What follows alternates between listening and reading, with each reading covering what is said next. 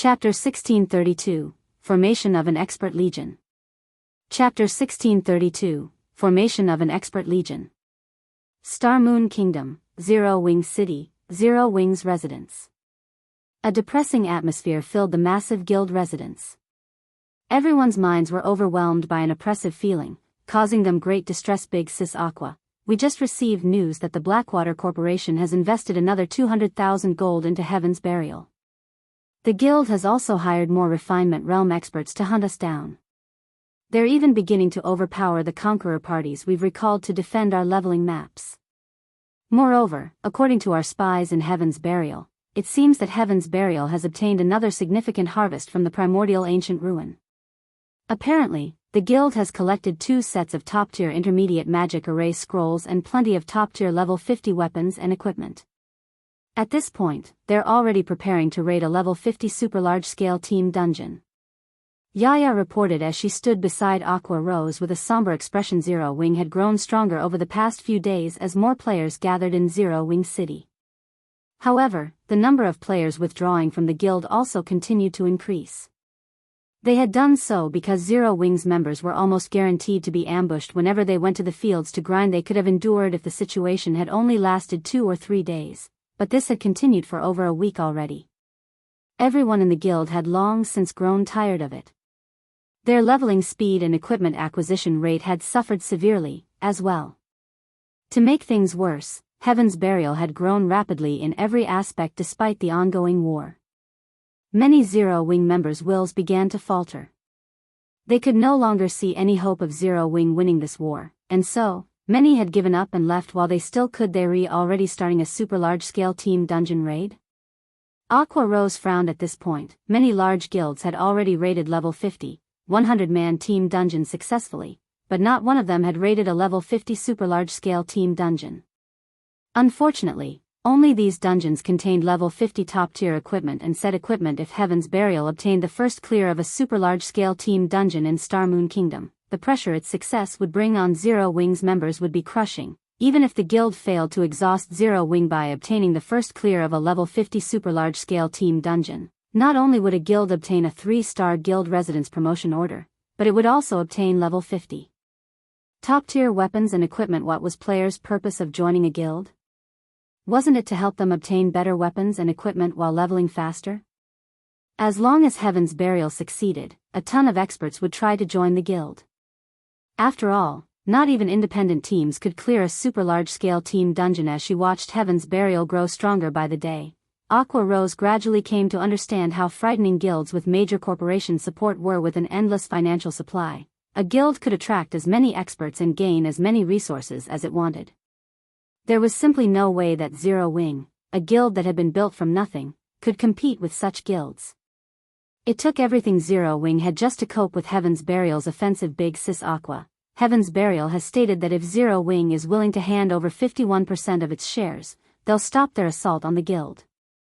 If we continue to resist, however, they'll thoroughly obliterate us from God's domain. They've only given us 2 days to consider their offer. Here's a video they sent, Yaya whispered. What? Aqua Rose had been about to reject the proposal instantly, but after watching the video from Heaven's Burial, her expression turned solemn. The video depicted an army of evil beasts and evil demons. Although the army was not particularly large, only around 30,000 soldiers, it was an unprecedentedly high-quality force. Among the monsters, the army had over 5 level 72 mythic-ranked evil beasts and 20 level 70 Grand Lord-ranked evil demons. In addition, the force included a large number of level 70 Great Lord-ranked evil demons. The weakest member of the army was Lord rank. Regarding overall strength, this evil beast and evil demon army was far more powerful than the 2 armies Zero Wing had previously faced. If these monsters took action, the consequences would be unimaginable. Even Zero Wing City might fail to stop them. As Aqua Rose struggled to think of a plan, Shifeng contacted her. Aqua, how's the equipment collection coming along? Shifeng asked. We're almost done. We'll have everything we need in a few more hours, Aqua Rose responded dejectedly. All right. I've finished my task as well. I'll return in a moment. Shifeng nodded in satisfaction, surprised by Aqua Rose's efficiency. Although he hadn't requested level 50 top-tier equipment, only asking for elite-grade equipment. It was still a difficult job. They've already reached level 50? Aqua Rose was stunned. They were talking about nearly 700 players. Before Shifeng had taken them out to grind, Zero Wing's internal members and the White Tiger Dojo's disciples had only been around level 30. They had been unimaginably far from level 50. In her opinion, even with Shifeng's astonishing leveling capabilities, he'd still need 2 weeks or so to power level the 700-man team to level 50. Even the most powerful elite members in the various large guilds were only around level 47 right now, and only capable expert players were close to level 50. After all, players needed drastically more EXP to level up after reaching level 45 yet. Shifeng had helped nearly 700 players catch up to peak experts in less than half of the time she had assumed MHM. They've all reached level 50. Some have even reached level 51, Shifeng said, nodding. If not for the lack of demonic creatures around the lost town, he wouldn't have had an issue getting everyone to level 51 or beyond. Aqua Rose was dazed for a long moment after hearing Shifeng's answer. Level 50 was a major turning point in God's domain. Despite Heaven's Burial's massive expert count, the majority of its experts were stuck at level 49, still far from hitting level 50. Although the difference was only one level, the equipment quality was monumental. With the addition of so many level 50 experts, Zero Wing's combat power would rise significantly. However, when Aqua Rose recalled the video Heaven's Burial had sent, her excitement cooled. Guild leader, here's a video Heaven's Burial just sent. They want us to hand over 51% of Zero Wing's shares, or they'll proceed with even more drastic measures to destroy us, Aqua Rose said as she forwarded the video to Shifeng. Against so many high-ranked evil beasts and evil demons, even Zero Wing's additional 700 expert players would be no more than throwing a bucket of water on a forest fire. They've already grown so strong. Shifeng muttered as he watched the evil beasts and evil demons in the video. Although he had expected something like this, he couldn't help his astonishment when he actually saw the real deal. In addition to more than 5 level 72 mythic ranked evil beasts and 20 level 70 Grand Lord ranked evil demons, the monster army included more than 1,000 Grand Lord ranked evil beasts and Great Lord ranked evil demons. With such a force, Heaven's Burial would have no problems capturing any guild town in Star Moon Kingdom. Chapter 1633, Intermediate Ability. Chapter 1633, Intermediate Ability. Have you found out anything new about Star Moon Kingdom's Evil God's Temple? Shifeng could not help but ask as he watched Aqua Rose on the screen. Even he did not have any practical methods to deal with Heaven's Burial's monster army. However, he was not particularly worried about the army. Either the situation in Star Moon Kingdom had changed since their last confrontation. NPC armies constantly patrol the kingdom right now, and if these NPCs encountered any evil beasts or demons, they'd quickly exterminate these monsters. Hence, Heaven's Burial couldn't dispatch an army of evil beasts and evil demons en masse into the kingdom right now. Otherwise, the enemy guild would have done it already, rather than send a video and try to threaten them. Although the monster army couldn't march into the kingdom, it could dispatch small contingents of high-tiered evil demons to ambush players. Hence, Heaven's Burial's monsters were still quite a problem. If Zero Wing wanted to squash this problem thoroughly, it had to destroy the evil god's temple in Star Moon Kingdom. They've hidden it quite well. Even now, we haven't found any clues leading to the kingdom's evil god's temple yet, Aqua Rose said, shaking her head. She continued, moreover, even if Heaven's Burial doesn't mobilize its monster army, at the rate it's growing, it's only a matter of time before the guild overwhelms and crushes us. Based on our most recent information, Blackwater has recently hired another batch of Refinement Realm experts to help hunt our members.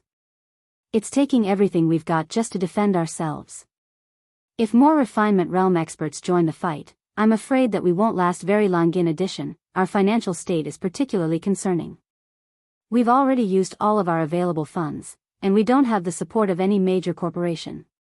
We're entirely reliant on Zero Wing City, Stone Forest Town, and the Candlelight trading firm's profit to keep the guild running. If something unexpected happens that require those funds, we'll be ruined. She was also aware that Heaven's Burial had merely sent the video to scare them. However, nothing changed the fact that Heaven's Burial and Blackwater's aggression was increasing. Furthermore, Blackwater had recruited plenty of Refinement Realm experts to help in this war using its expansive connections. Initially, Blackwater had sent over 20 Refinement Realm experts to aid Heaven's Burial, and now it was sending an additional 30+ experts. Although the total count was still far less than the Conqueror parties, these refinement realm experts would be more than capable of keeping the Conqueror parties busy. With the Conqueror parties distracted, Heaven's Burial's other experts could attack without worry. Because of this, Zero Wing suffered severe casualties. The remuneration the guild paid out every day was astronomical. If any other guild had to pay such a price, it would have long since gone bankrupt. I understand. I'll have everyone return immediately, so your team should get ready to receive them. Also, notify Melancholic and tell her to host an auction in the Zero Wing auction house in 6 hours. We'll sell Zero Wing City's private houses and shops, Shifeng said after giving the matter some thought. Right now, he needed to deal with the guild's financial problems. Although he had tried to think of a way to increase Zero Wing's income, these revenue sources weren't enough to compete with Heaven's Burial and Blackwater Weary selling Zero Wing City's private houses and shops. But, with the current situation, I'm afraid that we'll have trouble selling them for a high price. Aqua Rose understood Shifeng's intentions. In fact, she had considered the same option. However, only a fool wouldn't see the situation of Heaven's Burial and Zero Wing's war. With that in mind, no one would willingly spend a large amount of money to purchase Zero Wing City's private houses and shops. Players might not be interested in these properties at all. If a guild town or city changed hands, any agreements with the previous owner would be null and void. Knowing this, who would possibly want to purchase land in an unstable city? Relax. Even if our situation is uncertain, what must be sold, will be, Shifeng said, chuckling. He did not bother to explain further. Aqua Rose was speechless. Although what Shifeng had said was true, selling such valuable properties at a discount wasn't worthwhile. Following which, Shifeng disconnected the call and had his team use a return scroll to teleport back to White River City. Meanwhile, Aqua Rose did as she had been told immediately. News of Zero Wing auctioning off its city's private houses and shops spread like wildfire throughout Starmoon Kingdom. Even the neighboring kingdoms and empires' major powers heard of the upcoming auction. Ha ha ha. So, Zero Wing is finally selling its city's private houses and shops. It seems that Zero Wing really can't hold on much longer. Zero Wing's selling their real estate now?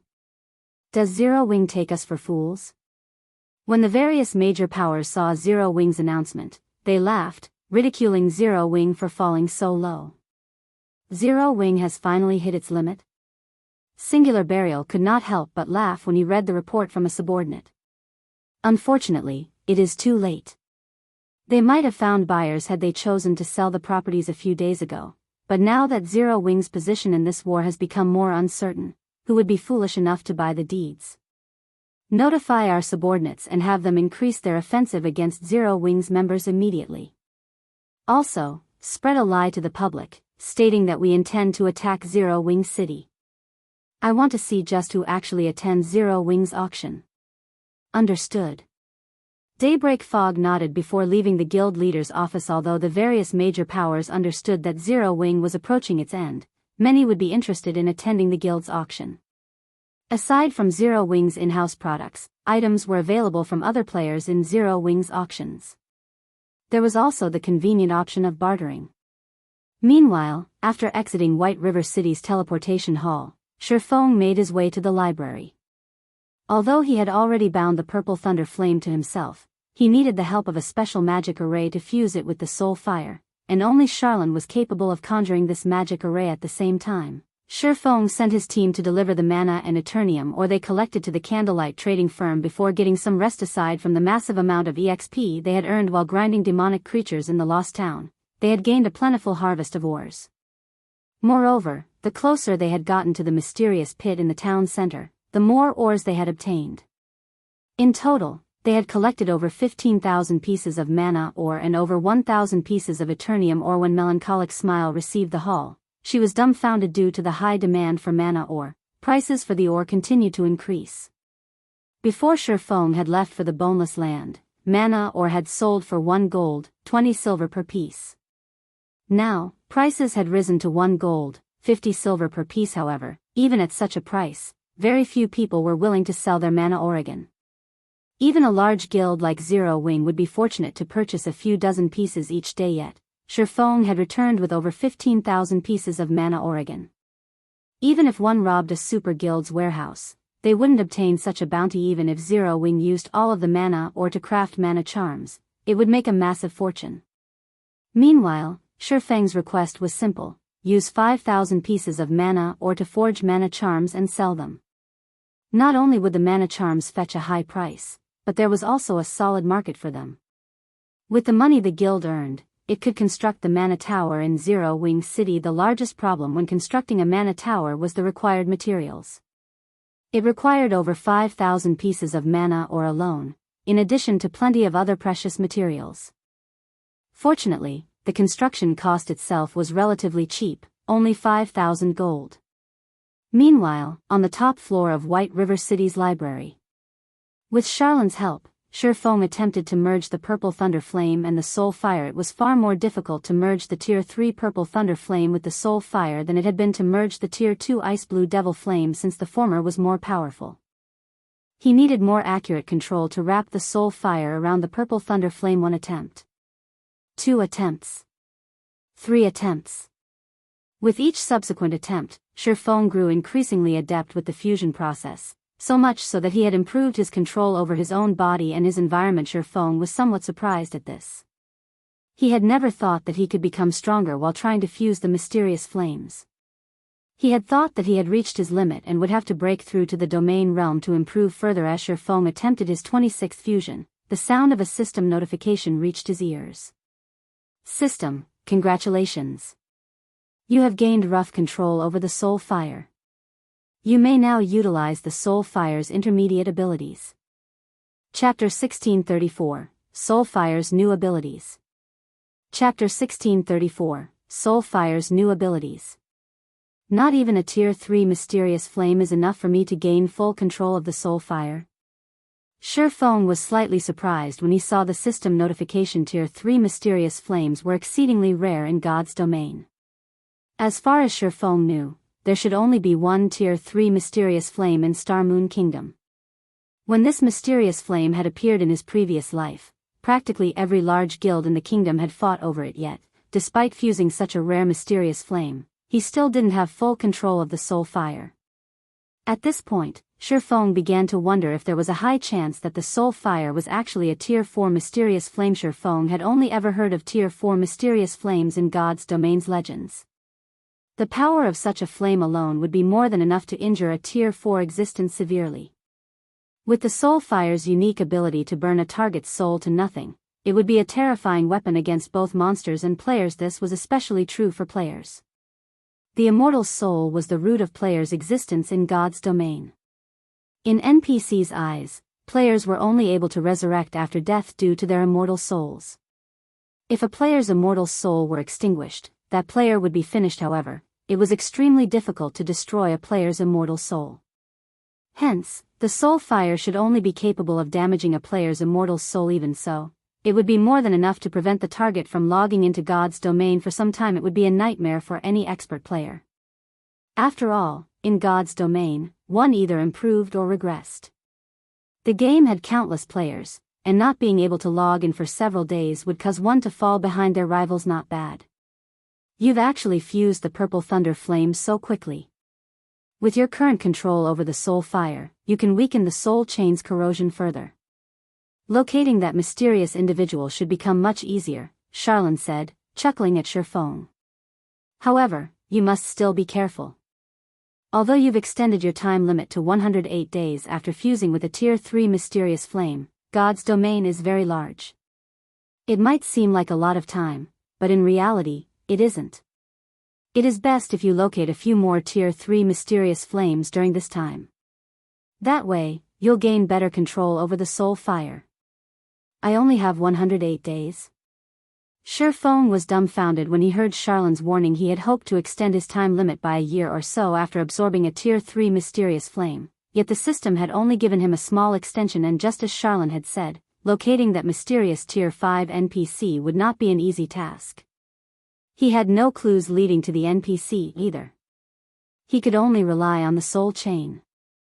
Moreover, this was a legendary quest. In general, quests of this rank couldn't be completed within a short period. After pondering the situation for a moment, Shifeng calmed down. After all was said and done, the Purple Thunder Flame had delayed his deadline by quite a bit.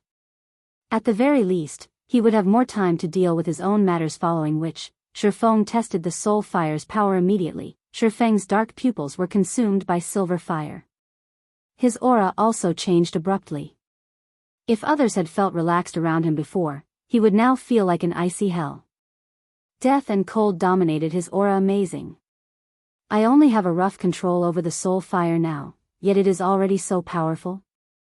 When Shifeng examined his surroundings, he found that his environment had changed. Not only could he see the soul chain now, but he could also see soul's wavelength. If he focused, he could even slow his perception of time. Shifeng was at a loss for words. Being able to view soul wavelengths allowed him to determine his target's strength.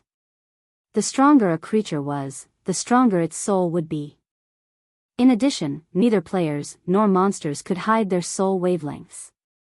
Regardless of whether or not a player wore a black cloak or hid behind an obstacle, he could inspect and locate them easily. However, being able to detect soul wavelengths paled in comparison to the ability to slow one's perception of time. Now, he could see fast-moving objects far more clearly as long as he focused. Although this ability couldn't compare to a boost to one's physique, which allowed players to keep up with fast-moving objects and react far more quickly, improving one's physique was easier said than done. Just being able to slow his perception of time was astounding and would doubtlessly improve his combat power. I wonder what the soul fire will be capable of once I gain full control. After experiencing the soul fire's new abilities, Shifeng anticipated the day he could control it completely. He only had rough control of the soul fire, but it already offered such powerful abilities. If he had full control of the soul fire, the improvements the mysterious flame would offer would be even more impressive. Moreover, he'd be able to manifest the soul fire outside of his body as he could with the ice blue devil flame and purple thunder flame, increasing his combat power further. After dealing with the soul fire, Shifeng made his way to the candlelight trading firm and entered his personal special forging room. Although Aqua Rose had collected plenty of level 50 mysterious iron and secret silver equipment, Yuzipping and the others would only become as strong as the guild's ordinary experts once they equipped the items. It would be very difficult for them to change the war's overall situation. In fact, Shifeng had never hoped for anything game-changing by having Aqua Rose collect the level 50 equipment. He had only wanted to ensure that Yuzipping and the others wouldn't lag behind their peers regarding equipment once they caught up in levels. Even before leaving for the Boneless Land, he had tasked Melancholic Smile to purchase a large number of emeralds from Emerald City in preparation for forging the magic light sets. The magic light set wasn't like the Conqueror's armor, which required plenty of rare materials that weren't often available on the market. Emeralds were the main material required for forging the magic light set. Although emeralds were also a rare material, there was plenty available on the market. At this point, Zero Wing already possessed a huge stockpile of emeralds. As for the Mana Stone, another of the magic light set's core materials, Zero Wing had no lack of the stones. They could be produced indefinitely as long as the guild had enough magic crystals. Hence, producing the magic light set was much easier than the Conqueror's armor. Only, the cost was somewhat high, with each attempt costing 300 gold, 6 times the cost of forging the Conqueror's armor. Because of this, Shifeng had only dared to produce a few sets for Zero Wing's main force members. However, things had changed. Not only did he now have the dark gold ranked black steel insignia, but he also had the tier 3 purple thunder flame. His success rate for forging the fine gold-ranked magic light set had risen to 55%, but that wasn't the most important factor. During his trip to the Boneless Land, he had acquired a large amount of Eternium ore, which he could use to make Magisteel ingots. Aside from increasing forging success rate, Magisteel ingots could increase fine gold weapons and equipment's basic attributes. After reaching his special forging room, Shifeng began to refine Eternium ore with the purple thunder flame, transforming the ore into Magisteel ingots. The purple thunder flame increased the Magisteel ingot's purity far more than an ordinary flame could. As a result, the Magisteel ingots he created offered a much greater boost to forging success rates. Originally, the Magisteel ingot only increased forging success rate by 5%, but the ingots Shifeng had created could increase his forging success rate by 7% very quickly. Shifeng smelted the 1,000 plus pieces of Eternium ore into 1,000 plus Magisteel ingots. Shifeng then rapidly refined the materials he needed to forge the magic light set equipment. Now that his control had improved and he had the help of the purple thunder flame, his refining and forging speed had visibly increased. An hour later, a complete magic light set glistened before Shifeng's eyes, radiating a mesmerizing glow. This should be a success, right? Shifeng wondered as he gazed at the immaculate magic light set before him. He then clicked to inspect the set's attribute panel. Chapter 1635, Mana Tower constructed. Chapter 1635, Mana Tower constructed. Each attempt to forge the magic light set cost 300 gold, which meant that each failure also cost 300 gold.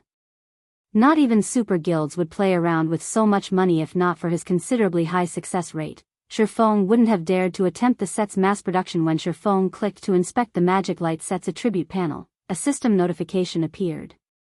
System, magic light set has been successfully forged. Forging proficiency increased by 15 points. Obtained 6 million EXP. Its attributes sure have improved considerably. Shifeng was delighted when he saw the set's attributes. Level 50 fine gold set equipment was best players could hope for at this stage of the game, since level 50 dark gold equipment only dropped from super large-scale team dungeons. Moreover, the drop rate wasn't 100% with the inclusion of the Magisteel ingot. The fine gold ranked magic light set's basic attributes had received a 10% boost. Although it didn't seem like much, level 50 fine gold equipment generally offered over 100 points to each attribute.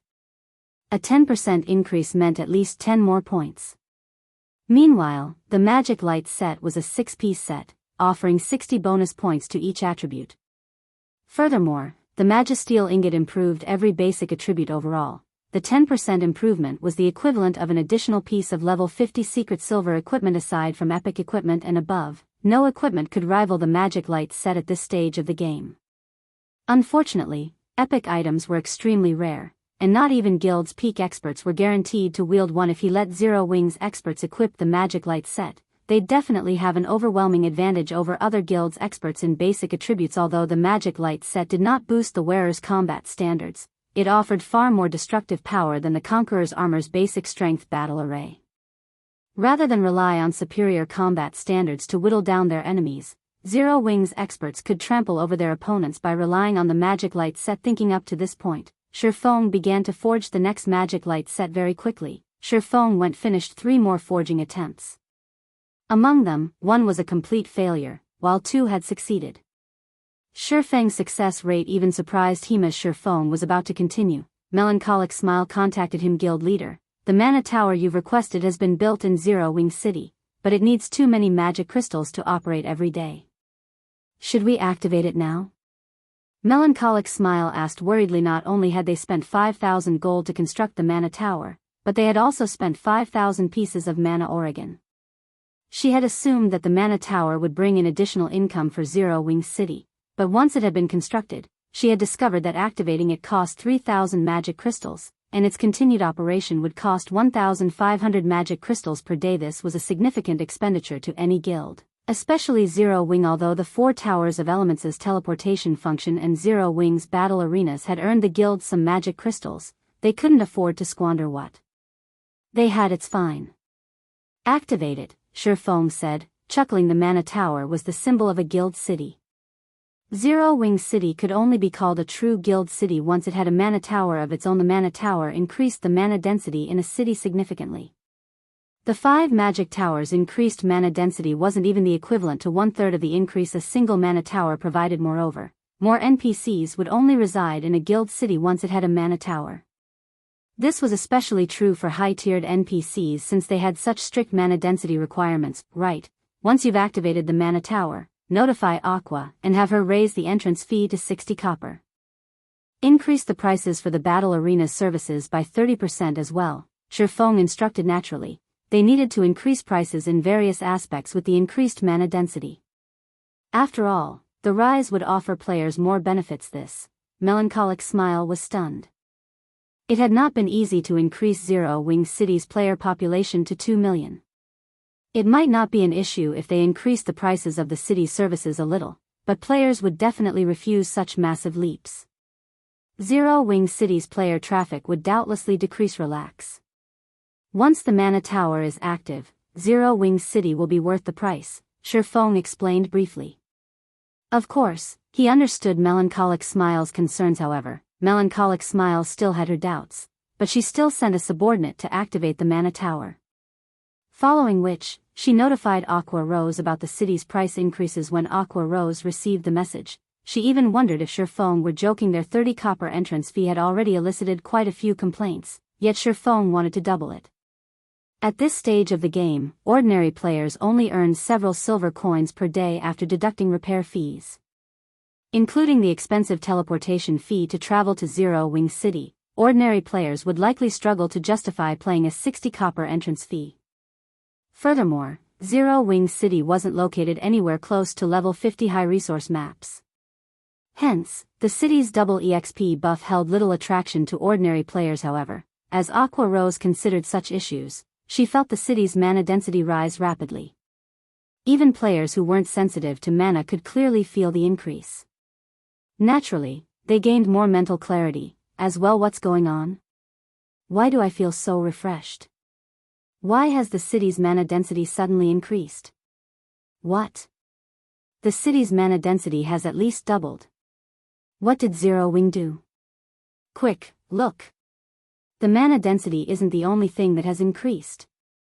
The accumulation rate for the double EXP buff has also risen. Now, we can accumulate 20% of the double EXP buff just by standing on the street for 24 hours. The players resting in Zero Wing City quickly discovered the new changes, and they all fell into heated discussions about them. Naturally, some of them published the changes to the official forums at the same time. Zero Wing announced that it had increased Zero Wing City's entrance fee to 60 copper, which caused a huge commotion across Star Moon Kingdom. Crap. Is Zero Wing that desperate for money? They're charging 60 copper just to enter the city each time. That is daylight robbery. You can't put it like that. Right now, you can accumulate 20% of the double EXP buff just by standing on Zero Wing City streets for 24 hours. That's just as effective as resting in a guild residence's 1-star private rooms. Do you know how much it costs to rent a private room in a guild? 60 copper is definitely cheap. Indeed. I just checked into a hotel in Zero Wing City, and the new benefits are simply amazing. Not only can I accumulate 30% of the double EXP buff in 24 hours, but I also got an energized buff that increases my maximum stamina by 10% for 4 hours. Moreover, the buff only takes effect after I leave the city. A 10% increase to maximum stamina for 4 hours? That's basically a free stamina potion. I've decided. I'm going to Zero Wing City to rest from now on. That's not the only thing that's changed. I've heard that Zero Wing City's teleportation function can cover a larger distance now. Now, you can teleport into the Orc Empire from Zero Wing City. At first, everyone had been disgruntled about the increased prices for Zero Wing City services, but after learning about the new benefits the city offered, the number of players willing to rest in Zero Wing City skyrocketed. This was especially true for the adventure teams that planned to explore the Orc Empire. While ordinary players might consider the teleportation function expensive, the fee was no problem for adventurer teams. To them, time was more important. With the amount of time they saved, they could defeat more bosses, complete more quests, and earn more contribution points. They could easily earn back their teleportation fees and more. In the end, Zero Wing City's player population shot from 2 million to 3 million in less than an hour after the guild implemented the new changes. At this point, the city even felt a little crowded. Chapter 1636, Zero Wing City's Rise. Chapter 1636, Zero Wing City's Rise.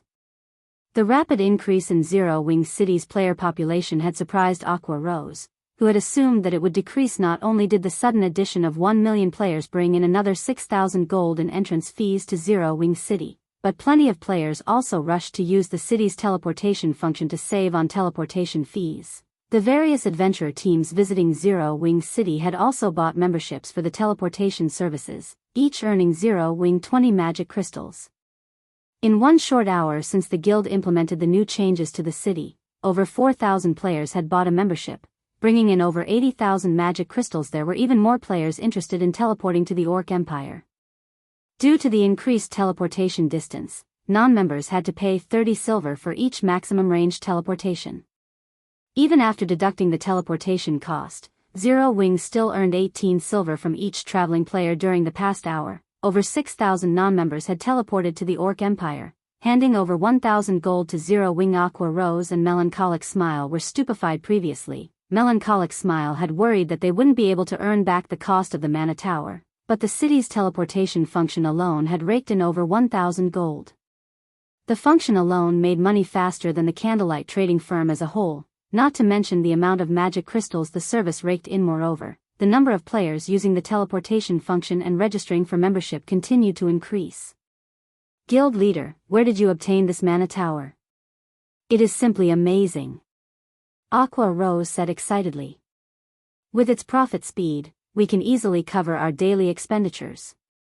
We won't have anything to fear, even if we continue to duke it out with Heaven's Burial for another 2 weeks.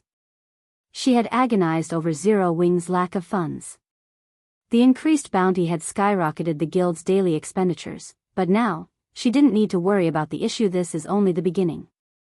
Later, I'll store the weapons and equipment I've recently acquired in the guild warehouse. Everyone can trade for the items. Since our guild members have suffered so greatly, give our members in Star Moon Kingdom some bonus GCPs. Normal members get 50 points, elite members get 200 points, and core members get 500 points, Shifeng said, laughing. With the Mana Tower and the 4 Towers of Elements, Zero Wing City should have no problem reaching a player population of 5 million in the near future. At that time, the city should easily earn 30,000 gold off of entrance fees alone.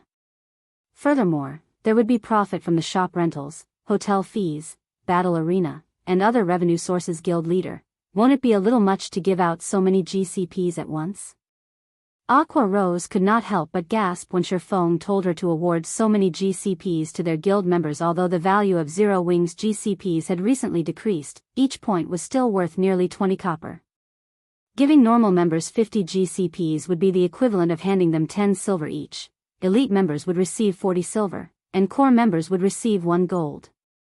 Although this didn't seem like much, Zero Wing had a lot of members in Star Moon Kingdom. The total cost would easily reach more than 100,000 gold.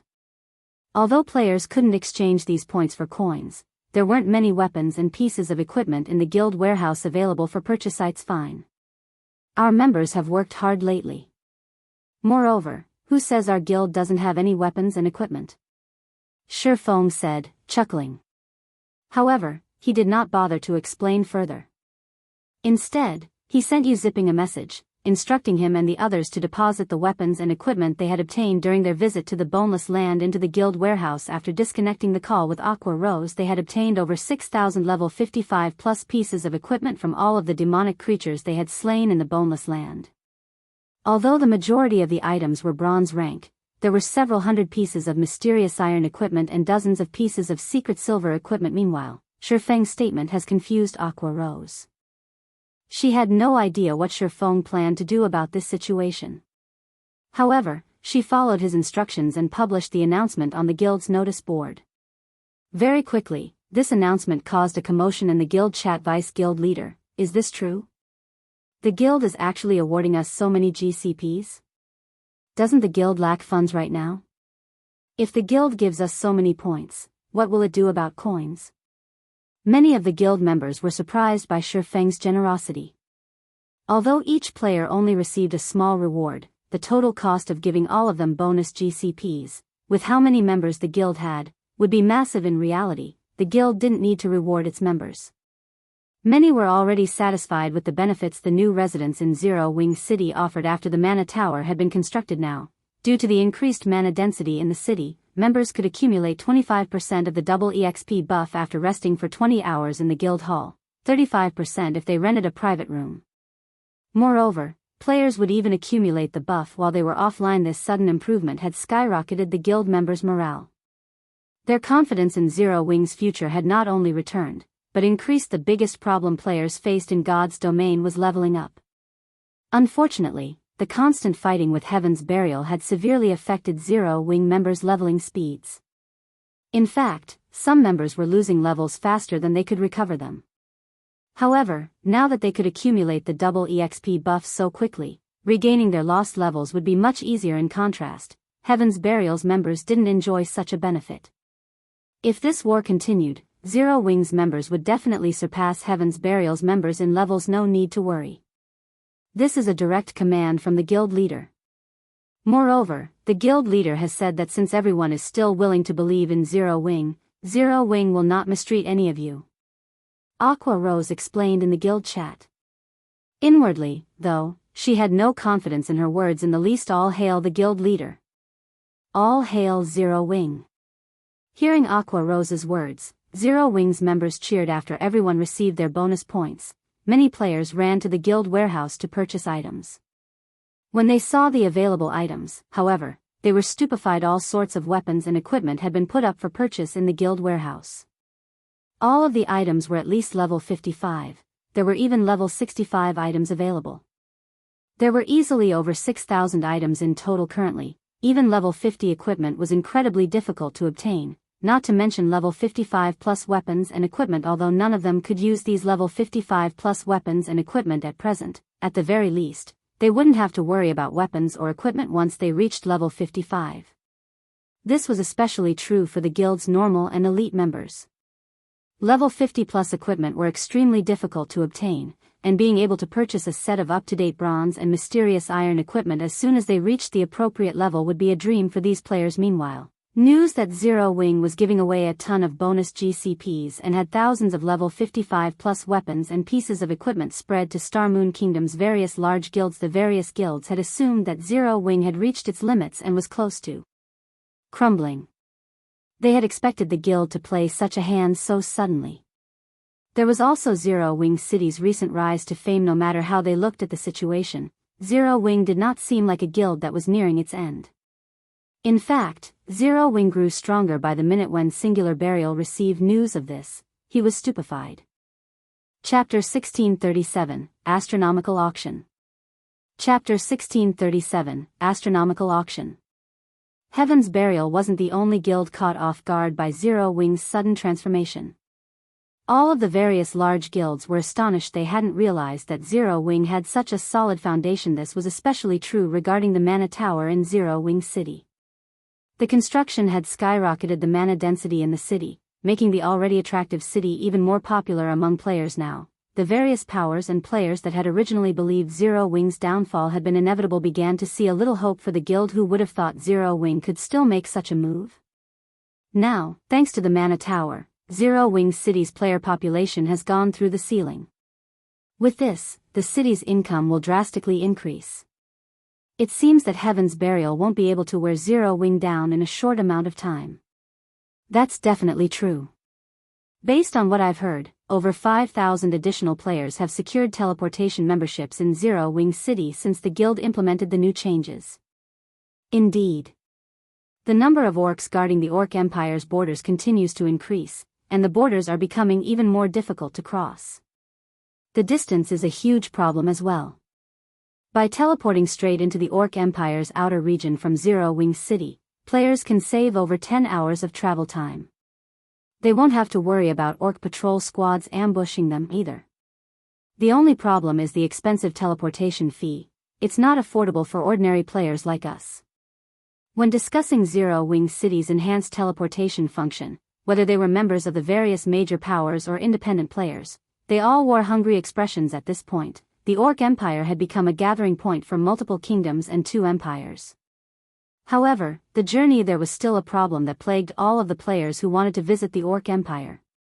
Unlike Heaven's Burial's members, who could teleport to Ancient Rock City directly, other players had to travel for a minimum of 10 hours just to get from their respective countries to the Orc Empire's outer region. To make matters worse, they could only grind in the area for a limited time before they had to return to a city or town to rest due to the Empire's poor environment. Although there were guild towns and a guild city within the Orc Empire, these places had a limited number of hotels.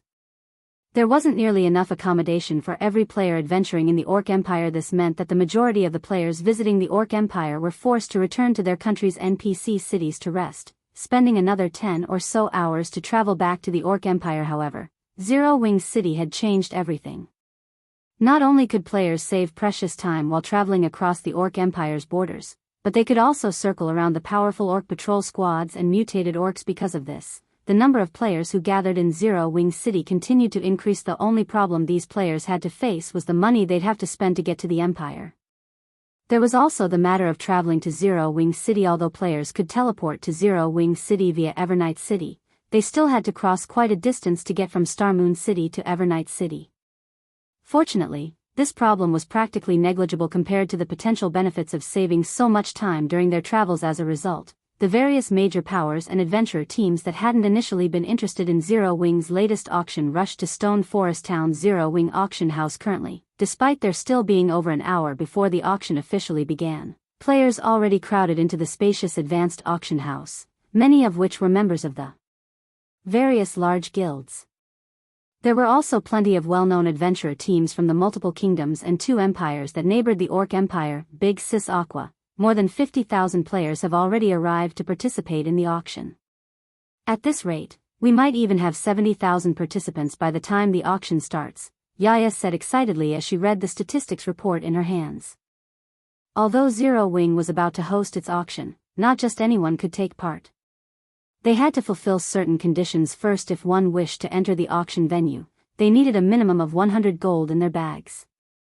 If one wished to use the VIP rooms, then they had to have a minimum of 10,000 gold. The advanced auction house was even larger than the candlelight trading firm in White River City. Not only could the largest auction hall house 100,000 people, but it also had 100 VIP rooms. Even so, all of the VIP rooms had been claimed. When Aqua Rose saw the statistics, she, too, was shocked. Even Super Guild's auctions had trouble attracting such a colossal crowd. Aqua Rose finally understood why Shifeng had said that this was only the beginning. With so many people contesting for Zero Wing City's private houses and shops, it would be strange if these properties did not fetch a high price. Following which, time passed quickly. Under Aqua Rose's guidance, Zero Wing's auction began smoothly. Although this was an impromptu auction, the available items were still of considerable quality, all of which were quite valuable to guilds and players. In fact, Zero Wing even intended to offer plenty of level 45 dark gold and level 50 secret silver equipment. Next up is our auction's first finale item, Zero Wing City's private houses. The first private house is located behind Zero Wing City's battle arena. The starting bid will be 1,500 gold, with each increment being no less than 50 gold. As Aqua Rose, the auction's host, finished speaking, the crowd stirred.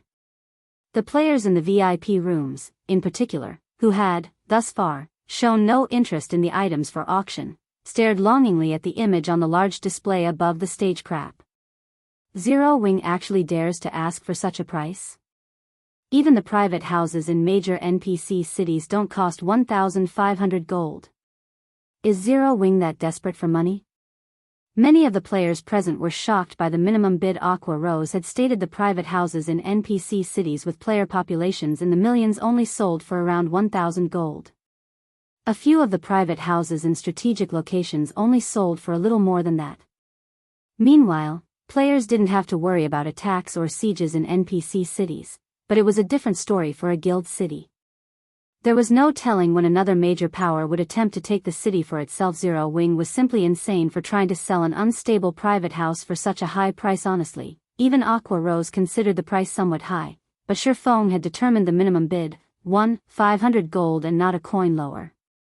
Hence, she had no choice but to go along with his wishes. However, after the auction's guests discussed the private houses in hushed tones, voices began to echo throughout the auction hall one after another as they began to place their bids. 1,600 gold. 1,700 gold. 1,800 gold.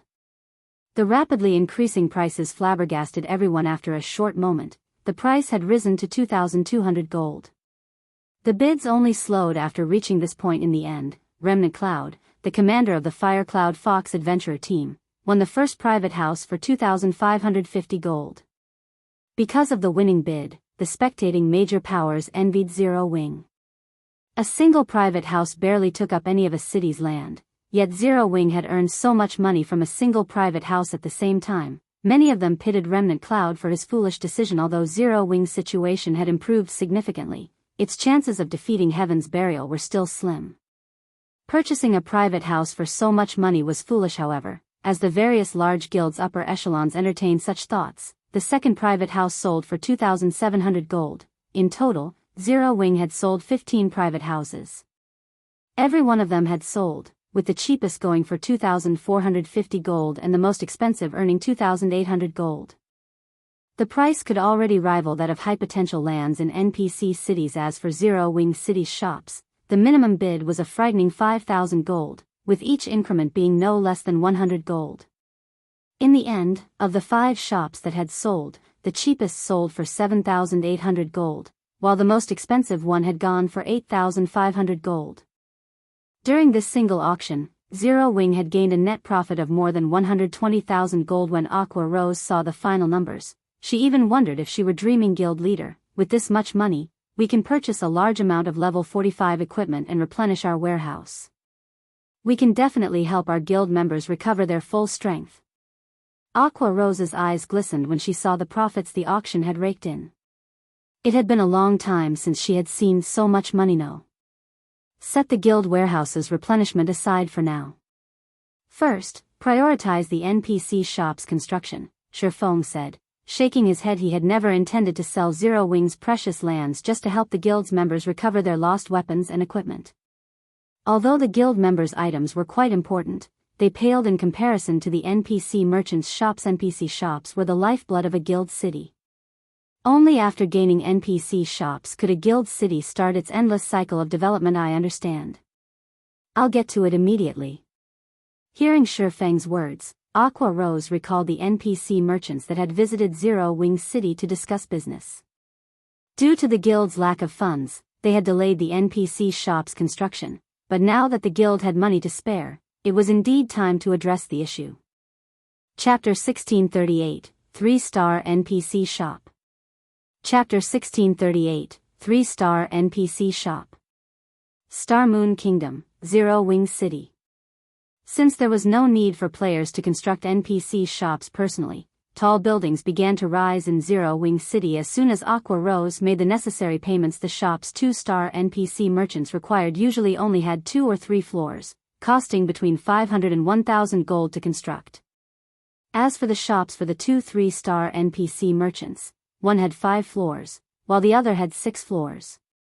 Each had cost over 2,000 gold to construct. 15 minutes after Aqua Rose made the payments, the NPC shops were complete. The added buildings made Zero Wing City look far more prosperous. The 2-3-star NPC merchants' shops, which were both located in the heart of Zero Wing City, were particularly eye-catching. The architecture of these shops was even more gorgeous than the candlelight trading firm.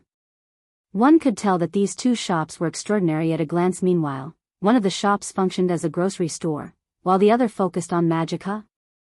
When did these 2 NPC shops get here? These buildings are so extravagant. Quick, let's go in and take a look. Many passers-by quickly took notice of the 2 NPC shops in Zero Wing City Central District, and they couldn't help but take a closer look. When these players entered the shops, they were stunned by what they saw. Each of the 2 shops offered all kinds of items, some of which couldn't even be found in Kingdom's capital cities. Moreover, many items, which they had never seen before, were on display in crystal cabinets. Xianxia sent this a complete set of basic magic array scrolls. You can actually find something like this in a shop. Crap. This is a Tier 1 AoE attack magic scroll. Amazing. This is a bronze pickaxe. If I had, my mining efficiency would increase like crazy. What? This shop even has basic traps. Everyone's eyes nearly fell from their sockets when they saw the items on display in the dozens of crystal cabinets in the magic store's first-floor hall. Basic magic arrays were rare on the market, mostly because it was extremely difficult to collect a complete set. Normally, only the various large guilds were capable of collecting a complete set. To independent players and adventurer teams, basic magic arrays were treasures that they could only gaze at longingly. The Tier 1 magic scrolls were also extremely rare and could save players' lives during critical moments. The basic traps were also considerably effective against both players and monsters. Every one of these items was incredibly scarce on the market, yet they were actually for sale in these NPC shops. Moreover, the items' prices were slightly lower than market price. Quick. Notify the commander. We must get this basic magic array no matter what. Hello? Guild leader? I just found some bronze tools in a grocery store in Zero Wing City. For a time, the players visiting the 2-3-star NPC merchants' shops busily contacted their companions or superiors, reporting the shop's available items. What? Zero Wing City actually has such shops. I'll have someone bring the money immediately. Keep an eye on those items. The various major powers' upper echelons were wrought with desire over the new NPC shops in Zero Wing City.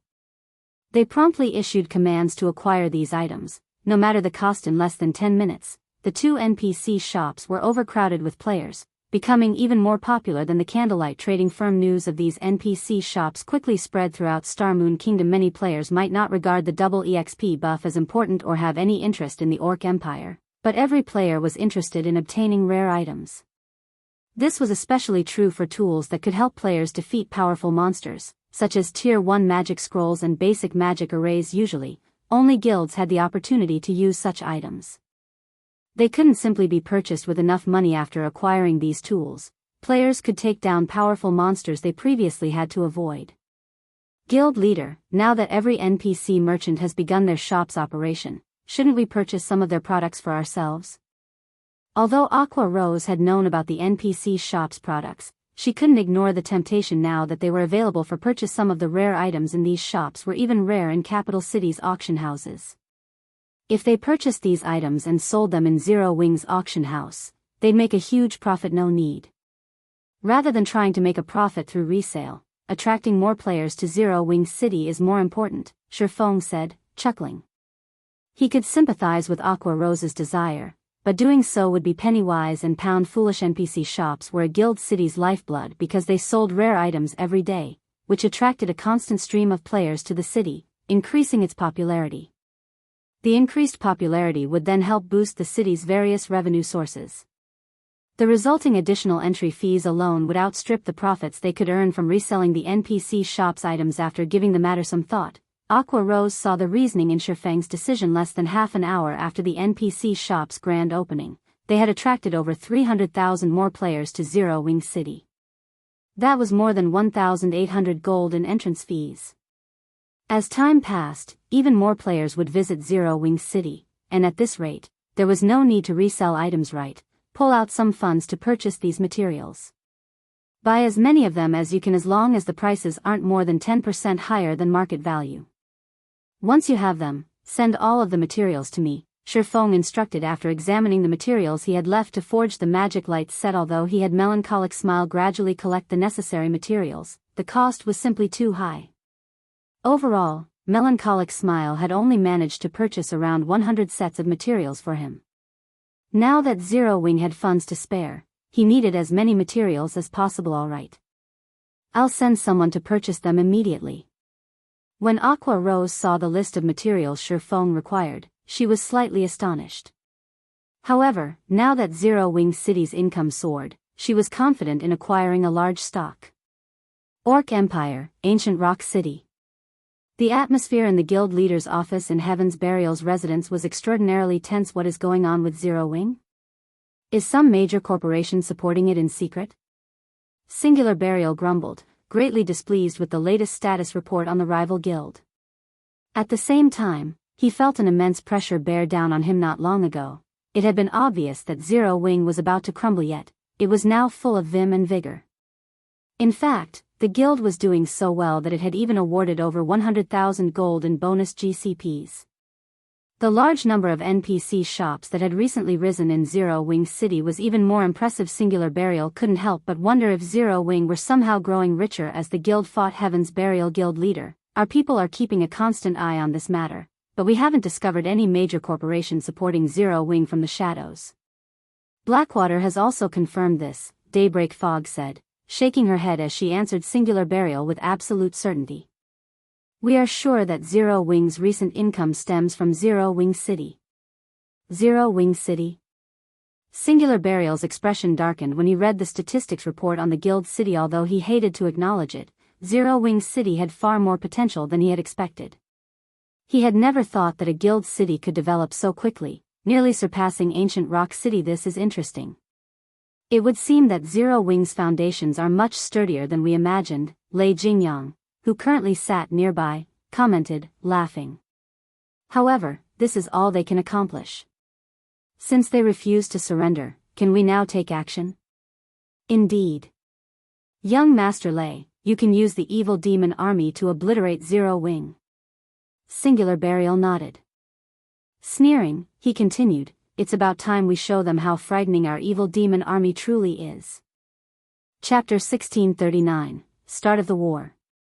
Chapter 1639, Start of the War. Star Moon Kingdom, White River City. Due to Zero Wing City's sudden rise in fame, many independent players from the neighboring kingdoms had gathered before Zero Wing's residence in White River City, hoping to join the guild. Although Zero Wing didn't fare so well against Heaven's Burial right now, it was only a matter of time before Zero Wing City surpassed Heaven's Burial's ancient rock city at the rate it was developing. Zero Wing City's teleportation function and numerous NPC shops were so attractive that even independent players and well-known adventurer teams considered settling down, long-term, in the city. Currently, many adventurer teams and guilds deeply regretted not participating in the auction for Zero Wing City's private houses. Some adventurer teams and guilds had even offered to purchase Zero Wing City's private houses for a much higher price, but unfortunately, no one was willing to hand over the private houses they had won in the auction. While Zero Wing gained more momentum, Shifeng continued to forge magic light sets. The magic light set was a 6-piece, level 50 fine gold set equipment. Its forging procedures were extremely complex and difficult to accomplish. However, as Shifeng completed more sets, he became increasingly familiar with the forging process. With the help of the Purple Thunder Flame, he needed even less time to complete each set. Normally, a master forger would need nearly an hour to complete one attempt. Shifeng, on the other hand, only needed around 40 minutes now. Moreover, his practical success rate had risen to 60%. He could successfully forge 6 sets out of 10 attempts due to Shifeng's familiarity with the forging process. Most of the remaining 40% only had a few minor defects, coming out as either secret silver or mysterious iron rank. Only 10% of the failures were unusable. While the secret silver and mysterious iron sets were considered failures, the pieces were still valuable to level 50 expert players. Furthermore, the failures still retained their set effects, which made them half a rank stronger than ordinary equipment of the same rank. Since Shifeng had no intention of keeping the magic light sets a secret, he dropped the failures in the guild warehouse and only kept the successful sets on him. As Shifeng prepared for his 27th attempt, Aqua Rose contacted him. Guild leader, Heaven's Burial has made a move.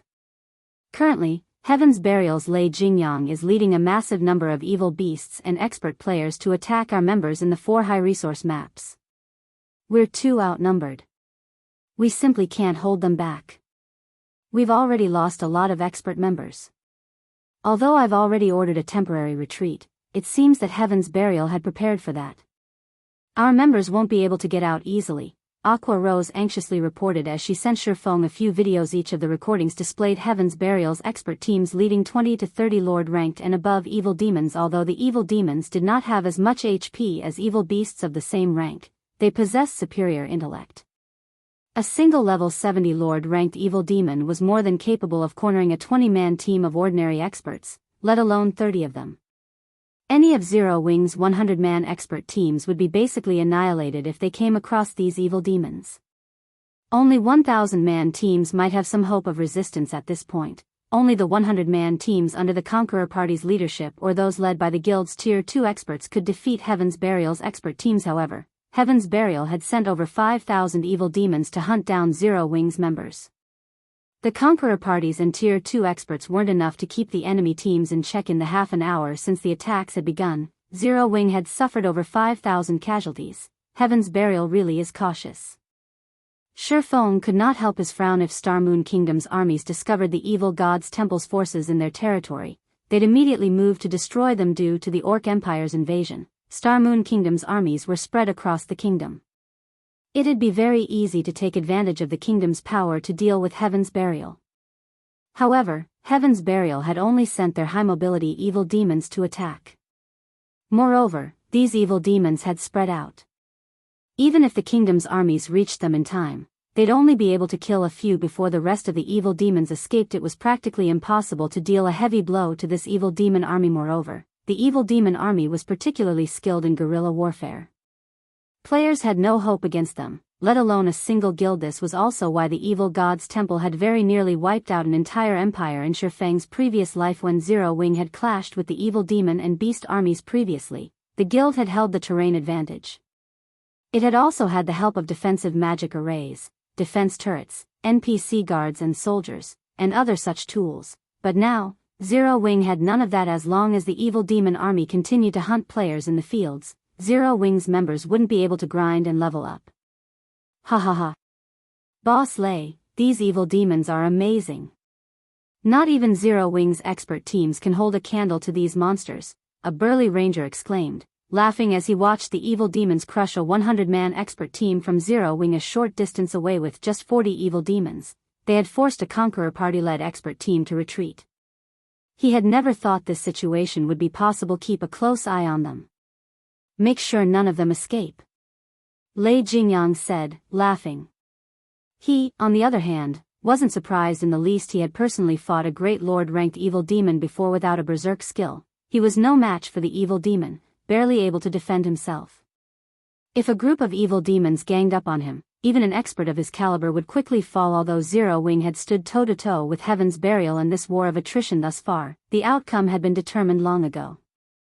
Zero Wing never had a chance of victory. Meanwhile, news that Heaven's Burial had dispatched an evil demon army against Zero Wing quickly reached the major powers.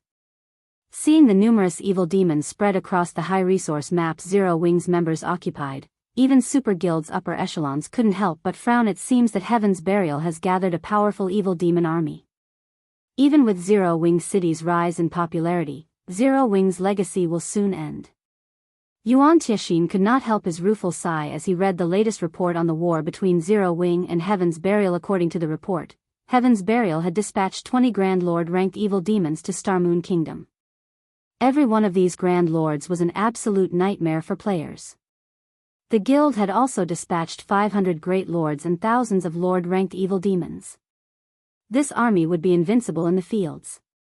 Starmoon Kingdom's NPC armies were the only hope of exterminating these monsters now. Unfortunately, by the time the kingdom's armies arrived, the evil demons would have likely escaped. Had Zero Wing agreed to the secret pavilion's conditions, there might be a solution to this problem, but the guild had lost any possibility of escaping this predicament. As Zero Wing's members retreated from the various high-resource maps, Heaven's Burial published a post on Starmoon Kingdom's official forum. Zero Wing, do you dare face us in a final stand?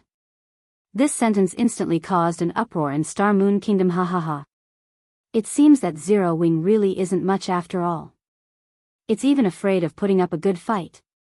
Zero Wing members, do you guys dare to come out and fight? Or are you going to continue to hide in your city? Heaven's Burial's members clamored on the forums, provoking Zero Wing's members to a fight in the fields. Naturally, Zero Wing's members were incredibly frustrated. Although they wanted to fight, they'd be surrounded by evil demons if they ventured into the fields. If that happened, they'd never survive. Yet if they didn't fight, everyone in the game would look down on them. Guild leader, many of our members are voicing their desire to face Heaven's Burial's members due to the recent announcement. But if we let them, Aqua Rose trailed off helplessly. Is there really no way to deal with those evil demons? She found Heaven's Burial's actions truly disgusting, but if they didn't find a solution quickly, not only would Zero Wing's reputation plummet, but the guild's morale would also crumble. Does Heaven's Burial really think that Zero Wing is some helpless sheep? Since they want a fight, I'll give them a fight. Shifeng sneered. Chapter 1640, An Eye for an Eye, a Tooth for a Tooth. Chapter 1640, An Eye for an Eye, a Tooth for a Tooth. We're going to fight them? Anticipation filled Aqua Rose when she heard Shifeng's growl. Guild leader, do you really have a way to deal with those evil demons? She was very familiar with Zero Wing's foundations. With the guild's current combat power, they had no chance of victory against Heaven's Burial in the open fields. If they wanted to win, they needed some special strategy or a miracle. Nope, Shifeng said, shaking his head. Then how are we supposed to fight Heaven's Burial? Shifeng's simple response dumbfounded Aqua Rose. Who says we're going to fight them head-on? Shifeng asked, revealing a faint smile. A guild war is a competition of wealth. If we cut off their income, how long do you think they'll last? Both guilds had already set bounties on each other's members and incurred massive expenditures each day because of it. If one side suddenly lacked the funds to pay for the massive number of bounty claims and couldn't compensate its guild members, that guild would crumble under the pressure, cut off their income. Aqua Rose gave her guild leader a confused look. Heaven's Burial's financial ability was frightening. Not only was it backed by the Blackwater Corporation, but it could also lean on the Orc Empire's ancient rock city for funds. If it were possible to cut off these sources, Heaven's Burial would suffer a devastating blow to its finances. However, no matter how Aqua Rose considered the situation, she couldn't find a way to do so. Ancient Rock City was located in the Orc Empire's inner region. Not only was it protected by Heaven's Burial's members, but the guild also continued to strengthen the city's static defenses. Every one of God's domain's various superpowers eyed the city, hoping for a chance to capture it. The guild had also stationed NPC soldiers within the city walls. Although Ancient Rock City only had around 6,000 NPC soldiers, everyone was level 100. The majority of them was also Tier 1 soldiers, with a minority of Tier 2 NPCs and a few Tier 3 commanders. Level 100 was the second major turning point in God's domain. Had these NPCs been present when Heaven's Burial had tried to capture the city, it would have failed even if it had employed thousands of level 70 evil beasts. Unfortunately, cutting off the income from the Blackwater Corporation was even less possible. Blackwater had already taken control of the Iron Empire, and with Zero Wing's current strength, attacking the guild in its own empire would be suicidal in any case. Have someone send me 60,000 magic crystals. I intend to visit Ancient Rock City and try to cut off Heaven's Burial's income from it. Also, inform our guild members to stay indoors for now. If they have to level up, they can do so in the maps around Zero Wing City. Have Flying Shadow, Shadow Sword, and the others offer reinforcement if our members come under attack, Shifeng instructed. After nodding to Aqua Rose's question, none of the others had the power to deal with Ancient Rock City. Unfortunately for Heaven's Burial, he had obtained the Demon King's Horn, an epic consumable. During his trip to the World Summit, even Zero Wing City's defensive magic array would shatter against a full-powered attack from a Tier 5 Demon King, not to mention Ancient Rock City's. The Demon King's Horn's only flaw was its maddening requirement of magic crystals. Previously, Zero Wing hadn't even had 10,000 magic crystals in its warehouse, and Shifeng couldn't have afforded to use the Demon King's Horn. But things had changed for the guild. Zero Wing City alone earned more than 100,000 magic crystals through its teleportation services and battle arena, and the number continued to climb by the minute. Hence, taking 60,000 magic crystals would not harm Zero Wing's daily operations too much. Since Heaven's Burial dared pull such a stunt, Shifeng had to return the favor. As the saying went, an eye for an eye, a tooth for a tooth. When Aqua Rose heard that Shifeng planned to head to Ancient Rock City by himself, she panicked. Hurriedly, she argued, "Guild leader, it is too dangerous for you to go alone. There are level 100, Tier 3 NPCs guarding Ancient Rock City. Heaven's Burial has long since set Zero Wing as an enemy. The moment you approach the city, the NPCs will annihilate you." Every NPC soldier in Ancient Rock City was more than capable of slaughtering current players. Going there alone was suicidal. Relax. I know what I'm doing. If I really can't pull it off, I won't force the issue, Shifeng said, chuckling. He did not bother to explain further. Then, you must be careful. I will have Yaya deliver the magic crystals right away, Aqua Rose repeatedly implored. Despite Shifeng telling her to relax, she could not help but worry, following which, Aqua Rose had Yaya deliver 60,000 magic crystals to White River City's candlelight trading firm while she dealt with the guild members, instructing everyone to avoid going out as much as possible. Once Shifeng obtained the 60,000 magic crystals, he retrieved 2 Tier 3 defensive magic scrolls, which the guild's main force had acquired, from the guild warehouse before hurrying to Ancient Rock City. Orc Empire, Ancient Rock City. Due to the Primordial Divine Ruin's appearance, high-level quests and powerful bosses had begun to spawn around the ruin. Because of this, many players had gathered in the area to compete for these resources. This also increased Ancient Rock City's player population. Though the population increase was not as dramatic as that of Zero Wing City, some of the new arrivals to Ancient Rock City were in awe of the city's numerous large buildings. Ancient Rock City contained various hotels, smithies, bars, and restaurants, and the shortest of these buildings included 3 floors, while the tallest even had 6 or 7. Ancient rock cities' prosperity could already rival major NPC cities. Moreover, the city's defenses were incredibly powerful. The city already had 28 defense turrets and dozens of arrow towers. The center of the city even housed 3 basic mana pulse cannons, which Heaven's Burial had purchased from Blackwing City. Even if an orc army attempted to siege the city, no one would expect the city to fall for even a second. When the various superpowers saw the city, they were forced to abandon the idea of capturing it. Ancient Rock City is truly an impenetrable fortress. With this city, it is only a matter of time before Heaven's Burial becomes a super first-rate guild. That's right. With the constant supply of funds from Ancient Rock City and the support from major corporations, many experts will likely attempt to join the guild. All Heaven's Burial needs now is time to develop. I know, right? I've heard that the evil demon army attacking Zero Wing right now also belongs to Heaven's Burial. You guys should see how powerful those evil demons are for yourselves. Ordinary experts are nothing before those Lord-ranked evil demons. Just one of them can easily wipe out a 20-man expert team, and the great Lord-ranked evil demons' combat standards can even rival ordinary experts. Even the various superpowers are afraid of Heaven's Burial now. If not for the other kingdoms and empires hunting down the evil demons, Zero Wing would have been annihilated already. Zero Wing sure is unlucky to have Heaven's Burial as an enemy. With this evil demon army against them, Zero Wing is finished. Although Zero Wing is not a weak guild by any means, it has crap luck to have crossed Heaven's Burial. I've heard that Heaven's Burial plans to recruit more members soon. Why don't we join Heaven's Burial after our meal? If we're late, it might become even more difficult to join the guild later. I guess you're right. Count me in. As the players in Ancient Rock City discussed Heaven's Burial, many expressed their admiration and envy. Heaven's Burial had both money and strength. It was only a matter of time before it took control of the several kingdoms neighboring the Orc Empire. Not even super guilds could stop the guild's growth now. Meanwhile, in Heaven's Burial's residence in Ancient Rock City, Singular Burial wore a delighted expression as he sat in his office.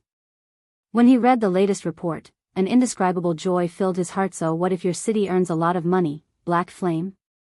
In the face of absolute power, what can you possibly do?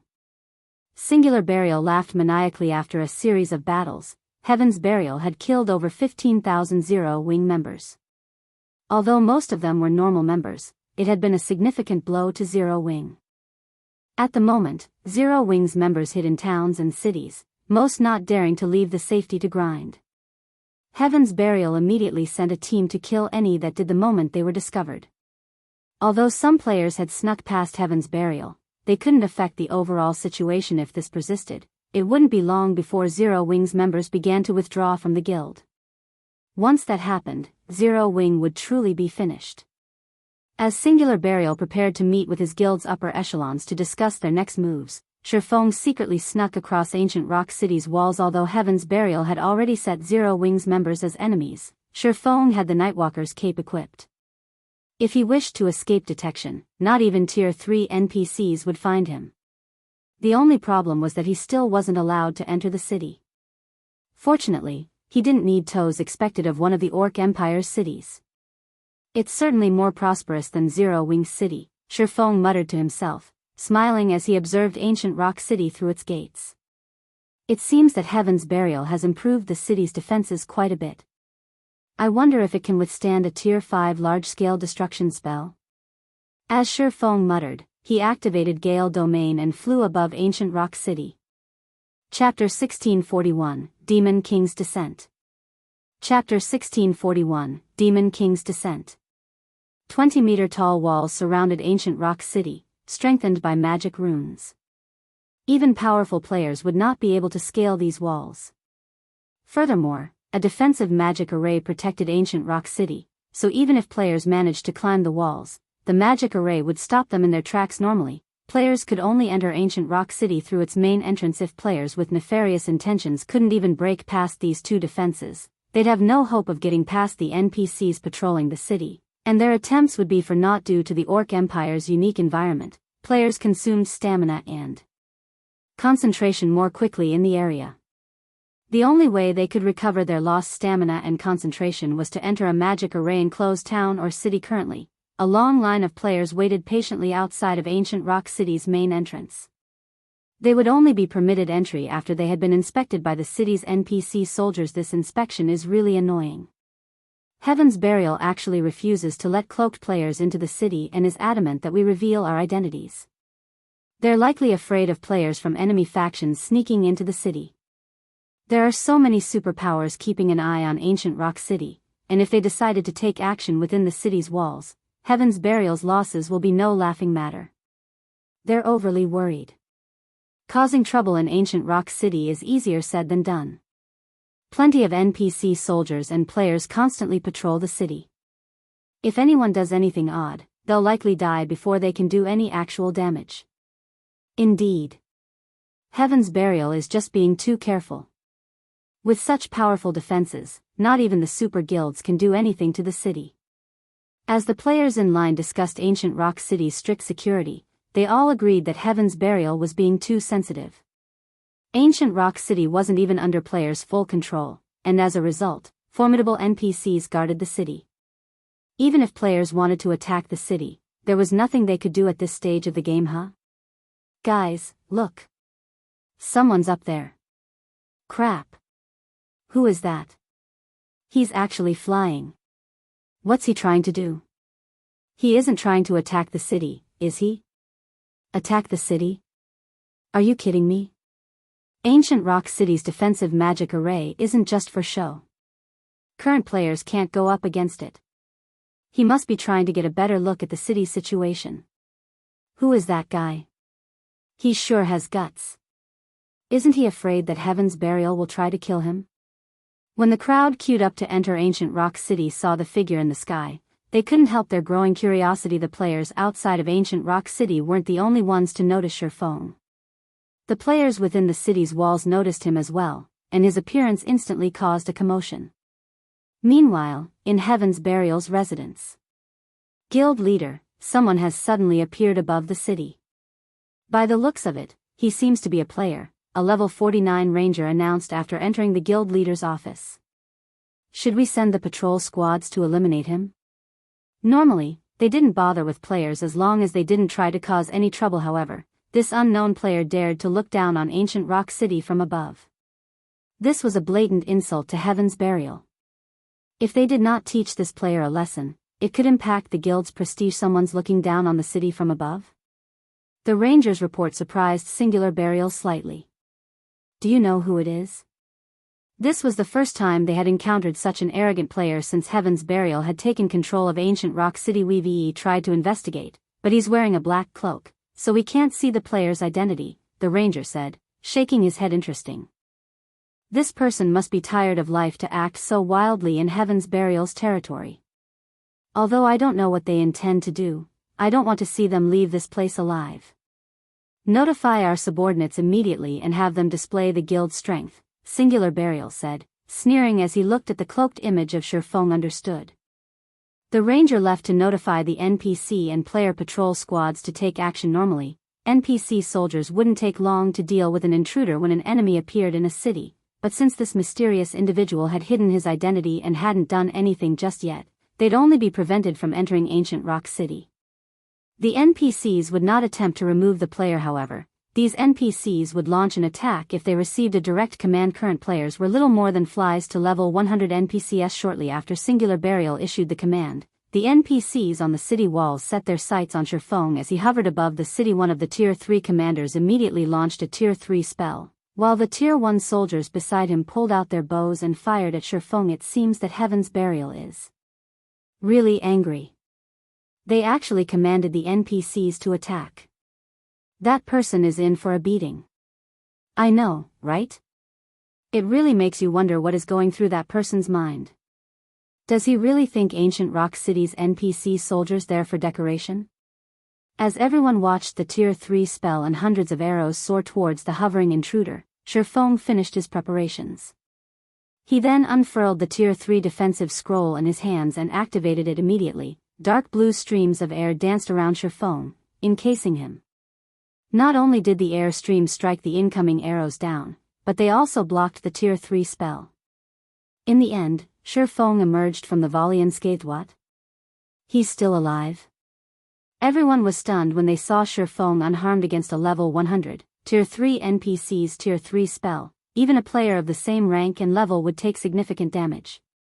The other NPCs had also fired hundreds of arrows at Shi Feng, yet, despite such a domineering assault, Shi Feng hadn't taken any damage. Contrary to expectations, Shi Feng didn't try to escape after the NPC's first volley ended. Rather, he pulled an item from his bag. The instant he revealed this item, the surrounding mana surged toward Shi Feng as he began to chant an incantation. The mana around him concentrated into liquid. In seconds, a pitch-black magic array, covering a 2,000-yard radius, appeared above ancient rock city. The phantom of a demon king then appeared beneath the magic array, radiating a terrifying aura that every player in ancient rock city could feel. What a powerful spell. What is that person trying to do? He couldn't really be trying to siege the city, right? This is insane. That person is definitely crazy. This is ancient rock city we're talking about. What can one player like him possibly do to the city's defensive magic array? Ancient rock city's players didn't panic in the least as they watched the pitch-black magic array above the city. Rather, they were confused. If this player had used this spell to attack within the city, it would decimate ancient rock city, but since it was outside of the city's defenses, it couldn't damage the city in the slightest. At most, it would expend some of the defensive magic array's energy. As everyone questioned Shi Feng's sanity, the black magic array in the sky completed its formation. At the same time, the Demon King released a furious bellow and summoned numerous flaming meteors, raining them down on ancient rock city. Tier 5 spell, Hell Meteor. The instant the hill-sized meteors met the city's defensive magic array, a deafening boom echoed throughout the city. As one meteor after another crashed down, cracks began to snake across the magic barrier around ancient rock city. As the cracks continuously spread, the defensive magic array protecting the city eventually shattered and disappeared. Chapter 1642, Shocking All Sides. Chapter 1642, Shocking All Sides. As the players within the city watched the defensive magic array around ancient rock city transform into particles of light and disappear, their expressions froze. How is this possible? What's going on here? Ancient rock city's defensive magic array was destroyed? For a time, everyone struggled to process and accept the fact that the defensive magic array had actually broken. Although they were not particularly familiar with the strength of a city's defensive magic array, they knew that normal spells would be utterly useless against it. Even Tier 4 spells would barely have an effect. When Heaven's Burial had tried to capture ancient rock city, the guild had spent many hours bombarding the city's defensive magic array. It had even employed Tier 4 mythic-ranked evil beasts to assault the barrier, yet this same, peerless magic array had crumbled under a single attack. It felt like some kind of joke. What did that person do? Is he some kind of high-tiered NPC?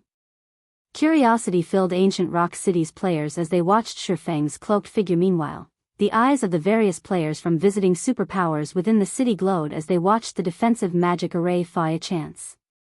This is our change. Quick! Notify the guild leader. Thus far, the superpowers hadn't given up on securing ancient rock city for themselves. Its daily income was so astronomical that not even super guilds could ignore the temptation. However, nobody had been able to do anything against the city. Its defenses were simply too powerful. Aside from the city's level 100 NPCs, the city's defensive magic array was impossible for these superpowers to overcome. They'd also have to contend with the defensive magic array protecting the city lord's mansion now. However, ancient rock city's defensive magic array was gone. City's defensive magic arrays weren't like the defensive arrays players could summon with magic array scrolls. Once shattered, the protective barrier would need a long time to reform. Depending on the mana supply, forming another magic array could take anywhere from 24 to 48 hours. During this time, ancient rock city would be without the protection of a defensive magic array. Aside from the city's defensive structures, the various superpowers only had to overcome the NPCs defending the city. It was entirely possible to steal ancient rock city out from under Heaven's Burial. The various superpowers members who rested in ancient rock city immediately contacted their supervisors to report the city's situation. In almost no time, everyone had heard the news of ancient rock city's defensive magic array shattering, causing quite a commotion among the various major powers in the Orc Empire. What? Someone has broken Ancient Rock City's defensive magic array? How did they do it? Hurry up and look into it. We must know that person's identity. This is a good opportunity. Heaven's Burial has been relying on Ancient Rock City to suppress us in the Orc Empire. Now that the city has lost its defensive magic array, we definitely have a chance of taking Heaven's Burial's place. Mobilize all of our members in the Orc Empire and tell them to gather in Ancient Rock City. Call in all of our elite members grinding elsewhere, too. We can't let the other guilds get ahead of us. For a time, the various superpowers developing in the Orc Empire began to gather their forces in Ancient Rock City. 24 hours was more than enough for their forces to make it to Ancient Rock City. Without the defensive magic array in their path, they just needed to distract the NPC soldiers and destroy the City Lord's tablet, which was inside the City Lord's mansion. Once that was complete, the city would become ownerless, and a city order would appear. If they could get their hands on that city order, they would claim Ancient Rock City for themselves. Meanwhile, silence dominated the guild leader's office in Heaven's Burial's residence when Singular Burial had initially looked out his office window and noticed the absence of the city's defensive magic array. He had been stunned for a long moment. Once he recovered from the shock, his expression turned somber as he radiated a chilling aura that even decreased the room's temperature. Everyone in the room shuddered as this aura overwhelmed them. Kill him. I don't care who he is. I want him dead. Dead. Singular Burial bellowed as he glared at Shifeng's figure hovering over the city. Ancient Rock City was Heaven's Burial's foundation.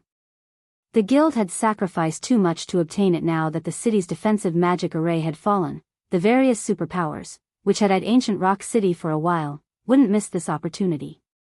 They would launch fervent assaults against the city, and although Singular Burial was confident that his guild could repel these usurpers, Heaven's Burial would suffer immeasurable losses in the upcoming battle. It might even cripple the guild's development. Understood. Finally, everyone reacted and rushed out of the office. At first, they had assumed that they were dealing with some insignificant lunatic, but that lunatic had actually shattered Ancient Rock City's defensive magic array and threatened Heaven's Burial's foundation. After Singular Burial issued the command, every NPC in Ancient Rock City dashed toward Shifeng, hurling all kinds of ranged attacks. At the same time, the city's defense turrets and arrow towers began to bombard the flying swordsman, but despite such powerful attacks flying at him from different directions, Shifeng didn't try to evade them. Instead, he flew straight towards the City Lord's mansion. With Gale Domain active, Shifeng's movement speed was ridiculously high, and as a result, very few attacks managed to reach him. When an attack did reach him, the streams of dark blue air revolving around Shifeng struck it down before it could deal any real damage. What's that person trying to do? Is he not going to flee? He seems to be heading towards the City Lord's mansion. He couldn't be. When the city's players realized where Shifeng was heading, they considered a possibility. Although they thought that the chance of such an occurrence was minuscule, and the action was utterly suicidal, they couldn't help but shudder at the thought sieging the City Lord's mansion. No matter how they thought about it, no single player could achieve this feat. The City Lord's mansion had its own defensive magic array. Only, it didn't require as much energy as the barrier that protected the entire city. Even so, Tier 3 or 4 attacks couldn't easily bring it down. Could he be capable of using that spell again? Everyone gulped in trepidation at the thought. The spell Shifeng had used was absurdly powerful. The fact that he had already used it once was impressive enough. It would simply be unfair if he could use it again. No. He definitely can't use that kind of spell a second time. He must be bluffing. Singular Burial's eyes were bloodshot as he watched Shifeng soar closer to the City Lord's mansion, refusing to believe that such a thing was possible. It wasn't long before Shifeng stopped above the City Lord's mansion. With his lips curing into a smile, he raised the Demon King's horn once more and sacrificed another 30,000 magic crystals to the item. Suddenly, the same gigantic, pitch-black magic array appeared, enveloped the City Lord's mansion. A Demon King's phantom then materialized beneath the array. No. This is impossible. Madness struck Singular Burial as he watched the Demon King cast Hell Meteor again. Quick! Kill him. Don't let him finish the spell. At this point, everyone from Heaven's Burial realized the severity of their situation. Without hesitation, they tried to tear Shifeng from the sky with Tier 3 magic scrolls. Some even used Tier 4 magic scrolls, hoping to kill this intruder as quickly as possible. It's too late. Shifeng smiled at the defensive magic array around the City Lord's mansion. Lightly, he swung the Demon King's horn down, gesturing at the mansion. Chapter 1643, Destroying a City Alone. Chapter 1643, Destroying a City Alone. As Shifeng swung down the Demon King's horn from his position above Ancient Rock City's City Lord's mansion, the pitch-black magic array looming over the building released a blinding light. In response, hill-sized meteors began to emerge from the array and rain down on the City Lord's mansion. Unlike the previous attack, the players outside of the mansion weren't protected by a magic array. They could clearly feel the heat waves from the blazing meteors. One meteor after another crashed into the defensive magic array protecting the City Lord's mansion, causing the barrier to crack. Although the array had a constant supply of energy, its recovery rate couldn't keep up with the damage it received.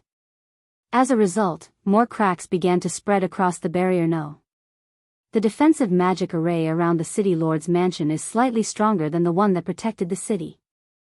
It's definitely going to endure the attack. Singular Burial silently prayed as he watched the powerful bombardment. The City Lord's mansion was the heart of the city. Hence, the defensive magic array constructed to protect it was even stronger than the one that had protected the city. This was also why he was so confident that Ancient Rock City would never fall into the various superpowers' hands. But as hope rekindled in Singular Burial's heart, reality gave him a tight slap to the face. Under Hell Meteor's continuous bombardment, the defensive magic array around the City Lord's mansion eventually collapsed, and the semi-translucent barrier shattered like a mirror. Is this a joke? Who is that guy? He actually destroyed 2 defensive magic arrays in a row. How is this possible? That's the City Lord's mansion's defensive magic array that we're talking about. Even several mythic monsters would need to attack it for a long time to destroy it. What kind of spell did he just use? The crowd in Ancient Rock City was stupefied as they watched the spectacle before them. Even Heaven's Burial's members had forgotten to attack the intruder as they stared at the now unprotected City Lord's mansion with dumbfounded expressions. Nobody could believe their eyes. Not even the City Lord's mansion's defensive magic array could stop Shifeng's attack. What these players didn't know was that the attack Shifeng had executed with the Demon King's horn contained a Demon King's full power. The attack ranked at the peak of Tier 5. A normal city's defensive magic array would have no trouble blocking Tier 3 attacks. It could even withstand Tier 4 attacks, which would only exhaust albeit considerable, portion of the array's energy reserves. However, the Demon King's horn's attack far exceeded the threshold of any city's defensive magic array. The item could even break through Zero Wing City's defensive magic array, which had a special power source. Once an attack exceeded a defensive magic array's threshold, its energy depletion would increase by multiple times. It wouldn't be unusual if the array stopped functioning entirely. This was also why the various guilds had held massive celebrations whenever they gained a Tier 5 player in Shifeng's previous life. Tier 5 players weren't just capable of defending a city by themselves, they could also shatter an ordinary city's defensive magic array without help, making it far easier for their guild to capture a city. Even after the defensive magic array around the City Lord's mansion fell, Hell Meteor's duration hadn't ended. The brilliant meteors bombarded the mansion itself, and although the building had been reinforced with divine runes, it was no match for the incredible attack. In just a few short seconds, the City Lord's mansion was in shambles as expected of a Tier 5 peak existence's large-scale destruction spell. Its power really is amazing. Shifeng was astonished as he stared at the tattered City Lord's mansion. He had thought that the Demon King's horn would only be able to break through the defensive magic array, but looking at it now, it would seem that he had still underestimated the item's power. Unfortunately, he could only use the Demon King's horn twice. Once the attack ended, the Demon King's horn gradually disintegrated, becoming no more than dust particles before it disappeared. Die. He must die. I want him removed from God's domain entirely. Singular Burial glared at Shifeng with bloodshot eyes. If the man stood before him now, Singular Burial would eat Shifeng alive. Heaven's Burial could have relied on the City Lord's mansion's defensive magic array to withstand the various superpowers' assaults, but now that that array had shattered, Ancient Rock City had lost its last line of defense. Now, however, with said magic array shattered, This meant that Ancient Rock City's last line of defense had also disappeared as Singular Burial barked out commands like a madman. Daybreak Fog and Heaven's Burial's other members worked with the NPC soldiers to eliminate Shifeng. In truth, though, they knew that their actions were futile even if they killed Shifeng. Ancient Rock City's 2 defensive magic arrays were gone, and they would need a long time to recover. Meanwhile, facing attacks from all sides, Shifeng unhurriedly retrieved a Tier 3 defensive magic scroll and activated it, blocking every incoming attack. Damn it. Just who the hell is he? What kind of feud does he have with our guild? Find out. Use whatever means it takes to discover that person's identity. Seeing that Shifeng was unfazed despite so many players' attacks, both Heaven's Burial's members and the players from the various superpowers wondered about the man's identity. Even super guilds were helpless against Ancient Rock City, yet Shifeng had destroyed 2 of the city's defensive magic arrays by himself.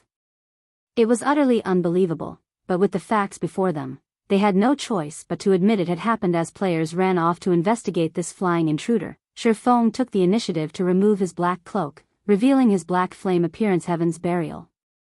Didn't you guys ask for a fight? I'm here.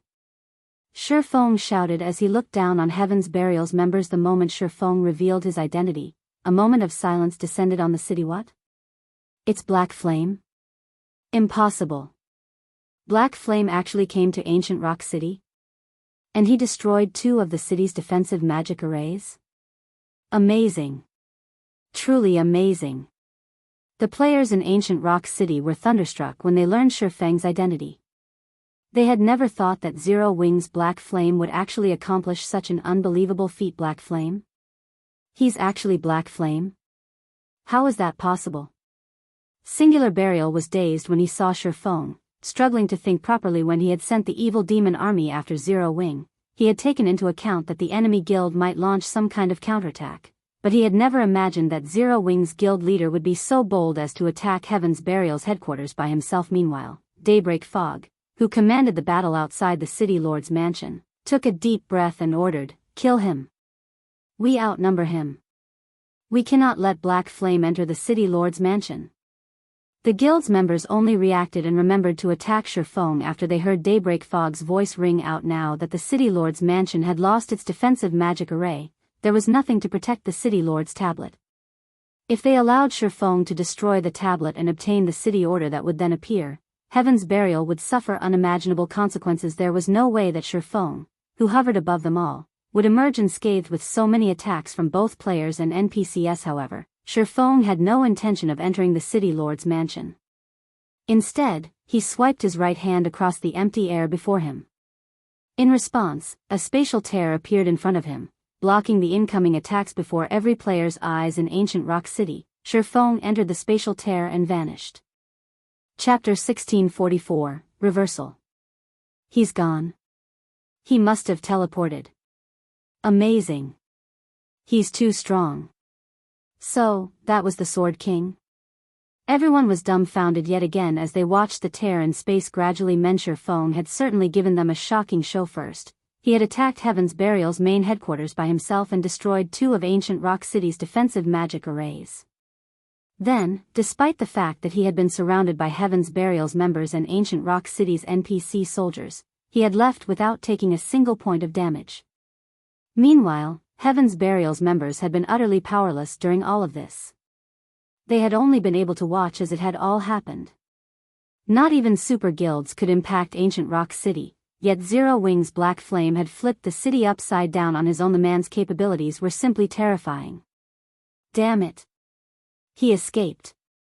Broken Flow ground his teeth in frustration as he watched Shifeng disappear. Shifeng had safely left Ancient Rock City as everyone had watched.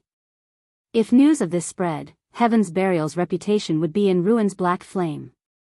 Daybreak Fog's expression darkened. She had thought that Zero Wing had run out of options and was on the path to destruction. She had never thought that the guild would actually make such a move. Compared to what Shifeng had just achieved, Heaven's Burial's recent success in killing over 15,000 Zero Wing members wasn't even worth mentioning. Now that both of Ancient Rock City's defensive magic arrays had been destroyed, the various superpowers would attack the city with renewed fervor. Meanwhile, Singular Burial seethed with rage in Heaven's Burial's residence. His eyes were bloodshot as he continuously smashed the desk before him to pieces. Black Flame. I will never let you off the hook. Singular Burial bellowed from within his office, and everyone in the guild residence could hear his declaration. He had lost too much this time. Without the 2 defensive magic arrays, the various superpowers' armies could charge into Ancient Rock City without trouble. Ancient Rock City had just begun to take shape. The guild hadn't even fully fortified the city yet. If the various superpowers attacked now, the city would sustain heavy damages and would be out of commission for some time. Even if Heaven's Burial managed to hold on to it. Guild leader, what should we do now? Daybreak Fog asked Singular Burial through a private call. Recall everyone. Notify young Master Lei and the others and have them return to help defend the city. We cannot allow the other superpowers to get anywhere near the City Lord's mansion. Singular Burial instructed once he had calmed slightly, although he wanted nothing more than to hunt Shifeng down and decimate Zero Wing City. Fending off the superpowers' armies was far more important right now. Zero Wing, just you wait. Sooner or later, I will have my revenge. After Singular Burial finished issuing his commands, he took another look at the video before him. It replayed Shifeng's reign of destruction as he eliminated the defensive magic array around the City Lord's mansion. Shifeng's latest actions had caused Heaven's Burial plenty of trouble. It would also delay Zero Wing's destruction by quite a while. However, it didn't change Heaven's Burial's overwhelming advantage over Zero Wing. After Shifeng had destroyed the 2 defensive magic arrays in Ancient Rock City, news of his feat quickly spread throughout the several kingdoms and 2 empires neighboring the Orc Empire. Amazing. He actually made such a mess of Ancient Rock City by himself. Galaxy Past could not help but laugh when he read the urgent report his subordinate had sent. The various superpowers' armies will have a greater chance of securing the city now. So, this is the rumored Sword King? He really is something, Cuttlefish, from the Crimson Emperor Guild, muttered, chuckling as he watched the battle video. This has definitely created an opportunity for Crimson Emperor. Meanwhile, in the Dragon Phoenix Pavilion's residence on Thunder Island, Blue Phoenix, who wore a set of elegant, dark purple mage robes, burst into the guild leader's office, wearing an excited expression. Big sis Rain, big news. Black Flame has single-handedly destroyed Heaven's Burial's Ancient Rock City. Heaven's Burial is in turmoil. Blue Phoenix reported as she grinned at the beauty in a black, silken dress, who currently sat behind an office table as she shifted through paperwork. How is that possible? Ancient Rock City's defensive magic array can easily withstand Tier 4 attacks. Phoenix Rain paused, looking up from her work to give Blue Phoenix a skeptical look. It's true. Black Flame used some kind of tool to destroy Ancient Rock City's defensive magic arrays in a single hit, Blue Phoenix said.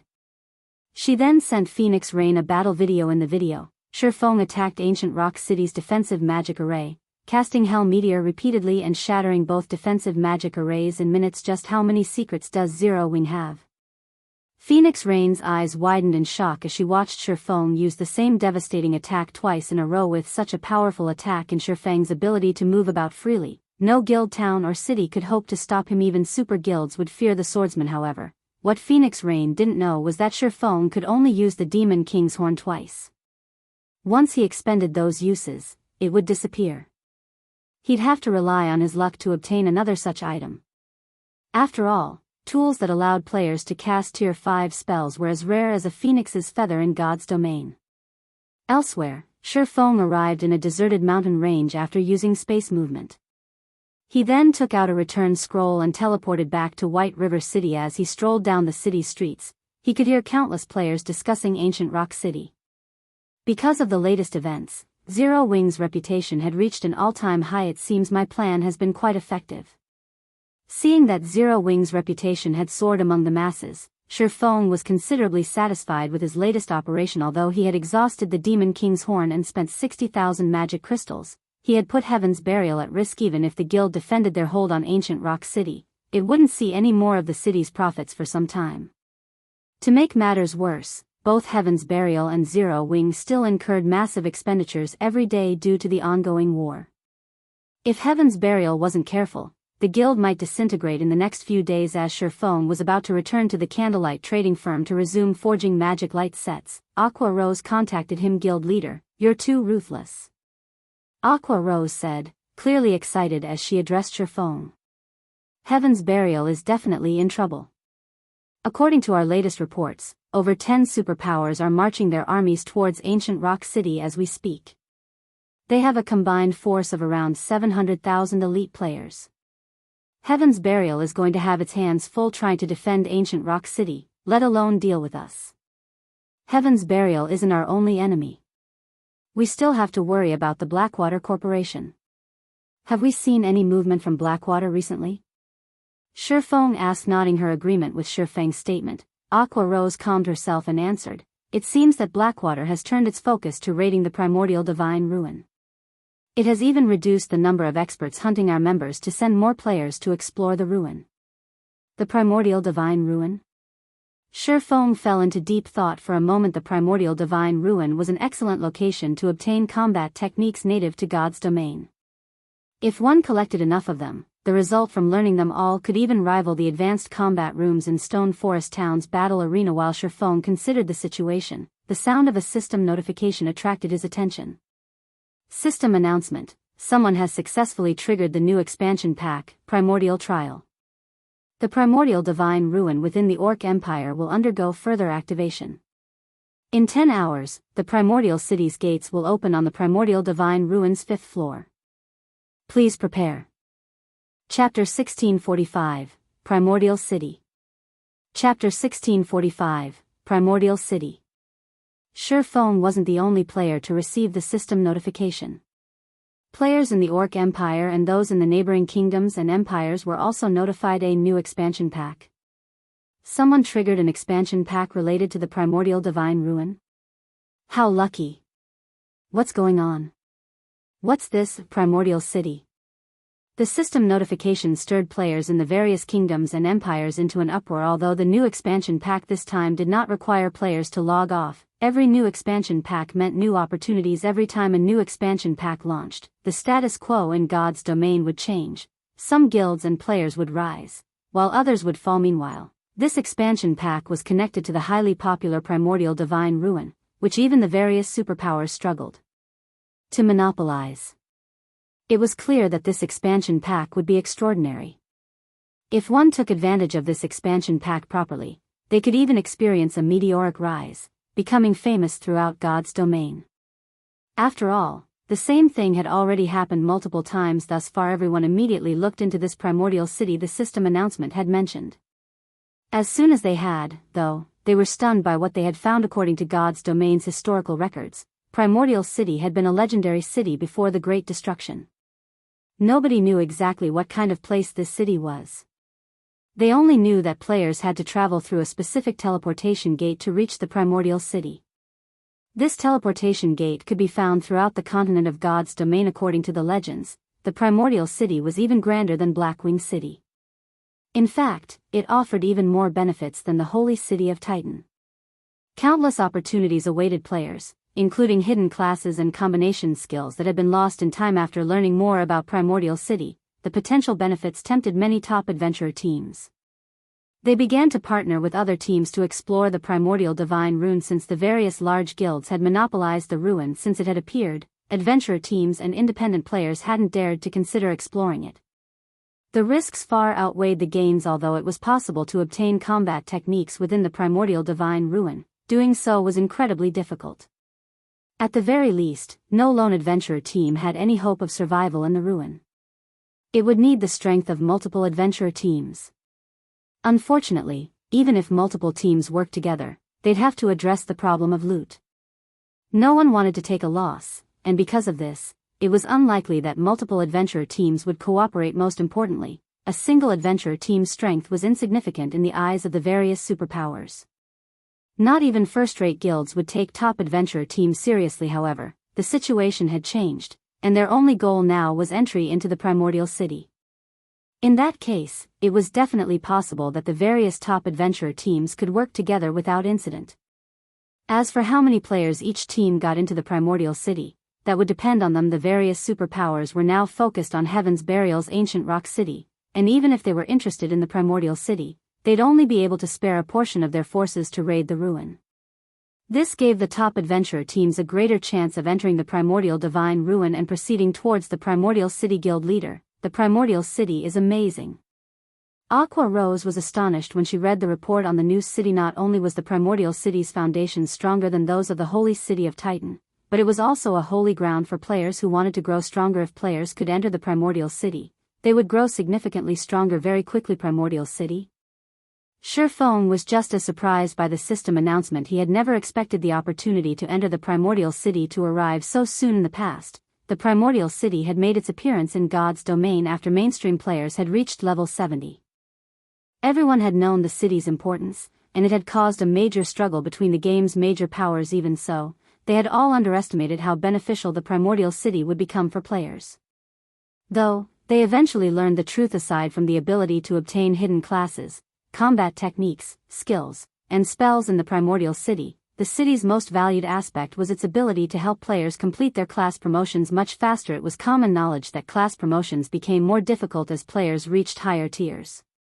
In fact, some players might never even reach Tier 2. Meanwhile, Primordial City offered a special product called a Primordial Soul. When used, it provided a buff that improved players' physiques for a certain amount of time.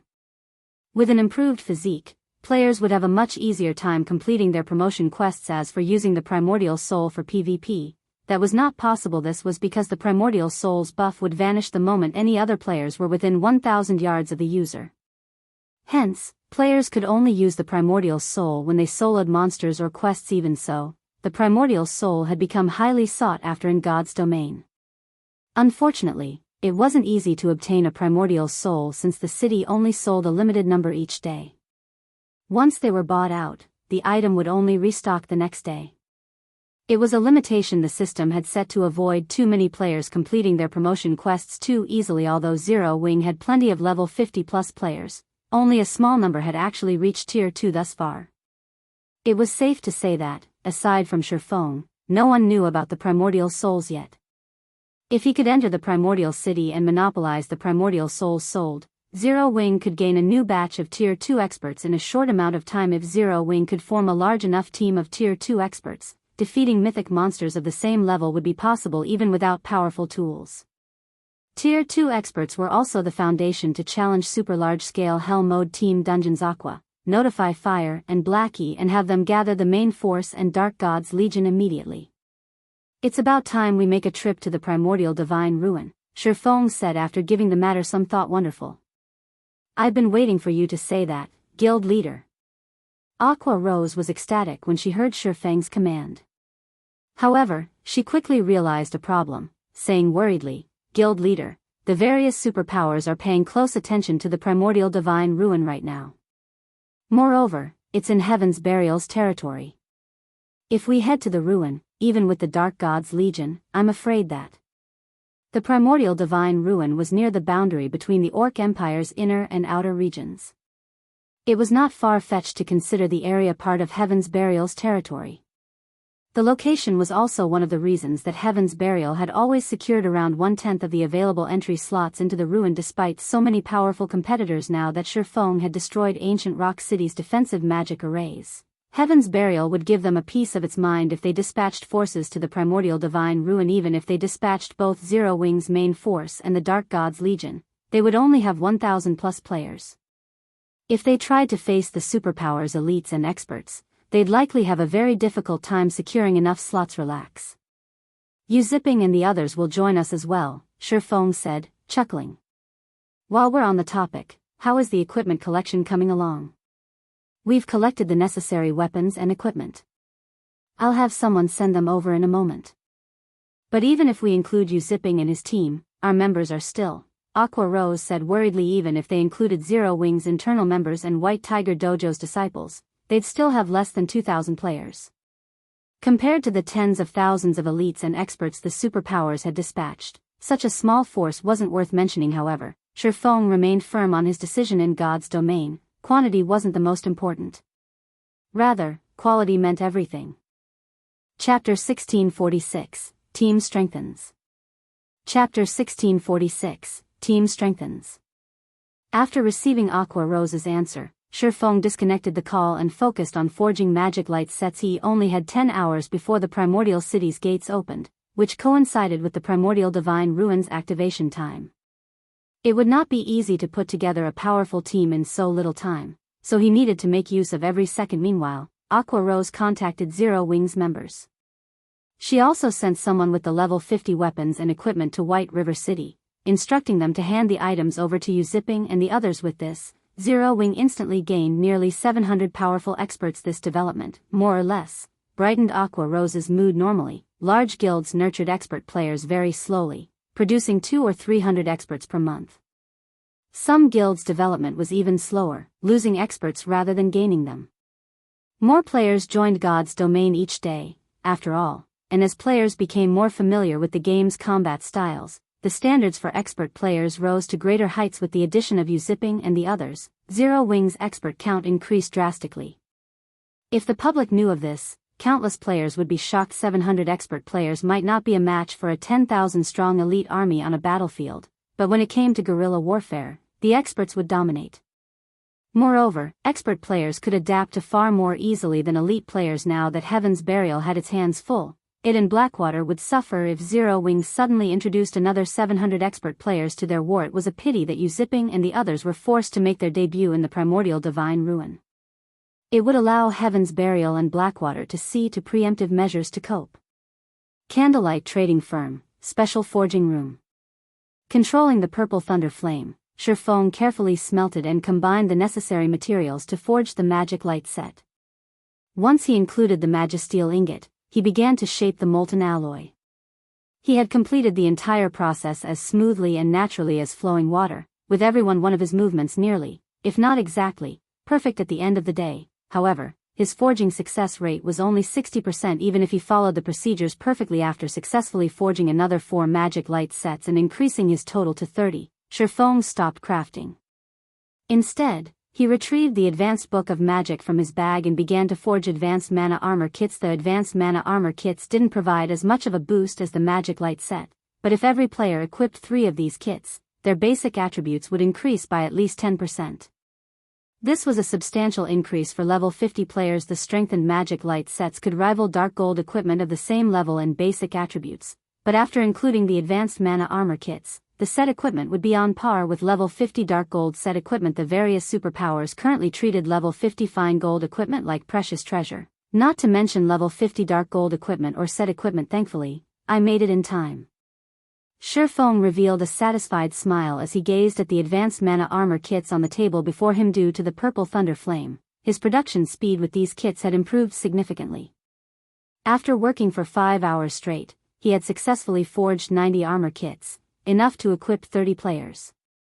He had also gained an incredible amount of EXP and was now only 19% away from level 65, following which, Shifeng contacted Zipping and had the youth lead 29 other plate armor players to his special forging room. It wasn't long before Zipping and his companions arrived in Shifeng's room. They all wore a mix of level 50 mysterious iron and secret silver equipment. When Zipping and the others entered the special forging room, they were dumbfounded by what they saw. Numerous pieces of dazzling equipment littered the room. It was clear that the equipment was extraordinary at a glance. Moreover, based on the piece's design, they obviously belonged to a single set. However, what stunned Zipping and his companions the most was the unique glow of fine gold items radiating from the pieces. And the room actually held 30 full sets. The sight was blinding. Level 45 fine gold set equipment. Everyone inwardly guessed the set equipment's rank as shock overwhelmed them. Guild leader, I've brought the players you've requested, 15 shield warriors and guardian knights, and 15 berserkers and swordsmen, Zipping respectfully announced as he walked up to Shifeng. After seeing the sight before him, his admiration for the swordsman had solidified. It was obvious that Shifeng had personally handcrafted fine gold sets in the room. At this stage of the game, countless experts dreamed of equipping level 45 fine gold set equipment. Even the various major powers would have to invest a lot of time, manpower, and resources to acquire one set, yet Shifeng could actually forge such equipment. If the various superpowers knew about this, they'd likely curse Zero Wing for cheating. With the ability to produce level 45 fine gold set equipment, Zero Wing would almost certainly grow stronger. Alright, I want every one of you to pick a set and equip it, Shifeng said as he gestured the magic light sets in the room where he's supposed to equip them. The 30 players couldn't help their confusion. They currently wore level 50 mysterious iron and secret silver equipment, which was only slightly weaker than level 45 fine gold set equipment in terms of basic attributes. On the other hand, level 50 mysterious iron and secret silver equipment offered higher defense than level 45 fine gold set equipment. It'd be better to let the other experts, who lacked equipment, to use these pieces rather than equip the sets themselves, but since their guild leader had given them an order, they had no choice but to obey this. As Zipping and the others picked up the magic light sets and prepared to equip them, they realized something that left them dazed. How is this possible? This is level 50 fine gold set equipment? I'm not dreaming, am I? Everyone's eyes nearly fell from their sockets when they inspected the magic light set's attribute panels. They were already impressed that Shifeng had crafted level 45 fine gold set equipment, but they had never even heard of a player obtaining level 50 fine gold set equipment. And yet, their guild was giving each of them one of these sets. For a moment, their minds even failed to process the situation. Wait, there's a strengthened label on this set. These pieces' basic attributes should be even higher than those of level 50 fine gold set equipment. A player with a keen eye suddenly exclaimed. The player's declaration immediately caught everyone's attention. Crap, it's true. The basic attributes on this set are even higher than the level 50 fine gold equipment I've seen before. Zipping and the other players were at a loss for words as they held the magic light set pieces, shuddering involuntarily. Each piece of a fine gold set equipment was half a rank stronger than fine gold equipment of the same level, but after the enhancement, it was clear that the magic light set pieces were on par with level 50 dark gold equipment. A set of level 50 dark gold equipment. If news of this matter spread, it would definitely cause a sensation throughout God's domain. Before Zipping and his fellow players could digest this information, Shifeng gestured to the advanced mana armor kits atop a stone table in the corner of the room and instructed, once you've equipped the magic light sets, I want each of you to take 3 armor kits and equip them as well. Take a look at the final effects. Chapter 1647, Zero Wing appears. Chapter 1647, Zero Wing appears. When Shifeng finished speaking, Zipping and the others turned towards the advanced mana armor kits, their eyes bulging and bloodshot. Although they weren't the guild's frontline members, they knew how valuable the advanced mana armor kits were. After all, only Shifeng was capable of crafting these armor kits. There was an extremely limited number available, and even guild members struggled to purchase them with GCPs. Not only did guild members have to spend an exorbitant amount, but they also needed to be elite members or higher to purchase the advanced mana armor kits. In addition, each player was limited to 3 armor kits. Even now, the various major powers offered extraordinary prices to purchase advanced mana armor kits, yet these players had the chance to equip these armor kits. This was simply a dream. However, when they thought about how each of them had just received a magic light set, they quickly recovered their senses. Amazing. These basic attributes are incredibly high. That's right. My basic attributes have risen by over 30% with everything equipped. I'm pretty sure that I can even put up a fight against a peak expert now. Once they had equipped the magic light sets and advanced mana armor kits, these players felt transformed. An indescribable sense of power filled their bodies. They couldn't help the rising desire to spar with other experts to get a good feel for their new prowess. With a 30% increase to their basic attributes, their overall combat power should have, at the very least, doubled. It seems the enhanced magic light sets are quite effective. Satisfaction filled Shifeng as he examined everyone's attributes. Zipping and his companions' basic attributes could now rival superpowers peak experts, who wielded multiple epic items. Overall, they should be even more powerful than the Conqueror Party's members with their battle arrays active. Even a tier 1 metric ton could tank Grand Lord of the same level by himself in the magic light set. Every one of the 15 MTs in the room had over 50,000 HP, and if they worked together, they'd easily form an impenetrable wall. Suddenly, Aqua Rose contacted Shifeng and reported, Guild Leader, everyone has gathered.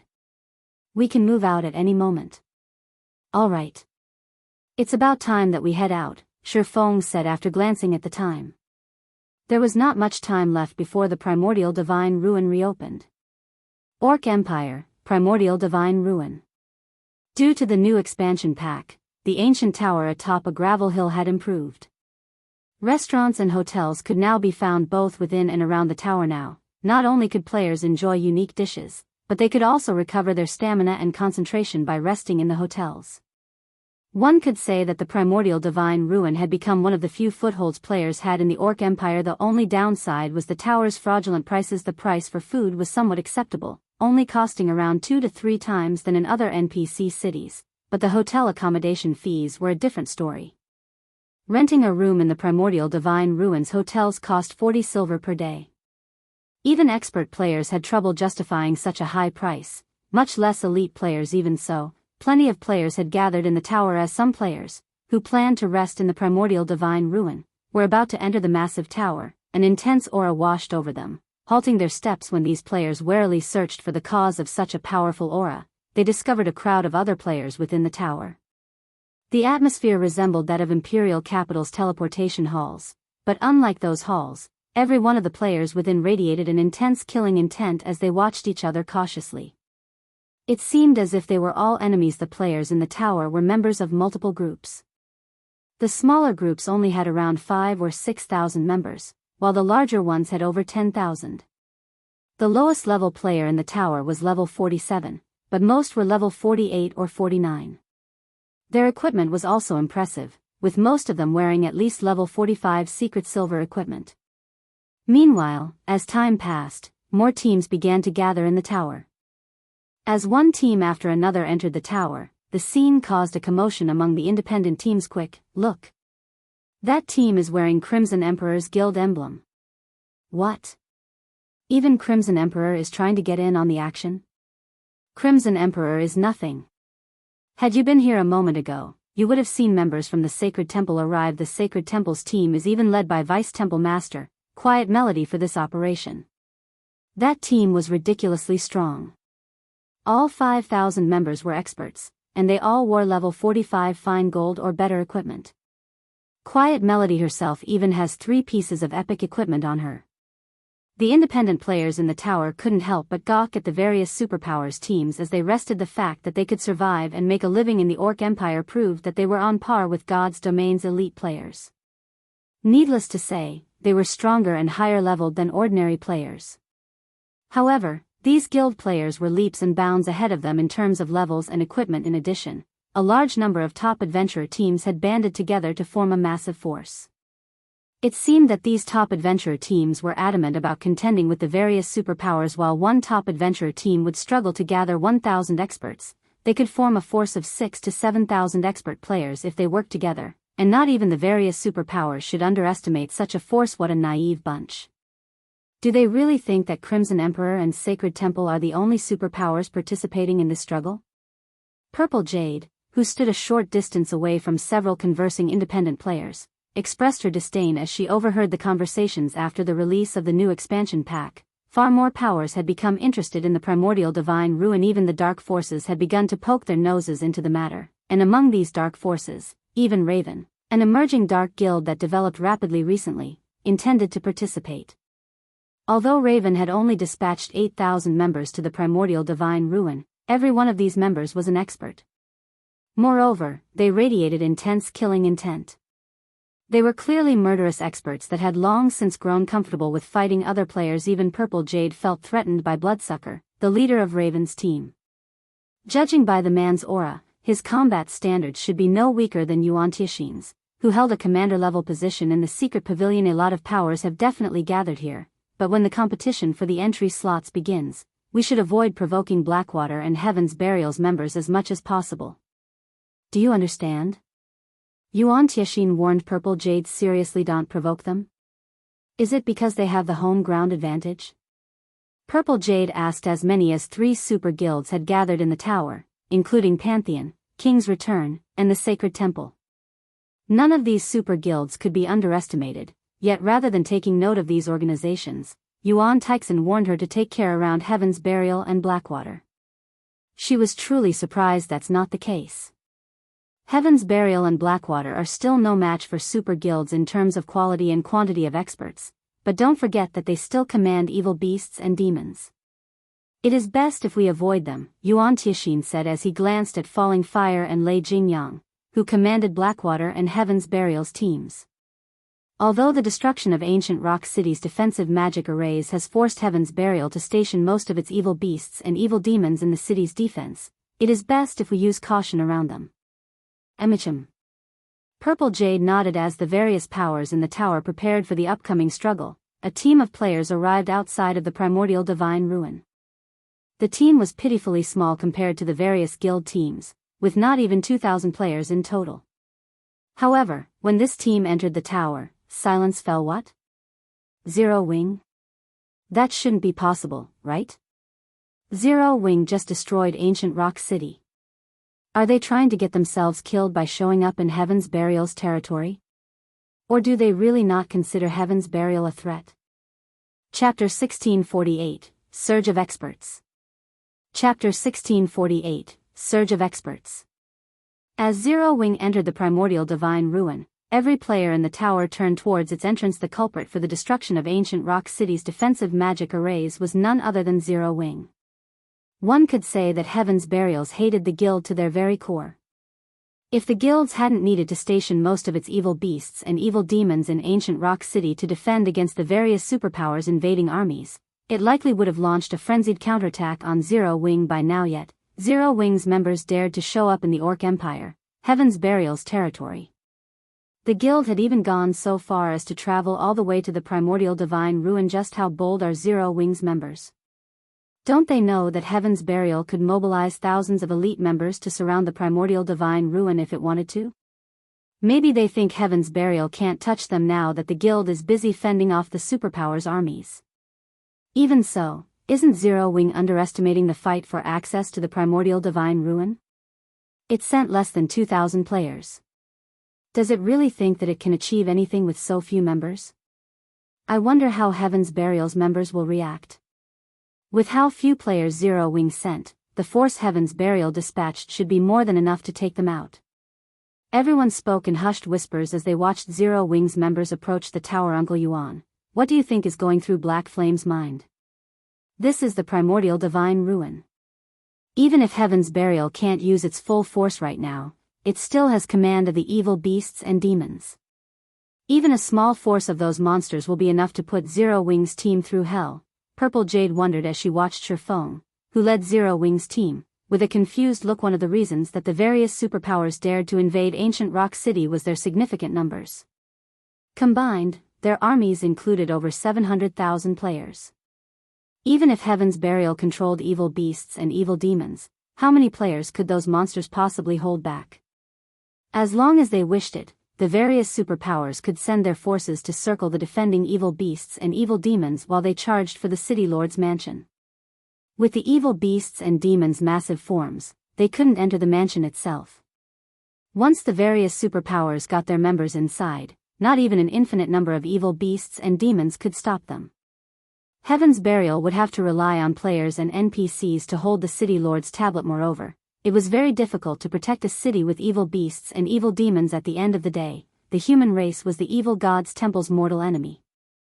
If human NPCs encountered anything connected to the evil god's temple, they'd move to exterminate it immediately. In fact, there was a very high chance that Ancient Rock City's NPC soldiers would disregard the invading players and attack the evil beasts and demons instead, accomplishing the opposite effect. This was also why the various superpowers dared to attack Ancient Rock City. However, it was a different story in the fields and the Primordial Divine Ruin. Players weren't prohibited from attacking each other in the ruin, and Heaven's Burial didn't have anything to protect here, so its evil beasts and evil demons could focus on the slaughter. Even if the monsters only killed half of Zero Wing's experts, it would deal a massive blow. I don't know, but the Primordial Divine Ruin is incredibly important to every guild.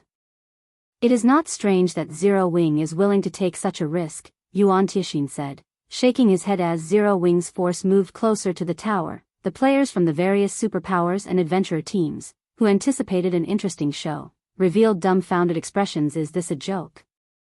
Those players are actually all level 50 or higher. Crap. Didn't someone say that Zero Wing didn't have much equipment left? How are so many of those players wearing fine gold set equipment? What level are those fine gold sets? I can feel so much pressure coming off of them. Who are those players in the lead? I don't think I've ever seen them before. When did Zero Wing gain another batch of experts? For this operation, Shi Feng did not have his team members wear black cloaks. Hence, both their levels and equipment were exposed for all to see at this stage of the game. Only an extremely small number of players had managed to reach level 50. First-rate guilds only had around 30 to 40 level 50 players, and the various superpowers only had 300 to 500 yet. Every player in the team of nearly 2,000 that Zero Wing had dispatched to the ruin was level 50 or higher. Some were even level 52. This was simply unbelievable. Moreover, Zero Wing's members wore dazzling equipment. The 30 unfamiliar players at the lead even wore the same fine gold set equipment. The aura they radiated was akin to a ferocious beast that had just been released from its cage wearing the magic light sets, which were even stronger than level 50 dark gold equipment. Zipping and the others' basic attributes were even higher than a Lord-ranked monster of the same level. A Lord-ranked monster might not be a tough opponent for the players in the Primordial Divine Ruin, but it was a different story if it were a player with the attributes of such a monster. Such a player could easily solo an elite party. Even the superpowers commander-level individuals felt an immense pressure wafting from Zipping's group. Although their equipment was considered top-notch in God's domain, their basic attributes were nowhere near a level 50 Lord. As suddenly, the various superpowers members saw Zero Wing's players in a new light. They were all powerhouses, and they knew what this aura and pressure represented. Although these factors couldn't be used to determine a player's strength, they did hint at a player's general combat standards. Just how much strength has Zero Wing hidden? It already introduced another 100 refinement realm experts, and now it's revealed so many experts with such intense auras. Could some superpower really be supporting Zero Wing in secret? Purple Jade's eyes widened when she saw the magic light sets Zipping and the other players wore currently. She had numerous pieces of level 50 fine gold equipment on her, and the weakest piece she had was level 45 dark gold rank. In addition, she carried an epic weapon and a piece of epic equipment. Overall, her lineup was among the best in the game right now. Yet, Zipping and his companions' basic attributes seemed higher than hers. Her basic attributes ranked among the top in the secret pavilion. What kind of power was the secret pavilion? It was an organization which only a small number of super guilds could compare to, yet Zero Wing had just revealed 30 never-before-seen experts with even higher attributes. The situation was simply ridiculous. It's no wonder why Black Flame dared to lead a team here. It seems that he came prepared.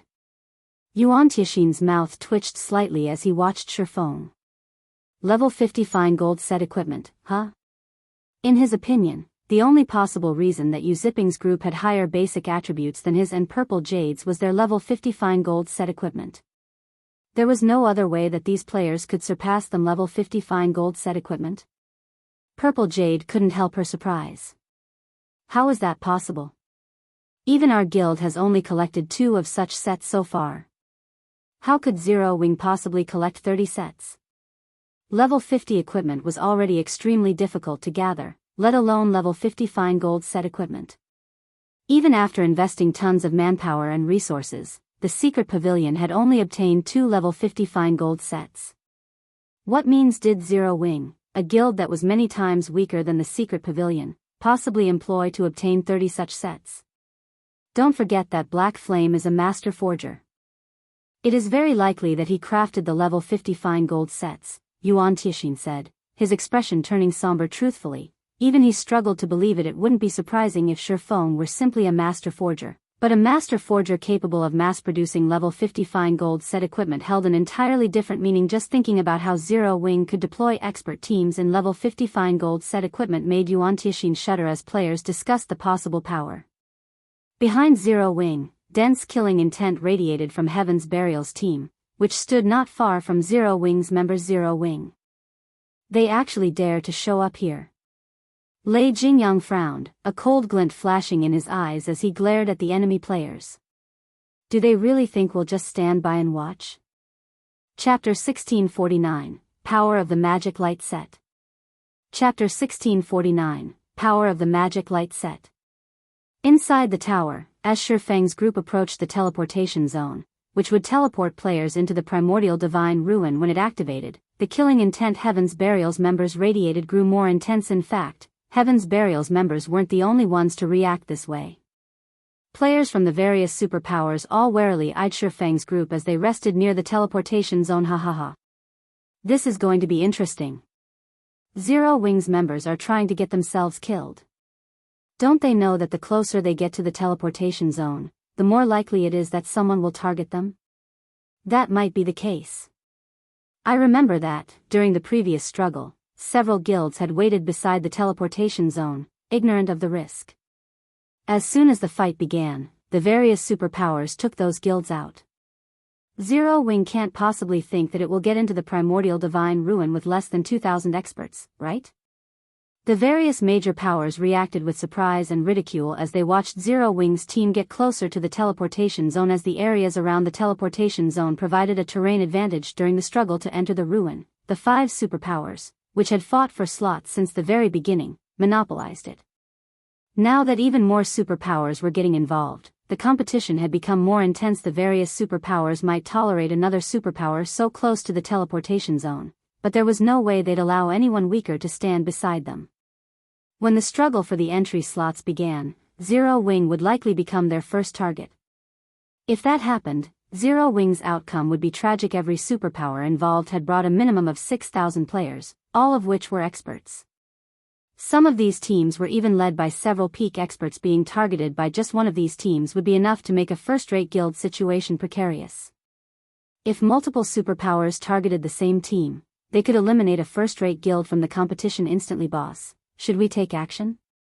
A level 50 assassin in silver leather armor asked Lei Jingyang as he nodded towards Shifeng and the other players from Zero Wing. Although Zero Wing had only dispatched experts to the Primordial Divine Ruin, the team had less than 2,000 members. On the other hand, Heaven's Burial had dispatched 3,000 experts and 10,000 elites. It had even sent the entire Thunder Legion. Annihilating 1 or 2,000 experts would be a piece of cake for them. Furthermore, Blackwater had sent along 4,000 of its experts with this. They had a combined force of 7,000 expert players and 10,000 elite players. Zero Wing's team had no chance of victory. Brother Fire, what is your opinion on the matter? Lei Jingyang asked as he turned towards the handsome man beside him. This handsome man was none other than Falling Fire, the vice-commander of Blackwater's third main force. The man wielded a crimson staff and was enveloped in translucent flames. Just looking at him felt stifling. The fact that he was fully geared in level 50 equipment, 3 pieces of which were epic rank, only made him all the more eye-catching. However, Lei Jingyang knew that, compared to Falling Fire's level and equipment, this man's most impressive feat was his promotion to a Tier 2 Elementalist and the Tier 2 spells in his arsenal. That was also why Blackwater had assigned Falling Fire to lead the team that would assist Heaven's Burial in this endeavor. Of course, we have to exterminate these people from Zero Wing. However, it is too soon to strike. They'd have an easier time getting away if we did so now. It won't be too late to attack once the struggle begins. Even if Zero Wing's members try to flee, they'll never get away while entrenched in the chaotic battlefield. Falling Fire said as he gestured to the various major powers behind Zero Wing's team. The system didn't stop players from fighting with each other inside the tower. Players could start a fight whenever they wished, and the tower had only one exit. It was relatively easy to escape the tower before the battle for the Primordial Divine Ruins entry slots began, but once it did, chaos would ensue. If a team weren't careful, other teams could easily drag it into the fray. Because of this, players had a very difficult time leaving the tower once the fight began. I guess you're right. We'll strike once the struggle starts, then, Lei Jingyang said, nodding as he surveyed his surroundings. He then turned to his team and said, when the time comes, leave none of Zero Wing's members alive, particularly those wearing level 50 fine gold set equipment. It'd be a massive waste to let them hold on to such precious items. Although he wanted nothing more than to slaughter Shifeng and his guildmates, Falling Fire's opinion was reasonable. Many powers had come to enter the Primordial Divine Ruin this time, and among them, plenty were top adventurer teams. Once the struggle to enter the ruin began, Zero Wing would have a challenging time trying to get out of the tower. They'd be able to kill far more Zero Wing players if they waited earlier. Shifeng had destroyed Ancient Rock City's defensive magic arrays, crippling the city. Now, the city couldn't generate nearly as much income. Lei Jingyang was no less angry than Singular Burial about the insult. Now that he'd encountered an opportunity to take care of Zero Wing, he couldn't let it get away when he saw Yu Zipping and the others, who wore the magic light sets. He was particularly tempted. If he could get his hands on a few of those sets, he could help Heaven's Burial when the guild began to raid super large-scale team dungeons. Meanwhile, Zero Wings members could feel an intense pressure bear down on them, the majority of which radiated from the various superpowers. The fight to claim the entry slots this time sure is intense. We're just camping out beside the teleportation zone, yet everyone's eyes are glued on us. Blackie was slightly astonished as he glanced at the nearby superpowers teams. The only other time he had seen so many superpowers in a single location was during the contest for Thunder Island. If he hadn't fought these superpowers in the past, he'd likely tremble with anxiety. Guild leader, Heaven's Burial and Blackwater's members are keeping a very close eye on us. Based on their killing intent, they'll definitely attack us as soon as the battle begins, Aqua Rose said, smiling at the players from Heaven's Burial and Blackwater, who stood a short distance away. Let them come, Shifeng said, revealing a faint smile as he eyed Heaven's Burial's members. It's about time we show these major powers Zero Wings' might. When the time comes, the Magic Light team will open a path while everyone gathers in the center of the teleportation zone. Although the number of entry slots has increased to 15,000 after the new expansion pack, the number of powers trying to enter the ruin has increased as well. Avoid fights whenever possible. Understood. Zero Wings members nodded in response to Shifeng's command, their expressions hardening. This was especially true for Zero Wings' internal members and White Tiger Dojo's disciples, who were about to participate in such a high-intensity war for the first time. They even felt as if they were dreaming. Shortly after Shifeng fell silent, a circular, light blue barrier formed around the edge of the teleportation zone. At the same time, a gigantic magic array gradually manifested, encompassing the area and notifying players that the teleportation process had begun. Excellent. Everyone, charge. Slaughter Zero Wings members. Upon seeing the barrier rise, Lei Jingyang turned his gaze towards Zero Wings members, flashing a sinister smile. Immediately, 7,000 level 48 plus expert players charged at Zero Wings' team. The 10,000 elite players then split into two groups to surround the enemy players. As Heaven's Burial and Blackwater's experts got close to Zero Wings' team, spells and arrows rained down on their heads. However, like lively monkeys, these experts nimbly dodged most of the attacks, preventing Zero Wings' ranged attacks from doing much harm. Just when both frontlines were about to clash, Shifeng switched his title to Disintegration User and endowed the 30 Magic Light team's members with disintegration power, increasing their basic attributes by 10% and damage by 20%. The buff also reduced the magic damage and physical damage they received by 30% and 15%, respectively. In the next moment, the two teams collided. Boom. Boom. Boom. The sounds of the collision resounded throughout the tower along with players' screams. Impossible. Shock gripped Lei Jingyang's heart when he saw the scene before him. He even wondered if his eyes were playing tricks when the melee players slammed into each other. It seemed as if Heaven's Burial's members has crashed into an immovable wall. Meanwhile, Yu Zipping and his companions in the magic light sets moved like sharpened blades, unstoppable. The 30 players easily dove past Heaven's Burial's frontline and into the enemy ranks without slowing in the slightest. Zero Wings' other MTs were just as frightening. Each one of Zero Wings' MTs shattered the blockades of 3 to 5 players, sending these players flying. The difference between both sides' basic attributes was like heaven and earth. Chapter 1650, Overwhelming Advantage. Chapter 1650, Overwhelming Advantage. The scene inside the tower had transformed into something akin to an ancient battlefield. Hundreds of thousands of players fought as screams and explosions echoed throughout the tower. Many adventurer team members, who participated in the struggle for the Primordial Divine Ruins entry slots for the first time, were dumbfounded by the view before them. They even found it hard to move their feet. Amazing. So, this is the struggle for the Primordial Divine Ruin? This battle is too fierce. Even expert players are no different than ants here. Many adventurer teams and normal guilds, which had planned to participate, watched the battle in a daze from the sidelines. None of them were bold enough to join the fray. They were all afraid of being devoured and annihilated in the blink of an eye. Even the expert players they normally thought were so powerful lasted less than 10 seconds on this battlefield. These experts were either overwhelmed by an uncountable number of spells or ganged up on by equally powerful experts. On this battlefield, expert players were fortunate enough to keep their lives, let alone accomplish anything significant. As for the elite players, they were pure cannon fodder.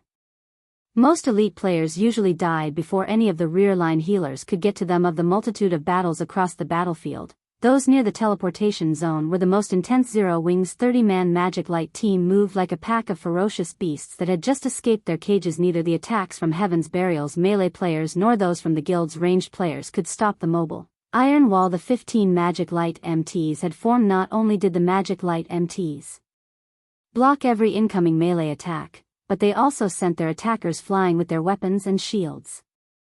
Zero Wing's rear-line DPS then followed up with an intense bombardment, turning its enemies into starlight instantly. Unfortunately, as Heaven's Burial had the numerical advantage, and not even the Magic Light MTs could block every incoming attack. From time to time, arrows and spells broke past their defenses. However, Heaven's Burial's members nearly despaired when they saw the damages above the Magic Light MT's heads. 3057. Minus 2371. Despite landing direct hits, none of their attacks dealt more than minus 4000 damage. It was utterly inconceivable. Every Heaven's Burial expert present wore top-tier equipment, and even against top-tier MTs of the same level, their direct hits dealt at least minus 5000 damage. Powerful spells could even deal over minus 10,000 damage, yet when a level 50 ranger struck one of the Magic Light MTs with a tier 1 heart-piercing arrow, the ranger had only dealt around minus 3700 damage. These MTs took even less damage from spell attacks. Meanwhile, after receiving numerous buffs and the benefits from Shifeng's disintegration user title, the Magic Light MTs had over 70,000 HP each. Not even 10 of Heaven's Burial's attacks could force their HPs below 50%. Zero Wing's rear-line healers could easily restore such little HP, making the Magic Light MTs practically invincible. In contrast to Heaven's Burial's DPS, Zero Wing's DPS was overwhelming. Zipping, for example, easily dealt over minus 3000 damage to Heaven's Burial's MTs with his normal attacks alone. When he used skills like Cross Slash, he dealt over minus 10,000 damage. Unlike Zero Wing's MTs, Heaven's Burial's MTs only had around 50,000 HP. Zipping only needed a few attacks to devour most of an MT's HP by himself. Coupled with the ranged attacks from Zero Wing's rear-line DPS, the enemy MTs were dead before their healers could cast any healing spells. In the short moment since the battle had begun, Heaven's Burial had suffered several hundred casualties, and every one of them had been an expert player. Damn it! Why is there such a huge difference in our basic attributes? Confusion tore at Lei Jingyang as he watched Zero Wing's Magic Light team move closer to Heaven's Burial's ranged classes and healers. He simply could not fathom how Zipping and the others had such high basic attributes. Heaven's Burial's expert members were all geared in top-tier equipment, and even if Zipping's team wore level 50 fine gold set equipment, the difference should be this massive. He even wondered if the Magic Light team's members had activated Berserk skills. However, he was certain that none of them had. He was confident that Zero Wing's members hadn't activated Berserk skills because all of the various major powers had silently agreed not to use such skills in this struggle for the entry slots. There were two reasons for this agreement. The first was that every power participating in this struggle doubtlessly had some members who could use Berserk skills. If everyone used these skills, nothing would change. Berserk skills' long cooldowns was the second reason. On the off chance that they'd encounter trouble in the Primordial Divine Ruin, they'd likely be annihilated if they couldn't use their Berserk skills. However, Lei Jingyang didn't know that, although Zipping and his companions appeared to be wearing level 50 fine gold set equipment. The Magic Light set's basic attributes could rival level 50 dark gold set equipment. This was the reason that the gap between their basic attributes was so vast. This fight was on par with a player in a full set of secret silver equipment trying to contend with a player in dark gold equipment. Such a massive gap was only natural when both sides had similar combat standards. Moreover, the Conqueror Party's performance was also impressive. Although the Conqueror Party's basic attributes weren't as high as the Magic Light team members, their combat standards were higher. When they worked together, they could exhibit even greater combat power. Hence, the destruction the Conqueror parties caused on the battlefield was in no way inferior to the Magic Light team's. Even Lei Jingyang's prided Thunder Legion was forced back. Meanwhile, the various superpowers' upper echelons, who had kept a constant eye on Zero Wing, were astounded despite Zero Wing's less than 2,000 players. It actually overwhelmed and suppressed Heaven's Burial and Blackwater's combined army of 7,000 experts and 10,000 elite players. Boss, we can't hold on for much longer. At this rate, they'll chase us out of the teleportation zone. One of the Thunder Legion members on the front lines hurriedly shouted through the team chat. No. All of you, get ready. Lei Jingyang said, grinding his teeth as he took 5 dark gray crystal balls from his bag. He had planned to save these as a trump card to surprise the other superpowers. He had never expected to need them so soon. Following which, he turned to Falling Fire beside him and said, Brother Fire, I'll have to rely on you for cover fire. Relax. Although they have superior basic attributes, they're all Tier 1 players. They're nothing compared to Tier 2 players, Falling Fire said, disdain flashing in his eyes as he watched the distant Zero Wing members. Good. Lei Jingyang then began to chant an incantation to activate the 5 crystal balls. Suddenly, the 5 gray crystal balls shattered, and 5 dark gray magic arrays appeared around Lei Jingyang. Shortly after, 5-meter-tall figures emerged from these arrays. They were humanoid creatures covered in sharp spikes and radiating dense evil energy. These 5 humanoid creatures were none other than Grand Lord-ranked evil demons. The frightening aura these Grand Lords radiated stunned everyone in the tower. Level 70 Grand Lords. Such monsters were on par with natural disasters to current players. So, this is Heaven's Burial's trump card? Yuan Tiexin's expression darkened upon seeing the evil demons when Heaven's Burial's members saw the Grand Lord-ranked evil demons. However, excitement lit up their faces, and their morale skyrocketed. Although the combined force of Heaven's Burial and Blackwater's players appeared exceptionally powerful, it was nothing compared to the superpowers' forces. They had only dared to contend with the superpowers because of this trump card. However, Lei Jingyang wasn't a member of the evil god's temple. He couldn't summon evil demons directly and control them. He could only rely on flame blood, asking the cleric to spend the evil god's temple points he had struggled to accumulate on 5 evil demon crystal balls. Each evil demon crystal ball allowed players to store 1 evil demon within, and even non-evil god's temple players could use the crystal balls to summon and control the stored evil demon. However, the cost was painful. The evil demon crystal ball was a consumable item, and once the evil demons were stored inside, they would become so as well. Once the crystal ball's 3-hour duration ended, the summoned evil demons would be permanently destroyed. Lei Jingyang had wanted to avoid using this trump card unless absolutely necessary. Since you forced me to use the evil demon crystal balls, none of you from Zero Wing should even think of escape.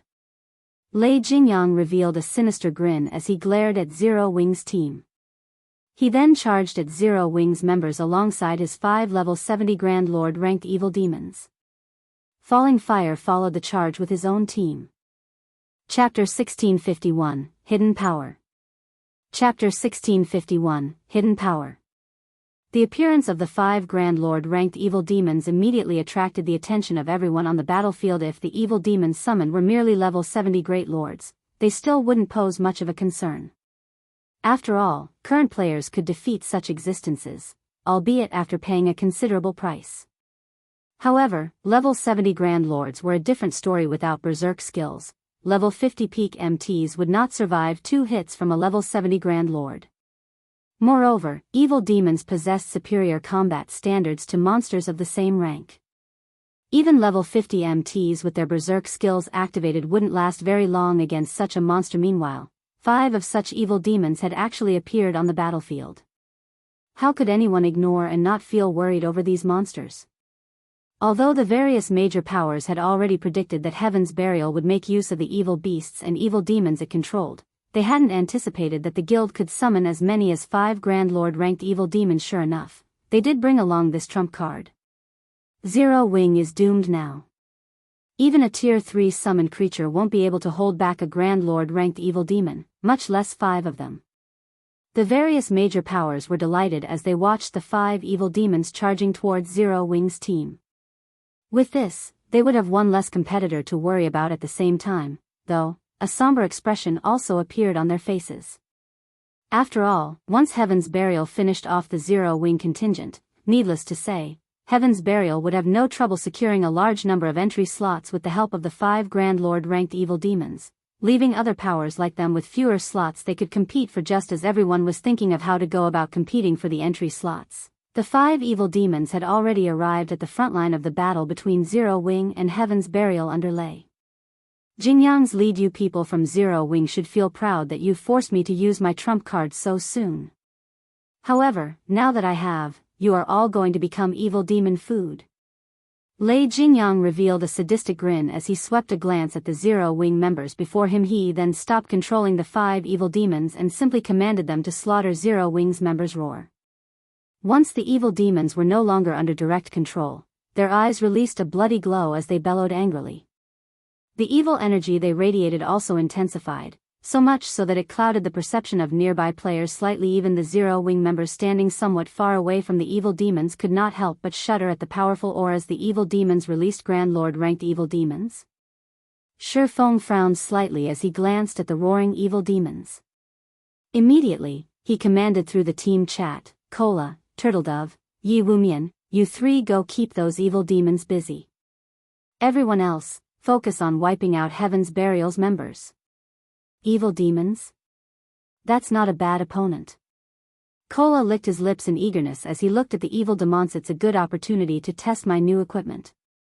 Currently equipped with the Trembling Crown and Trembling Shield, Turtledove was also brimming with fighting spirit. Before coming to the Primordial Divine Ruin, Shi Feng had distributed the weapons, equipment, and skills he obtained from the Lost Town to Cola and the others.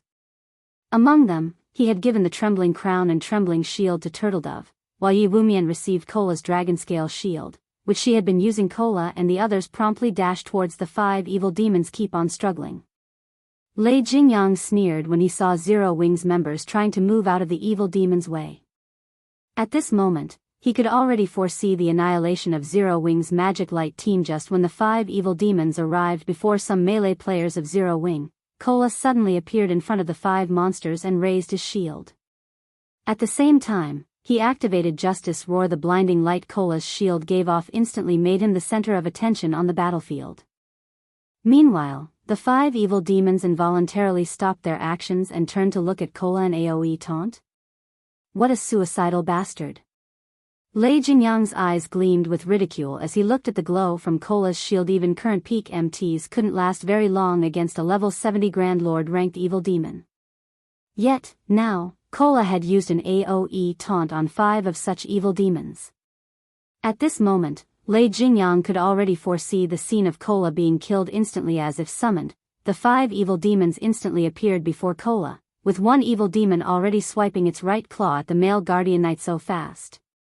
The evil demon's attack astonished the spectating crowd, which could just barely see the afterimage of the evil demon's claw. If it were up to these players, blocking or dodging the monster's attack would be impossible. Needless to say, if they were its target, they would no doubt be killed instantly. Peng. However, the scene that occurred a moment later was utterly different from everyone's expectations. Not only did Cola manage to block the first attack using the Titan Guard, but he actually retreated by only 2 steps after receiving the attack. Moreover, he only sustained a little over minus 10,000 damage from doing so. How is this possible? Could it be a skill? The nearby spectating crowd was stunned by this scene. Just as everyone was wondering what Cola did to take so little damage, another 2 evil demons launched attacks on Cola, their claws blurring. Peng. Peng. Another 2 crisp clangs rang out. Cola was forced to retreat by a total of 4 steps, and 2 damages above minus 10,000 also appeared above the Guardian Knight's head. However, even after receiving 3 attacks that dealt over minus 10,000 damage each, he still had over half his HP remaining. Not bad. Their strength should be roughly the same as a level 60 specialized Grand Lord. Cola revealed a faint smile at the faint numbness in his arms. To him, someone who possessed over 80,000 HP, attacks that dealt around minus 10,000 damage were entirely within his tolerance range. When Cola noticed the last 2 evil demons attacking him as well, he decided to activate Titan's Will, the skill reducing the damage he received by 90% and increasing his attack speed by 100%, movement speed by 30%, and starting movement speed by 80% for 20 seconds. When the 2 evil demons' claws collided with Cola's Titan Guard, 2 dazzling flashes appeared.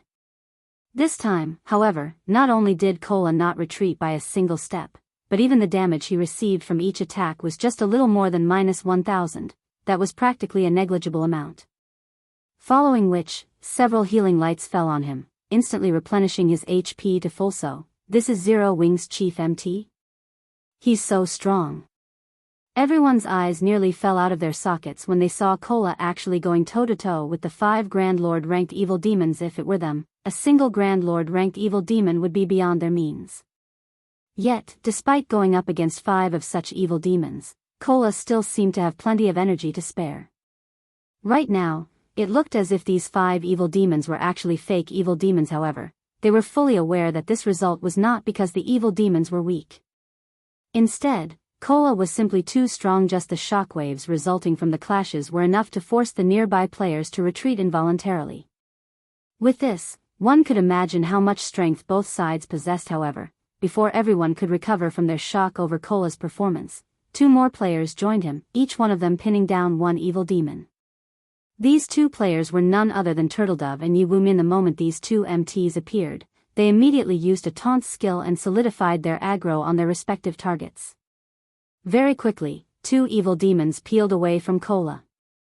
However, this was still not the most shocking part. The crucial point was that both Turtledove and Yiwumin actually possessed defense that was in no way inferior to Cola's. In fact, when the female Guardian Knight Turtledove blocked an attack from her Grand Lord, she received only a little over -8,000 damage, which was far less than the damage Cola received. This showed that her defense was above even Cola's. As for HP, due to the various team buffs, Yiwumin had over 75,000 HP. Meanwhile, Turtledove, who was equipped with epic set equipment, possessed over 80,000 HP, just like Cola. Meanwhile, due to Cola, Turtledove, and Yiwumin's appearance, the evil demons, whom everyone thought would be able to create a huge ruckus, were now thoroughly suppressed. Damn it. How can their defense be so high? Lei Jingyang was momentarily stupefied when he saw this scene. However, a possibility that made his entire body shudder came to mind soon after. Could they have been promoted to Tier 2 as well? Chapter 1652, Tier 2 vs Tier 2. Chapter 1652, Tier 2 vs Tier 2. Inside the teleportation zone, the 5 level 70 Grand Lord ranked evil demons furiously attacked the MT trio from Zero Wing, their speed extremely fast. Many expert players present inside the tower could not keep up with the monster's movements, yet Cola and the other MTs blocked every attack of the evil demons using their shields. Moreover, they did so very casually. Meanwhile, any expert player that accidentally came into proximity of their battle would get killed by the battle's shockwaves. They're able to stop even 5 Grand Lord ranked evil demons?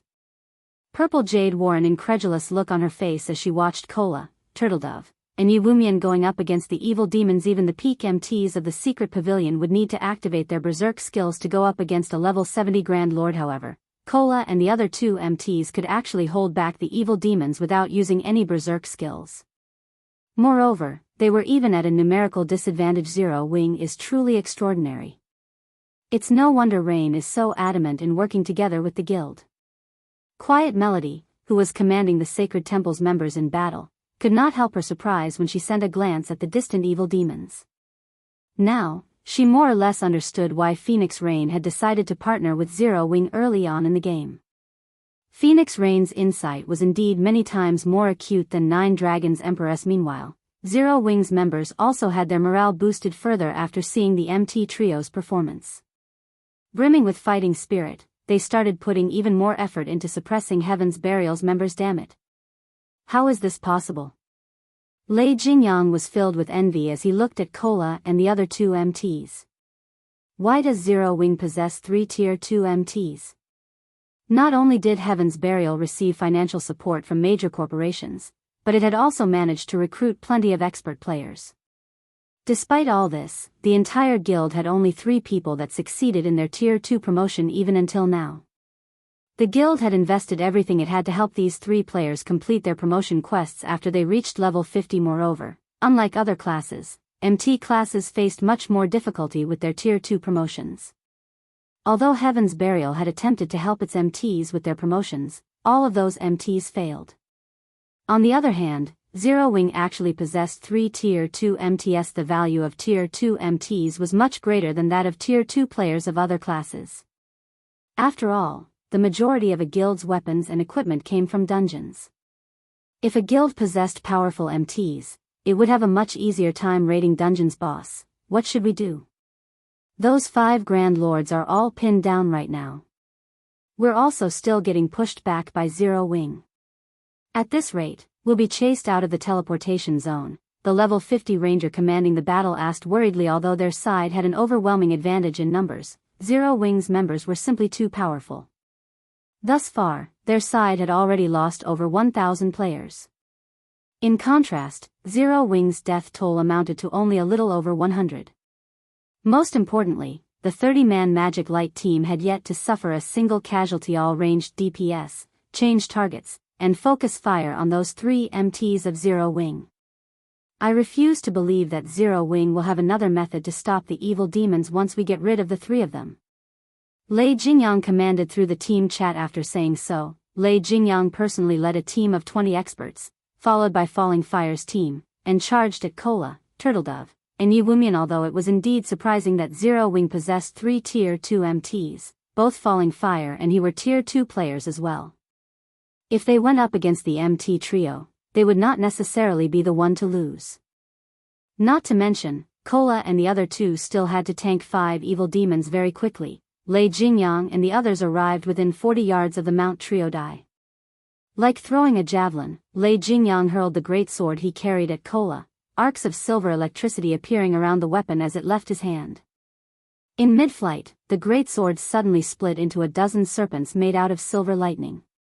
Meanwhile, unlike normal spells and arrows, which could only move in a straight line, the serpents slithered nimbly through the air towards Cola, their movement patterns changing constantly. The boss is getting serious. Zero Wing's members are dead now. The eyes of the Thunder Legion members glowed when they saw this scene. The attack Lei Jingyang had just executed was a trademark move of his, a combination of his precision control and the additional skill of his greatsword. Electric Serpent Bites. Each electric serpent summon possessed 120% of the user's strength. They also moved ridiculously fast, so much so that even top-tier experts would have trouble coping with just one of the serpents. Going up against a dozen electric serpents simultaneously would be a struggle even for peak experts of the same level, who would have no choice but to retreat temporarily. As for Falling Fire, who stood beside Lei Jingyang, he was not one to be outdone either. As he completed an incantation, 9 crimson magic arrays appeared on the ground around him. The ambient fire-type mana immediately began surging towards these 9 magic arrays frantically. Shortly after, Falling Fire tapped the butt of his staff on the ground. Tier 2 curse, Spark Impact. In the next moment, the 9 magic arrays started launching small meteorites one after another into the air. After reaching a certain altitude, the meteorites then changed trajectories and flew straight towards Cola. The power packed within each meteorite was visibly stronger than that of Lei Jingyang's electric serpents. Their speed was on par with the electric serpents as well. They were working together to attack me? Despite seeing the electric serpents and small meteorites rapidly approaching him, Cola showed no sign of panic whatsoever. Instead, he gave the ground a mighty stomp, taking a defensive stance, and activated Titan's Heart. The instant Cola used Titan's Heart, a yellow, earthen barrier formed around him, shielding him from the electric serpents and small meteorites. Boom. Boom. Boom. Let's see how you people from Zero Wing stop the evil demons now. Lei Jingyang laughed in ridicule as he looked at Cola's position. Although Cola had activated a life-saving skill, Lei Jingyang's electric serpent bites possessed extraordinary attack power. It was not something that could be received head-on. Not to mention, the Tier 2 curse that Falling Fire used possessed even greater power. Falling Fire likewise laughed as he looked at the dust surrounding Cola's position. He then turned to look at Turtledove and Yiwumian. However, as the dust settled, a figure emerged standing where the electric serpents and meteorites landed. Meanwhile, this figure was none other than Cola. At this moment, Cola's surroundings had already been charred black. However, Cola himself remained completely unharmed. In fact, not only had his HP not decreased by the slightest, but it had even increased quite significantly. He's not dead. Lei Jingyang and Falling Fire were stunned. Both of them had used their respective aces in the hole, each of which was easily capable of instant killing a player of the same level. Yet, Cola actually managed to survive both attacks without taking any damage. In fact, aside from blocking their attacks, Cola had also fended off the attacks of 3 evil demons. What powerful attacks! They actually managed to deplete half of my protective energy. Kola could not help being startled when he looked at the remaining energy of his barrier, as Titan's heart created an energy shield that had an HP equivalent to 10 times his own. Had he tried receiving all those attacks without Titan's heart, even if he activated Protection Blessing, he still would have gotten killed instantly in invulnerability skill? Both Lei Jingyang and Falling Fire shared the same thought as they looked at Kola. In God's domain, although invulnerability skills were extremely rare, some still existed. Meanwhile, every one of them was extremely troublesome to deal with. However, after Lei Jingyang and Falling Fire exchanged glances, they sprang into action again, targeting Turtledove this time. No matter how strong an invulnerability skill was, once its duration was up, it would disappear. Hence, all they needed to do now was attack other MTs instead of Kola. They also refused to believe that all 3 MTs had learned invulnerability skills. However, when Lei Jingyang was within 30 yards of Turtledove, he suddenly felt a chill crawling down his spine. Immediately, he tightened his grip around his Whitebone greatsword and activated Whirlwind/Dang. In the next moment, Lei Jingyang felt as if he had just struck an impenetrable wall as his greatsword stopped abruptly, sparks flying from the edge of his greatsword. Then, a lithe figure gradually appeared before him. 0 Wings Fire Dance? Lei Jingyang sneered as he looked at the lithe figure facing him. Are you here to get yourself killed? He sent a slash at the female assassin before him. Straightaway, an assassin was most powerful when conducting an ambush. As long as the ambush failed and their body became exposed, their combat power would decrease drastically. In a frontal clash, an assassin was significantly inferior to a berserker. Dang. Dang. Dang. However, after exchanging several attacks with Fire Dance, Lei Jingyang started panicking. As a Tier 2 berserker, his strength should be overwhelmingly superior to most players at this stage of the game.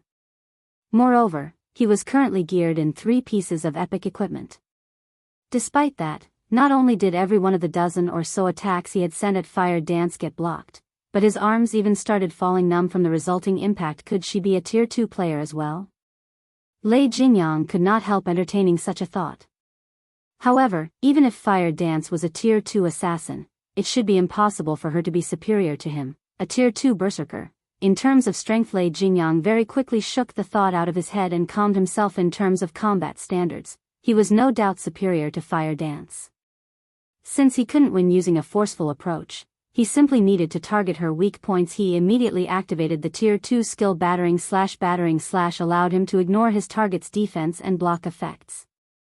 Although the damage his attacks dealt would decrease significantly, it would be more than enough to kill an assassin, a class that had both low HP and defense. However, when his greatsword passed through Fire Dance's body, Lei Jingyang's complexion immediately darkened. The reason for this was the sensation he felt coming from his greatsword. It did not feel as if he had just cut through a physical entity at all. He tried using Blade Storm right away, but before he realized it, Fire Dance had already appeared behind him, the 1,000 transformations in her hand stabbing towards his back. Tier 2 skill, Shadow Raid. Fire Dance instantly transformed into numerous streaks of shadows that pierced through Lei Jingyang's body. Damages ranging between 10,000 and 20,000 appeared rapidly above the berserker's head one after another, depleting his HP to 0. Chapter 1653, Tier 2 Galore. Did Lei Jingyang die? An instant kill. For a time, the players watching the battle between Fire Dance and Lei Jingyang were stunned by the sudden development. The fight had been lightning quick, and many had failed to realize what had happened before it was over. In one moment, Lei Jingyang had been alive and kicking, and in the next, he was dead. The members of Lei Jingyang's Thunder Legion were particularly dumbstruck. They all knew how powerful their commander was. Not only did he wield 3 pieces of epic equipment, but he was also one of 3 Tier 2 players in Heaven's Burial. The Berserker had over 53,000 HP, as well, which was in no way inferior to Tier 1 peak MTs of the same level. If Tier 1 experts like themselves had to face Lei Jingyang, they'd never be enough to take down the Berserker even with a 20-man team. Yet an assassin had killed their commander with a single move. No matter how they looked at the situation, it felt unreal. Only Shi Feng knew how possible the feat truly was. After all, Fire Dance wielded a fragmented legendary weapon, which no epic weapon could compare to. Moreover, the assassin class was famous for its explosive damage, dealing significant amounts in a very short time. Meanwhile, Shadow Raid was Fire Dance's strongest explosive skill. If she landed a hit with the skill, even a Tier 2 Guardian Knight or Shield Warrior of the same level would stand on the precipice of death, if not die instantly, let alone a Tier 2 Berserker. After Lei Jingyang died, Heaven's Burial's members fell into a panic, confused about what to do next. Along with Lei Jingyang's death, the 5 Grand Lord-ranked evil demons he had summoned had disappeared. This was like salt in an open wound to Heaven's Burial's members. Kola, Turtledove, and Yiwumian had already embedded their strength into their enemies' minds. Lei Jingyang's followers doubted that they had the strength to surpass a Grand Lord-ranked evil demon. Useless trash. He actually died so quickly. A deep frown pulled at Falling Fire's face as he watched Lei Jingyang's corpse transform into particles of light. He had never expected Zero Wing to have a Tier 2 assassin and 3 Tier 2 MTs. Immediately, he shouted through the team chat, "Everyone, retreat. Leave the teleportation zone for now. We'll re-enter from another side." At this stage of the game, it was extremely difficult for players to reach Tier 2. Even Blackwater, with its abundant resources, had only nurtured a few Tier 2 experts thus far. Yet, not only did Zero Wing have 3 Tier 2 MTs, but it had a Tier 2 assassin as well. This left him truly confused. Even if Fire Dance took part in the battle, Heaven's Burial and Blackwater should have been able to resist Zero Wing by relying on the 5 Grand Lord-ranked evil demons, but now, Lei Jingyang was dead and the evil demons had vanished. Even if they had the numeric advantage, they had lost any momentum against Zero Wing due to the loss. Their chances of victory were now slim. Regardless of whether or not they continue to fight, the wisest decision now would be leaving the teleportation zone temporarily and trying to get back in from another side. With the limited number of entry slots, Zero Wing shouldn't bother chasing them. On the off chance that there were less than 15,000 players in the zone after Zero Wing left it, the guild would miss the opportunity to enter the Primordial Divine Ruin. The risk of giving chase simply outweighed the gains. However, as Falling Fire ushered his team out of the teleportation zone, a snowy white dagger appeared behind him, transforming into a streak of silver light as it thrust into the elementalist's back. Another assassin? Falling Fire panicked, but it was already too late to dodge or block the attack physically. Instinctively, Falling Fire activated Blink, vanishing from the dagger's attack trajectory in the most critical moment and reappearing 15 yards away. He then turned towards the player that had ambushed him with a grim expression. Unlike the lithe assassin that had ambushed Lei Jingyang, the assassin that had attacked Falling Fire was a physically fit youth. This youth was none other than Flying Shadow. What fast reactions! Flying Shadow was astonished when Falling Fire successfully evaded the ambush. He evaded my attack despite being caught off guard. Sure enough, I'm still not on the level of peak experts like him. He had been so close to killing Falling Fire just now. In his opinion, he had already concealed himself sufficiently, and his attack had been fast enough. Yet Falling Fire had avoided his dagger. Zero Wing's Flying Shadow? Falling Fire recognized Flying Shadow instantly, feeling no less shocked than the assassin. How is he so strong? He had detailed information on all of Zero Wing's top-ranked experts, and Flying Shadow wasn't wearing a black cloak.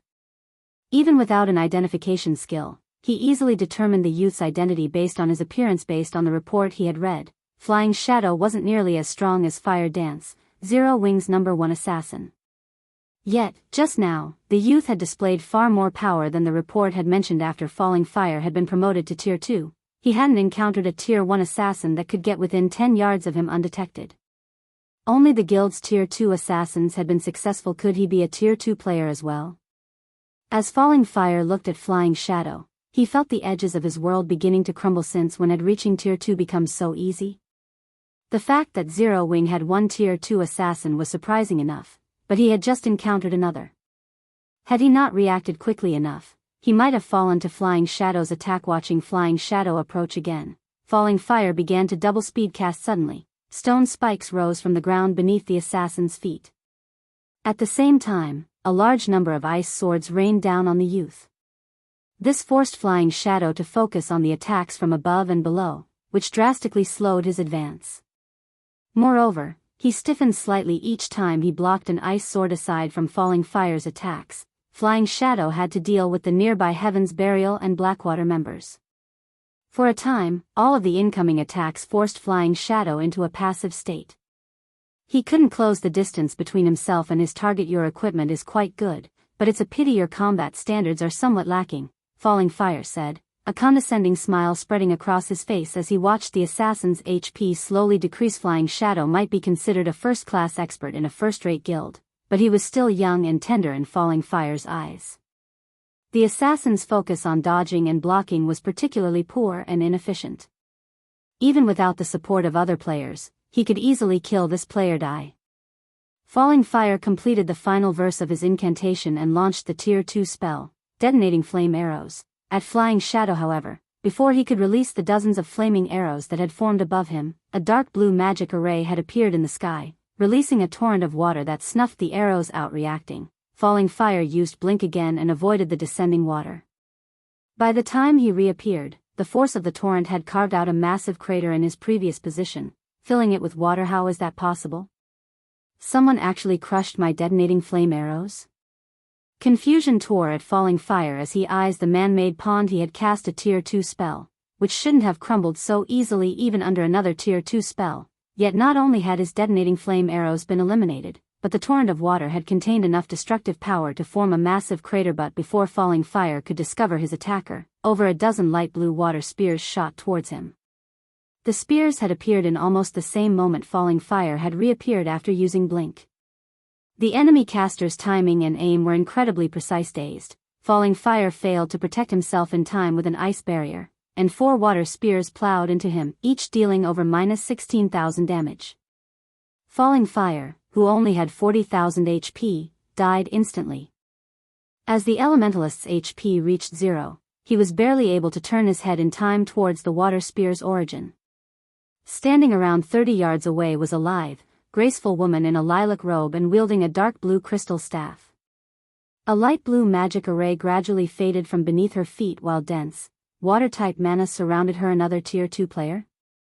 Although Falling Fire still wanted to speak, his vision had already darkened, and his body collapsed. Chapter 1654, Shocking All Sides. Chapter 1654, Shocking All Sides. As Falling Fire collapsed, silence descended on Zero Wing and Heaven's Burial's battlefield. Commander? The commander actually died? Do they also have a Tier 2 magical class expert?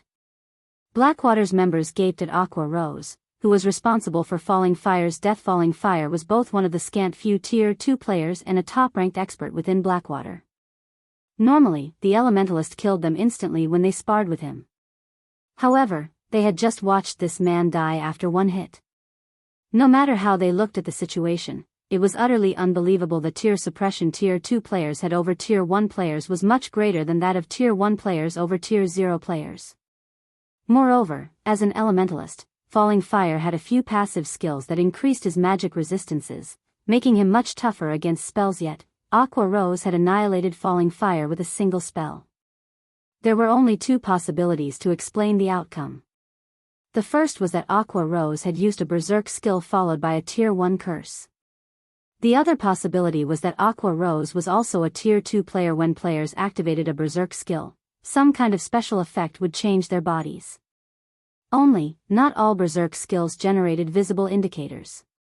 Regardless, when a player activated a Berserk skill, the intensity of their aura would increase drastically, informing others that the player had activated such a skill. However, Aqua Rose displayed neither phenomena, so it was obvious that she hadn't activated a Berserk skill. There was also no way they'd miss the resulting changes. They all had keen senses as experts, and activating a Berserk skill was akin to turning on a light in a dark room. When Blackwater's members considered the possibility that Zero Wing also had a Tier 2 magical class, they couldn't help but shudder. Tier 2 MTs were only powerful when tanking monsters. Their DPS was lacking. However, it was a different story for Tier 2 magical classes. Magical classes already wielded extremely high DPS even at Tier 1, and they had more AoEs than other classes. After their promotion to Tier 2, magical classes' attacks would grow even stronger.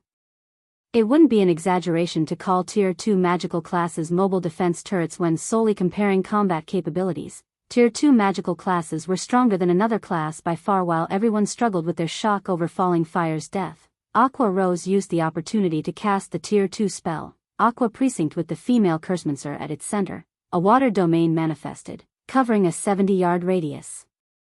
Any of Heaven's Burial and Blackwater members caught within Aqua Precinct soon noticed the rapid drop in their basic attributes. In the blink of an eye, their basic attributes had fallen to 70% of their original values. Following which, 12, 8-meter-long water serpents rose from the pool of water, releasing enraged bellows that echoed throughout the tower. Every water serpent possessed the strength to rival a great lord of the same level. Under Aqua Rose's control, the water serpents jumped at the players from Heaven's Burial and Blackwater. Aqua Precinct wasn't like normal AoEs and was categorized as a domain skill. When using it to attack, Aqua Rose wouldn't harm her allies as normal AoE spells would. As long as she controlled the spell properly, Tier 1 experts would have a very difficult time coping with a Great Lord's attacks. Only Tier 1 MTs of the same level could block such attacks without receiving much damage. However, unlike normal Great Lords, which had monotonous attack patterns, the water serpents were flexible since Aqua Rose controlled them. Any MT that failed to block the serpent's attacks instantly lost over 20,000 HP. Since Heaven's Burial and Blackwater's MTs had lost 30% of their basic attributes, the water serpents only needed 2 hits to finish off a level 50 MT. In the short moment since Aqua Rose had cast Aqua Precinct, she had killed 4 level 50 MTs. The rear line healers had never even had a chance to heal their allies. Monster. She's a monster. Heaven's Burials and Blackwater's experts stared at the female Cursemancer in utter horror. Retreat. Run. There's a monster. With Zero Wing's Magic Light team and Conqueror parties gaining the upper hand, followed by Aqua Rose's sudden massacre, Heaven's Burials and Blackwater's members panicked. Rather than a slow, organized retreat, they turned and fled like cowards. Not only would they lose a level if they died, but they'd also lose a piece of equipment. To expert players like them, the loss was unbearably painful. Hence, now that they knew that they were no match for Zero Wing, they wouldn't continue to throw themselves into the jaws of death. Furthermore, their commanders, Lei Jingyang and Falling Fire, had already died. Big Sis Aqua, you couldn't hold back a little? We've barely killed any enemies, yet you've already scared them all away. How are we supposed to earn extra income now? Shadow Sword and Zero Wing's other Tier 2 players sighed in frustration as they watched Heaven's Burial and Blackwater's members flee. They had previously held back because they were worried about scaring off their prey. It had actually taken quite a bit restraint to drag this battle out, yet their prey had run in fear of them before they could reap the benefits and slaughter them all. This frustrated Shadow Sword and the others. My bad. I'll be more careful next time, Aqua Rose said, sending her companions an apologetic glance. She hadn't expected Heaven's Burial and Blackwater's players to be so cowardly. Thus far, the battle between their guilds had been fairly even. In fact, Zero Wing wouldn't get off easily either if Heaven's Burial and Blackwater continued the fight. Yet, rather than stand their ground, the two guilds' members had turned and fled. This will work, too. Just kill as many as you can, but be careful to stay near the team and in the teleportation zone, Shifeng commanded. He was not particularly surprised by their enemy's response. Although Heaven's Burial and Blackwater's experts were no weaklings, the series of mental blows had thrown them into a panic. Fortunately, Heaven's Burial and Blackwater's reaction was a good thing for Zero Wing. At the very least, Zero Wing could now secure more entry slots for the Primordial Divine Ruin Shadow Sword, Blackie, Violet Cloud, Rampant Blade, Alluring Summer, and Zero Wing's other Tier 2 players began to put all they had into their battles. With the overwhelming strength of Tier 2 classes, Shadow Sword and the others charged into Heaven's Burial and Blackwater's ranks like lions charging into a flock of sheep. The guild's magical class players, such as Blackie, Violet Cloud, and Alluring Summer, dominated the battlefield like humanoid defense turrets. Without anyone to hinder their progress, they each killed over a dozen players with every attack. This only encouraged Zero Wing's other members to fight with more fervor. By the time Heaven's Burial and Blackwater's members left the teleportation zone, they had littered their path with corpses and equipment. The two guilds had lost nearly 2,000 experts since the battle had begun. The outcome was startling. If these casualties were only ordinary or elite players, the loss wouldn't be as painful, but the players Zero Wing's members had killed were all experts. These two guilds had lost just as many experts as there were in an ordinary, first-rate guild. Amazing. So, this is Zero Wing's strength? Didn't someone say that Zero Wing was no match for Heaven's Burial and Blackwater? Heaven's Burial sure is unlucky. Not only is it in danger of losing ancient rock city, but entering the primordial divine ruin will also be a major challenge. The various major powers had been paying very close attention to the battle between Zero Wing and Heaven's Burial, and the superpowers present were no exception. However, none of them had ever imagined that this outcome was possible. Even Purple Jade, who had a high opinion of Zero Wing, had assumed that the guild would fight its enemies to a draw at best. Yet Zero Wing had actually chased Heaven's Burial and Blackwater out of the teleportation zone while suffering minimal losses. This had completely exceeded her expectations. As for the various guilds and adventurer teams, which had planned to enter the teleportation zone near Zero Wing, shrank back in fear after seeing the guild's prowess in battle. Commander, are we still going to charge in? A level 50 shield warrior clad in black armor could not help but ask his commander. Charge in? Are you suicidal? We're retreating. We'll go in from another side. Chapter 1655, 10 years too early. Chapter 1655, 10 years too early. After Zero Wing's victory over Heaven's Burial, the various superpowers in the teleportation zone couldn't help but reevaluate their opinions of Zero Wing. Sure enough, Zero Wing can be quite capable. No wonder they dared to ignore our guild's warning. It might not be a bad idea to consider partnering with them for the Primordial Divine Ruin raid, a middle-aged man in black armor muttered as he looked at Zero Wing's members with an interested expression. He carried a great sword with runes that radiated a chilling aura. The Primordial Divine Ruin was akin to a dungeon. If one wished to progress inside the ruin, they needed a certain level of strength, whether it be basic attributes or combat standards. The difficulty also increased as one delved deeper into the ruin. After reaching the Primordial Divine Ruin's fourth underground floor, players faced extraordinarily strict requirements. In fact, it was so difficult to pass from the fourth floor to the fifth floor, where the gate to the Primordial City was located, that a single guild team could no longer clear the challenge. They would only have a higher chance of reaching the fifth underground floor by working together. The middle-aged man's words surprised the nearby players. The middle-aged man before them was none other than Broken City, an upper echelon from King's Return.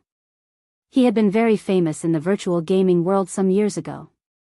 Even King's Return's guild leader had to treat Broken City with respect. Broken City didn't praise players or powers very often.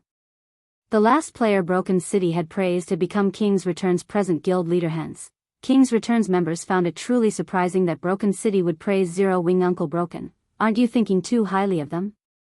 They've merely repelled upstarts like Heaven's Burial and Blackwater. Zero Wing is still 10 years too early to work alongside us, the handsome youth beside Broken City said, scoffing. The youth wore dark gray plate armor and wielded a one-handed axe engraved with beautiful runes in his right hand while holding a tower shield made of scales in his left. Ocean, Uncle Broken must have his reasons for saying that. While not all of Zero Wing's team members have monstrous basic attributes, the team's overall strength is considerable. After entering the Primordial Divine Ruin, Zero Wing would make a good choice as a partner. Praying Lotus, who was garbed in a set of white, sacred robes, said as she shook her head.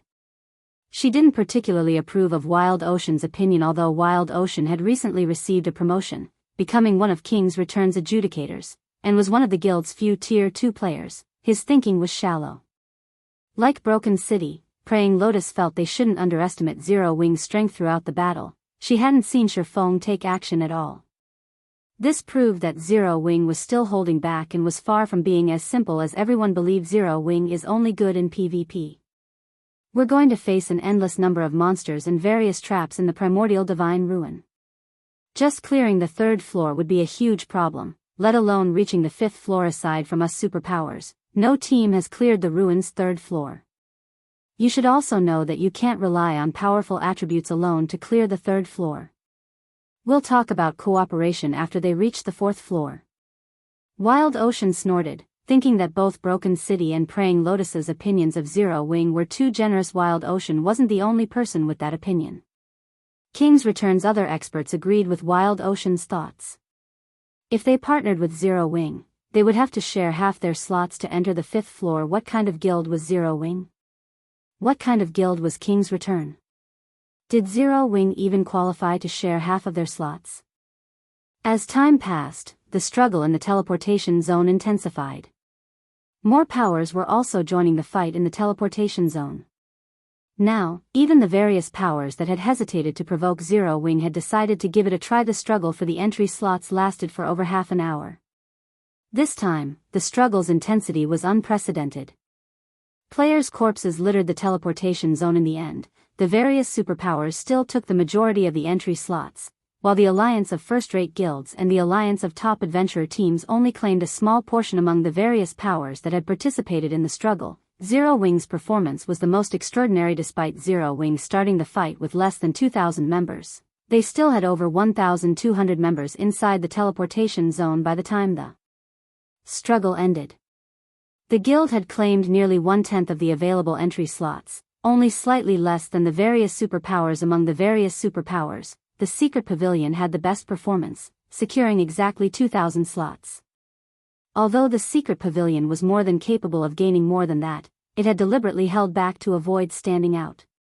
Every one of the other superpowers secured around 1,500 slots, which was slightly more than Zero Wing. This was also the reason why Zero Wing's performance shocked everyone. The various superpowers had started the fight with at least 6,000 members, yet Zero Wing had achieved a near similar result with less than 2,000 members.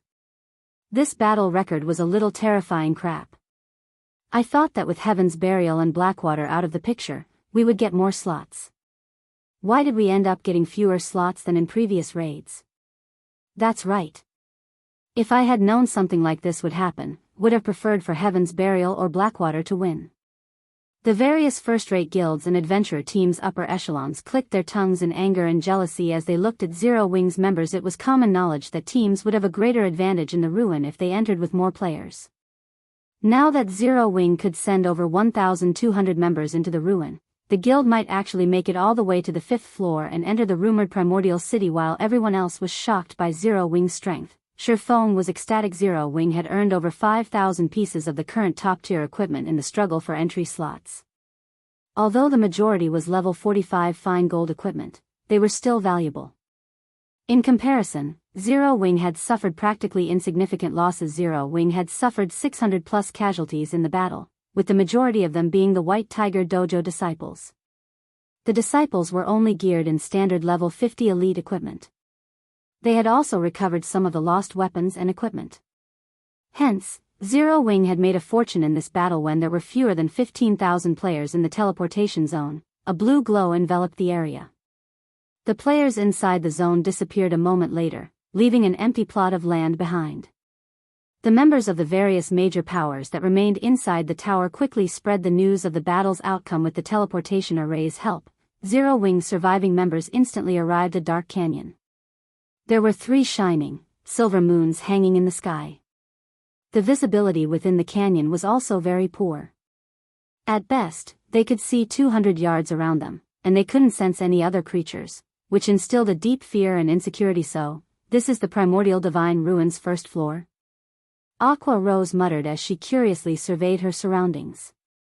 With her physique as a Tier 2 player, she soon discovered the hidden threats around them. A group of skeleton undead hid at the top of the canyon, carrying heavy crossbows that could launch bolts with the power to rival Tier 2 skills.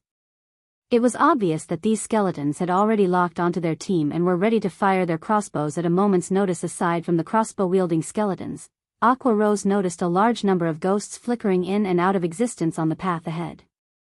The ghosts wandered around the bottom of the canyon, and even the weakest among them was a level 50 chieftain, while the strongest were level 55 grand lords. If players accidentally provoked these monsters, the consequences would be unimaginable. As if they had long since familiarized themselves with this floor, the various superpowers teams quickly advanced on a predetermined path. As they advanced, the superpowers teams skillfully pushed away any ghosts they came across while dodging the heavy crossbow bolts. In comparison, the alliance formed by top adventurer teams quickly had their advance halted by powerful ghosts, their members peppered by the crossbow bolts from above the canyon. Damn it.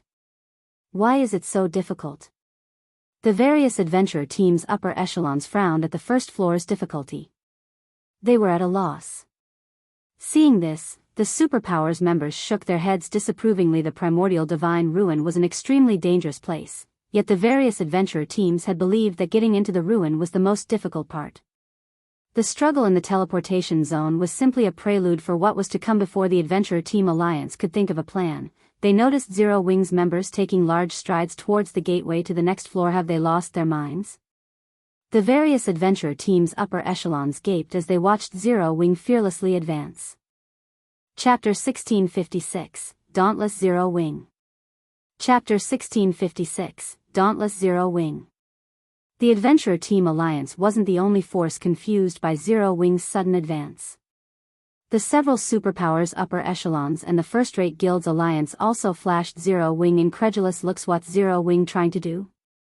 Zero Wing's behavior confused everyone. The Dark Canyon's terrain was complex. Although there appeared to be many paths that would lead to the top of the canyon, only a few were actually viable. Moreover, timing was very important when traversing the various paths. A single mistake could easily be put an entire team in a dangerous situation. It wouldn't be surprising if the team were even eliminated, although players would lose only 20% of their EXP and be sent back to the starting point when they died in the Primordial Divine Ruin. Multiple deaths would significantly weaken a team and increase the raid's difficulty for newcomers to the Primordial Divine Ruin, such as Zero Wing and the Adventurer Team Alliance. The safest way through the Dark Canyon was to follow the various superpowers, who were already familiar with the first floors. Trial, of course, tagging along didn't necessarily mean safety. Even if two teams took the same path, their timing wouldn't be the same. In this case, it would depend on the commander's abilities. Although, for the two superpowers that raided the ruin for the first time, this wouldn't be a problem. The force's leadership had a perfect grasp of their team's positioning and could minimize their losses as they followed the other superpowers. The Adventurer Team Alliance's chain of command, however, was chaotic due to its multiple leaders. As a result, the Adventurer Team Alliance suffered many casualties as it attempted to follow after a superpower. But the Alliance still fared better than if it pioneered a path of its own. Yet Zero Wing did not even understand such a basic principle and had made a beeline for the top of the canyon. Moreover, Zero Wing's members moved with large strides, paying no attention to the monsters in their way, unlike the other teams who carefully and steadily advanced. Suddenly, Cola, Turtledove, Yiwumian, and Violet Cloud rushed ahead of Zero Wing's team, charging onto the gravel path that contained a plethora of wandering ghosts. Meanwhile, the 15 MTs of the Magic Light Team's 15 MTs guarded the rear of the team, while the Conqueror parties split up and covered the sides. Ghost Knight, Undead, Chieftain. Level 50. HP 6000/6000/000. Ghost Berserker, Undead, Lord. Level 52. HP 17,000/17,000,000. Ghost General, Undead, Grand Lord. Level 55. HP 85,000/85,000,000. As Cola and the others moved through the canyon, the wandering Ghost Knights and Ghost Berserkers quickly discovered their presence. Like hungry wolves that had just discovered meat, the ghosts surged towards the MT trio. Are they trying to get themselves killed? Are they really trying to grind the ghosts as if they were common monsters?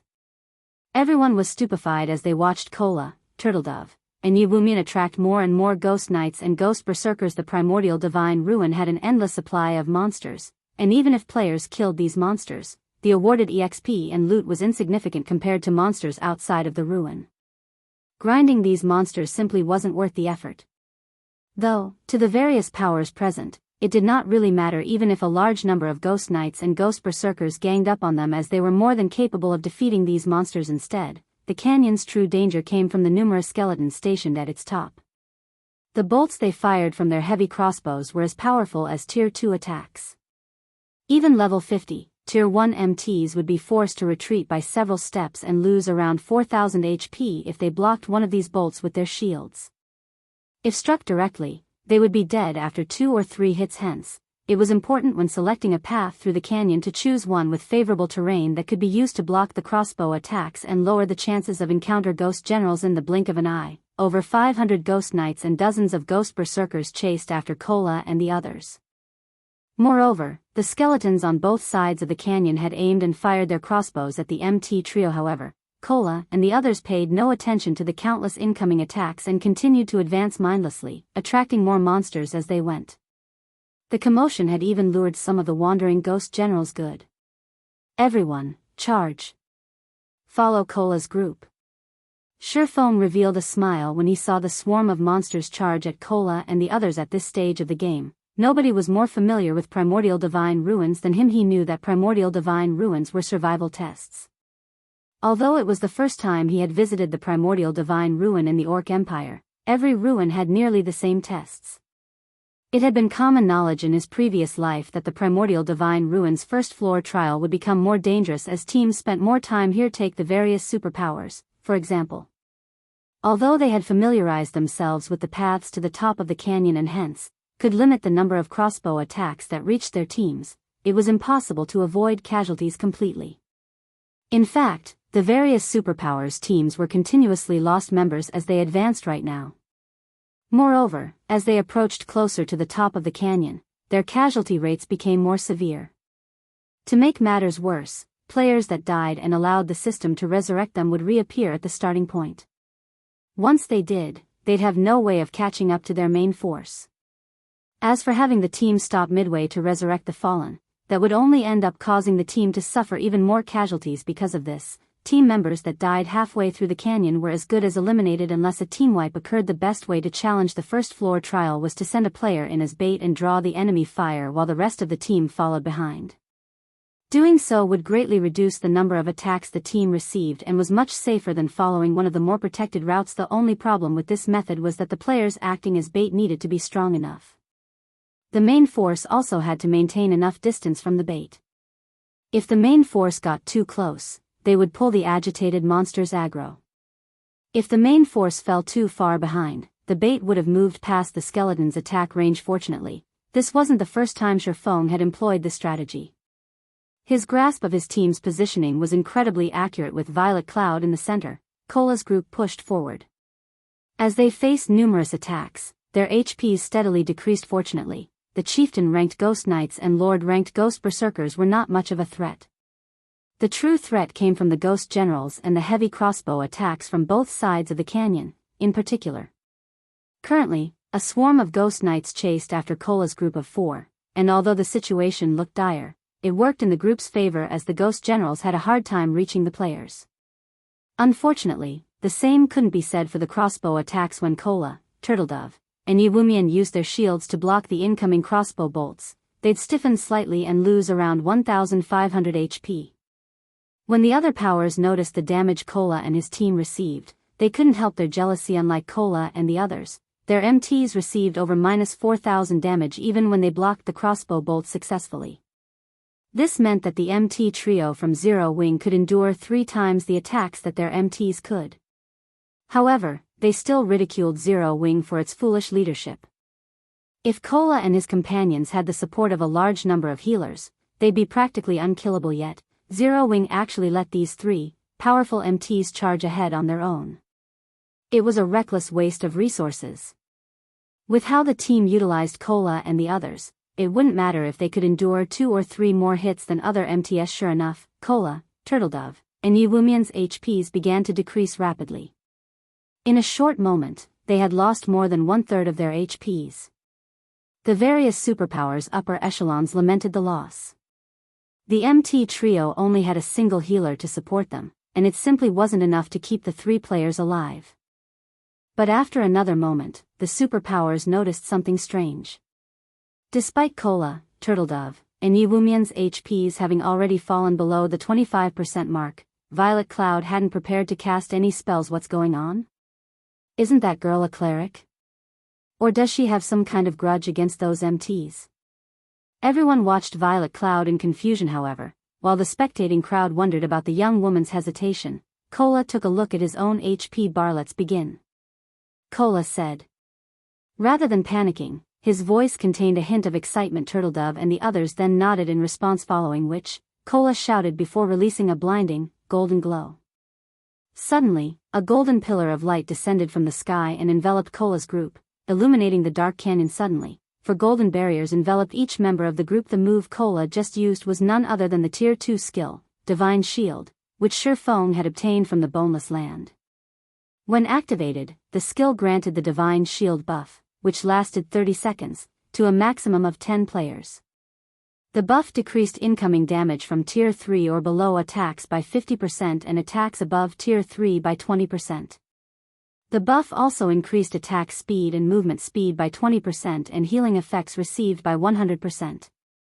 Divine Shield was a very powerful skill, though it had a downside. A 1-hour cooldown. Violet Cloud also used the Tier 2 spell, Holy Prayer. The spell affected all allies within a 50-yard radius and granted them an hot buff that healed them based on Violet Cloud's mana. Moreover, players affected by Holy Prayer would receive a 20% damage reduction buff. The spell had a 1-minute duration and a 20-minute cooldown. Under the effects of these two skills, Cola's group members each recovered over 8,000 HP every second. The damage they received was reduced to a pitiful amount as well. This turn of events allowed Cola's group to advance with ease while the rest of Zero Wing's team followed behind. In less than a minute, Zero Wing's members had reached the top of the canyon. Chapter 1657, Continuous Clearance. Chapter 1657, Continuous Clearance.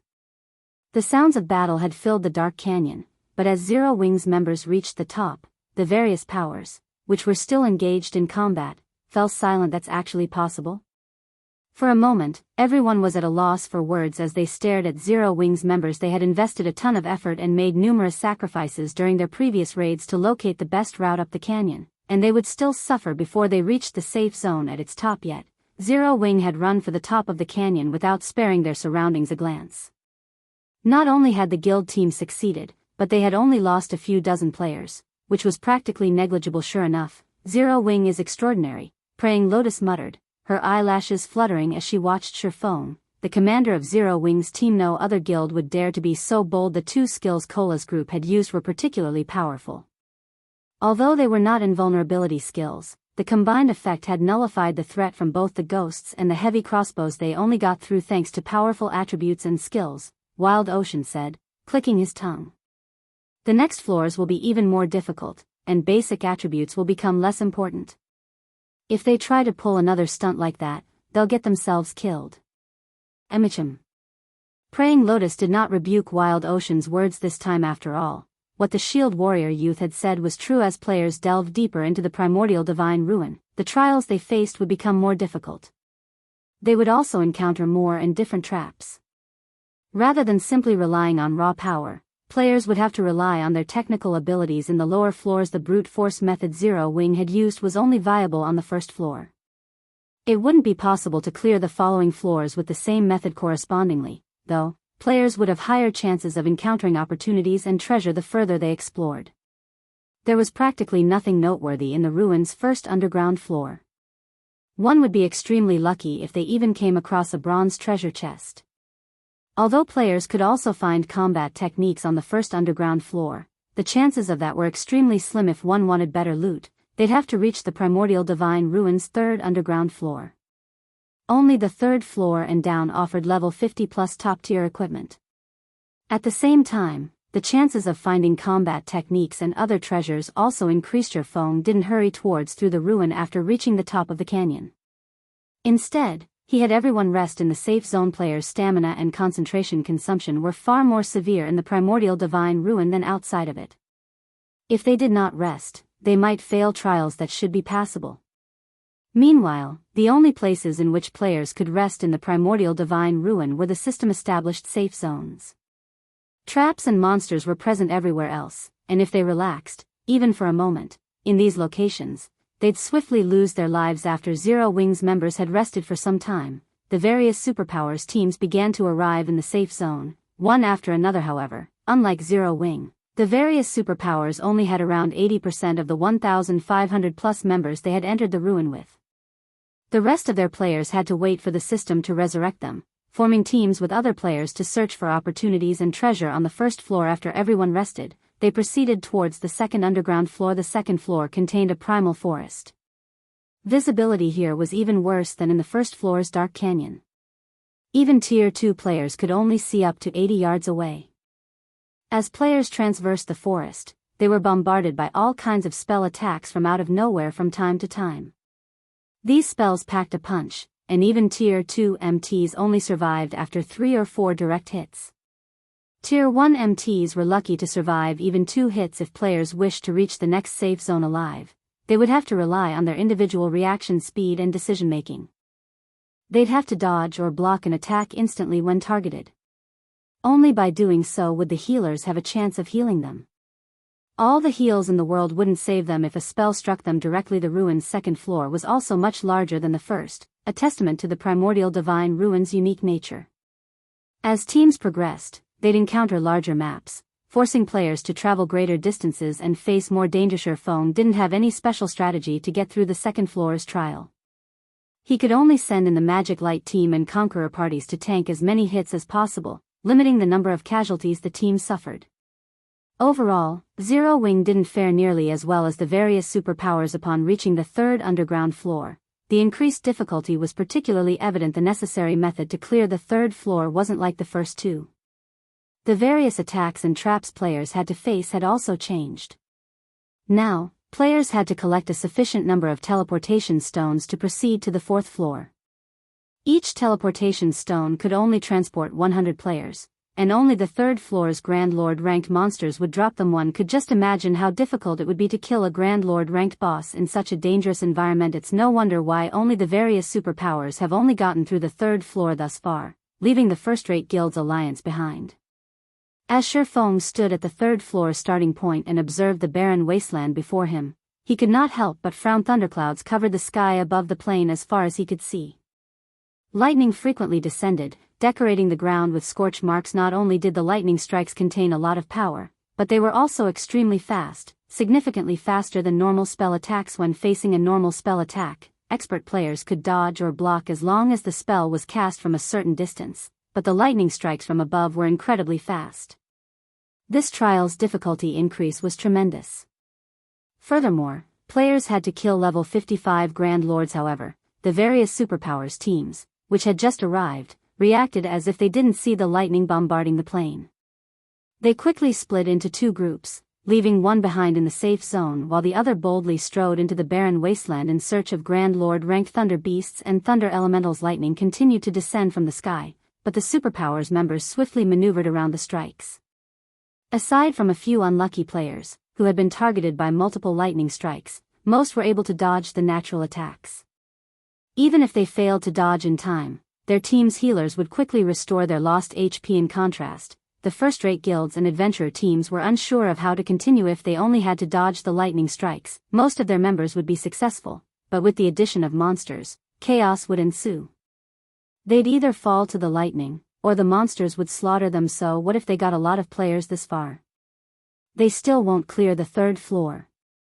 Wild Ocean could not help but flash Zero Wing's team, which still occupied the starting point, a ridiculing smirk. Players' basic attributes were no longer the key to clearing the trial once they reached the third underground floor. Here, individual combat standards held greater importance. If a team couldn't defeat the Grand Lord ranked bosses while being showered by lightning strikes, it would venture no further. In the Primordial Divine Ruin Guild leader, the lightning strike's attack rate and numbers are too high. I'm afraid that no more than 50 of our members will be able to fight while dodging the strikes. Should we grind the bosses for teleportation stones with just a 50-man team? Although it will slow us down, we shouldn't have a problem collecting the necessary teleportation stones, Aqua Rose suggested. If any other guild, excluding the superpowers, encountered such a situation, they'd likely be stuck here. Even Zero Wing only had a few experts who could fight in this lightning zone. Not even the Conqueror's armor's battle arrays would be very effective. Meanwhile, trying to raid Grand Lords with so few experts was impossible. This was also why the various first-rate guilds, which had reached the ruin's third underground floor previously, had never cleared it. However, Zero Wing was different. Its team had over 10 Tier 2 players and shouldn't have a problem forming a 50-man raid team that could dodge the lightning while fighting the bosses. Unfortunately, raiding level 55 Grand Lords with only 50 members would take a lot of time, more time than the various superpowers raid teams, which had around 300 members each. No need, we'll all go together, Feng said, smiling as he shook his head. Everyone? For a moment, Aqua Rose thought she had misheard. Feng, relax. If this were any other trap, we might not have a way to deal with it, but if we only have to deal with lightning, we won't have to worry, Feng said. He then took a thick, ancient tome from his bag. This item was none other than the Ancient Weather Book. Chapter 1658, Might of the Ancient Book. Chapter 1658, Might of the Ancient Book. Across the vast wasteland, the various superpowers hunted bosses with organized precision. Meanwhile, the first-rate guilds and top adventurer teams could only watch from within the safe zone. Although these teams had a few experts who could dodge the lightning strikes, players who could dodge while fighting a Grand Lord were as rare as a phoenix's feather. A level 55 Grand Lord was already an extremely difficult foe, and teams lost players even during a normal raid. Hence, trying to raid one while severely handicapped would simply be suicidal. To compensate for their lack of numbers, the various first-rate guilds and top adventurer teams had tried to pool their experts to raid the bosses. However, despite multiple attempts, they had failed. Although the alliance of the various first-rate guilds and adventurer teams had formed allowed them to build a raid team with sufficient manpower, the environment favored the Grand Lord-ranked Thunder Elementals and Thunder Beasts. The third floor's environment enhanced all lightning-type skills and spells by 30%. Cloth armor classes, which had low HP and defense, would likely die instantly if they failed to dodge the Thunder Elementals or Thunder Beast skills. 0 mistakes were allowed in battle. However, players would be hard-pressed to avoid mistakes while constantly bombarded with lightning. In the end, the Alliance team wiped after losing so many members midway through the battle. As the first-rate guilds and top adventurer teams rested, Shifeng led his entire team into the lightning zone. It was as if he had missed their tragic downfall after fighting in the wasteland. They were going altogether. Have Zero Wings members lost their minds? What are they trying to do? Even if a single death only costs 20% EXP, do they have to be so reckless?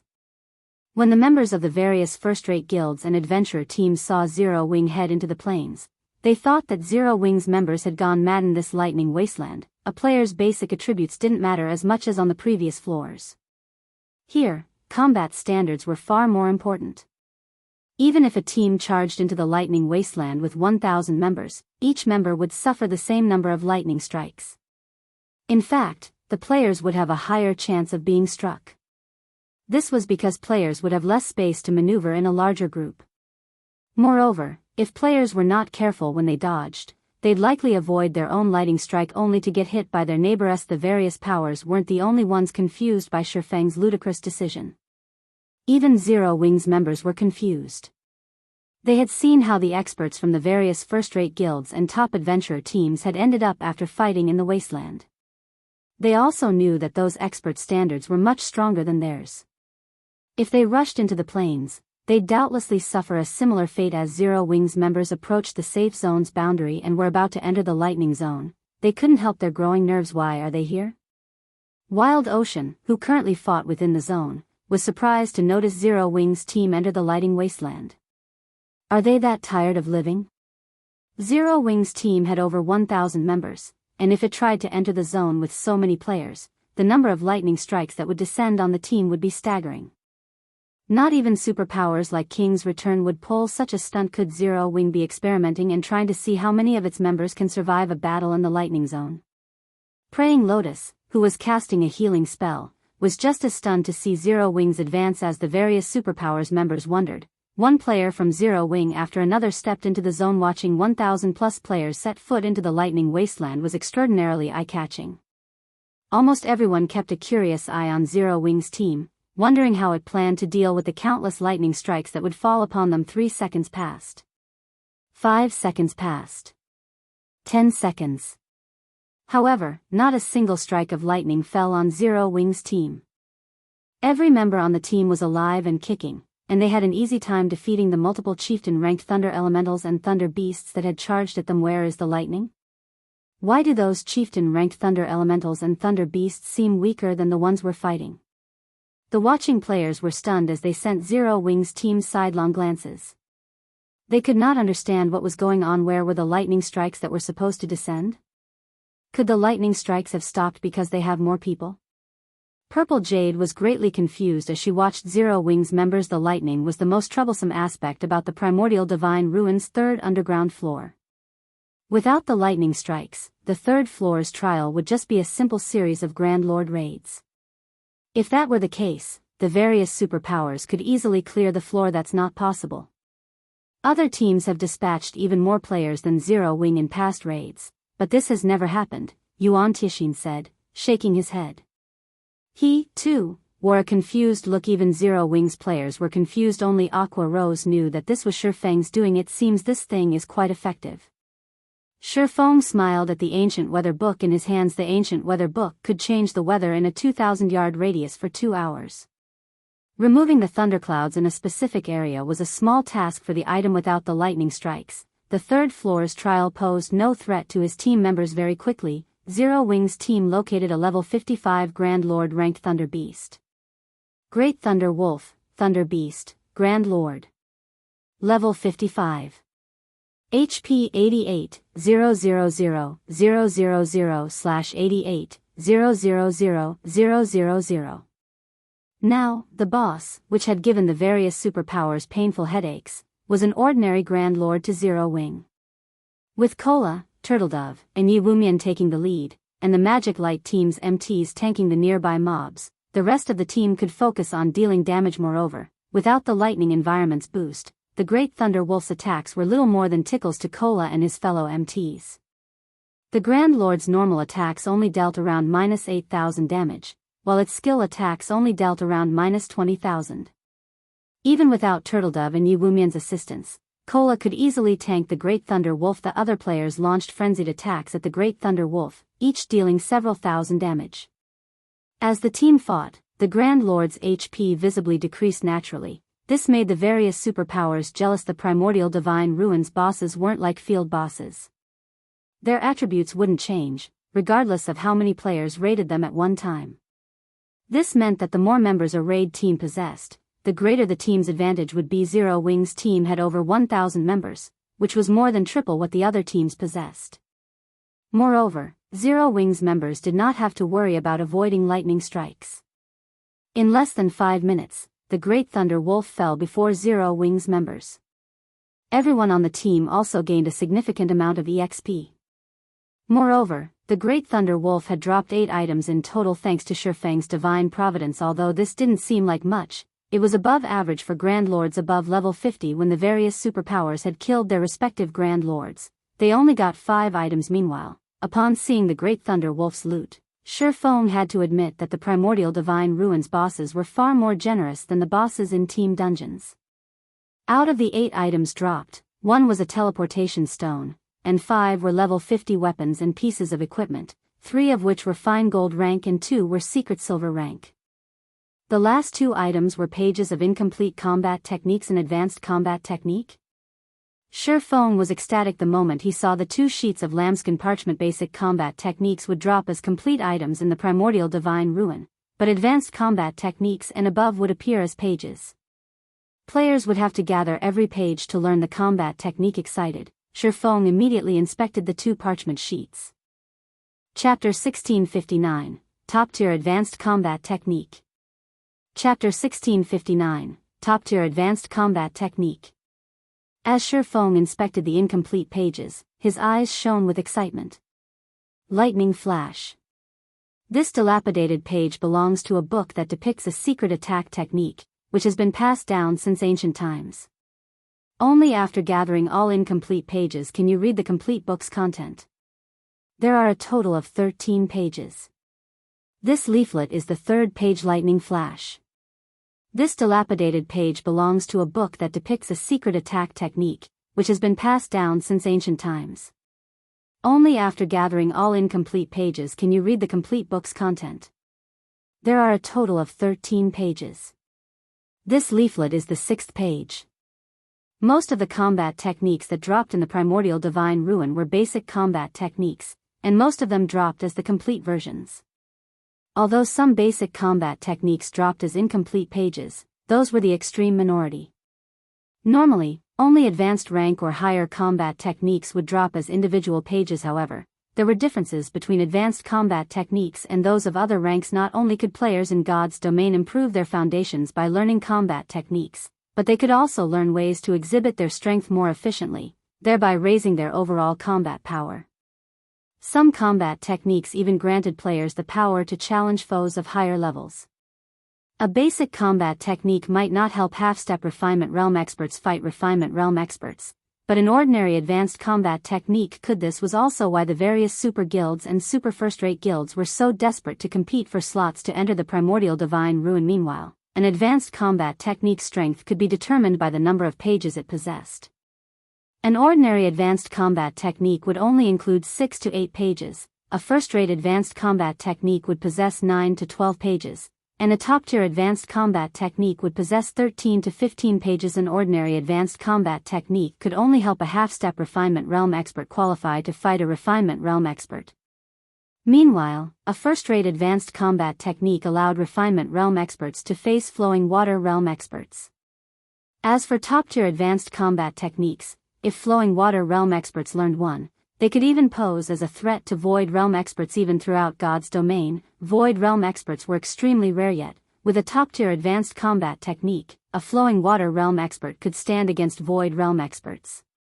One could just imagine how valuable such a combat technique was. There was no doubt that Lightning Flash was a top-tier advanced combat technique. Phone had never expected to get lucky enough to find a top-tier advanced combat technique's pages, and moreover, it was an attack-type technique.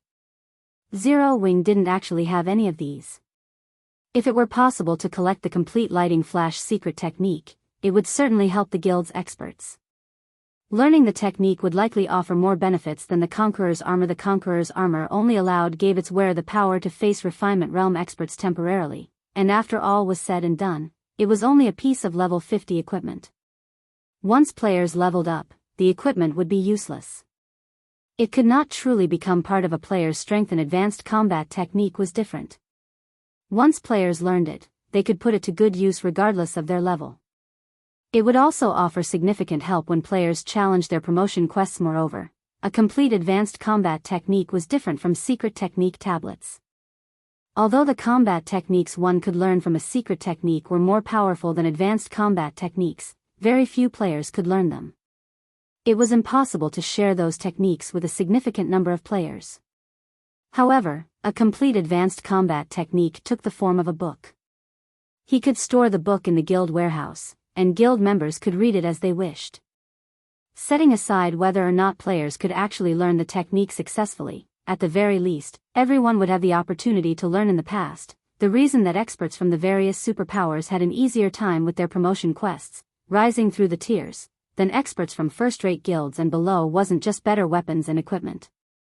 Rather, it was because their access to combat techniques was superior in both quantity and quality. Thinking up to this point, Shifeng led his team in search of another boss rather than resting. The ancient weather book only had a 2-hour duration, whereas it had a 10-hour cooldown. He might be able to wait for such a long time, but the Primordial City would not wait for him. Who knew if the Primordial City had an entry limit? If there wasn't one, they might be alright, but if there were, he and Zero Wing's members would lose their chance to enter the legendary city if they were too late. Hence, he had to cherish every second and minute of these 2 hours. Zero Wing's members continued to hunt one Grand Lord ranked Thunder Elemental or Beast after another. When the team encountered a Grand Lord in the barren wasteland, they'd pounce like a pack of hungry wolves. They behaved nothing like the players from the various superpowers, who returned to rest in the starting area after slaying 1 or 2 bosses. The various superpowers grew envious at seeing this. Without the threat from the lightning strikes, Zero Wing could casually slaughter these ready-made Grand Lords.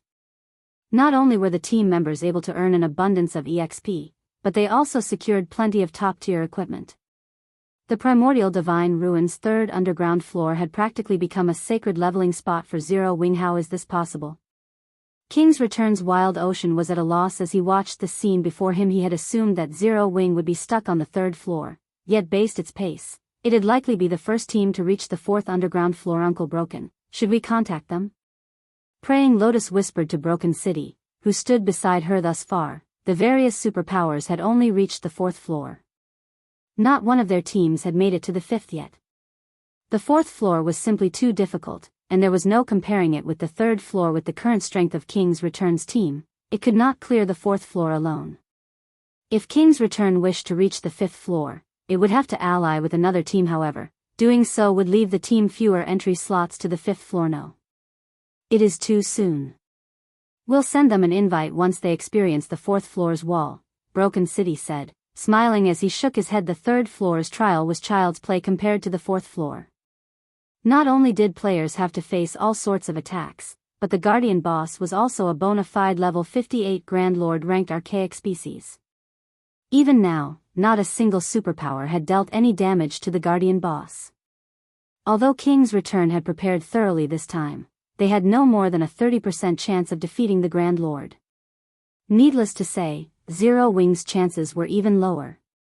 While the various powers grinded bosses on the Primordial Divine Ruins' third underground floor, news of Zero Wing's team completing the third floor's trial quickly spread among the participating teams. The various large guilds and top adventurer teams from the kingdoms and empire neighboring the Orc Empire, in particular, had to re-evaluate their opinions of the guild. The various superpowers had, thus far, monopolized the Primordial Divine Ruins' fourth floor. The fact that Zero Wing had reached that floor proved that it could nearly rival those superpowers in terms of top-tier experts. At the very least, Zero Wing was definitely superior to first-rate guilds and top adventurer teams in this regard. However, a deathly silence had fallen over the meeting room within Heaven's Burial's ancient Rock City residence due to this latest information. Nobody could have imagined that, in one short day, Heaven's Burial would lose the massive advantage it had cultivated.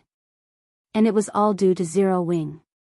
First, Zero Wing had shattered ancient Rock City's defensive magic arrays. Then, the guild had plundered their entry slots for the Primordial Divine Ruin.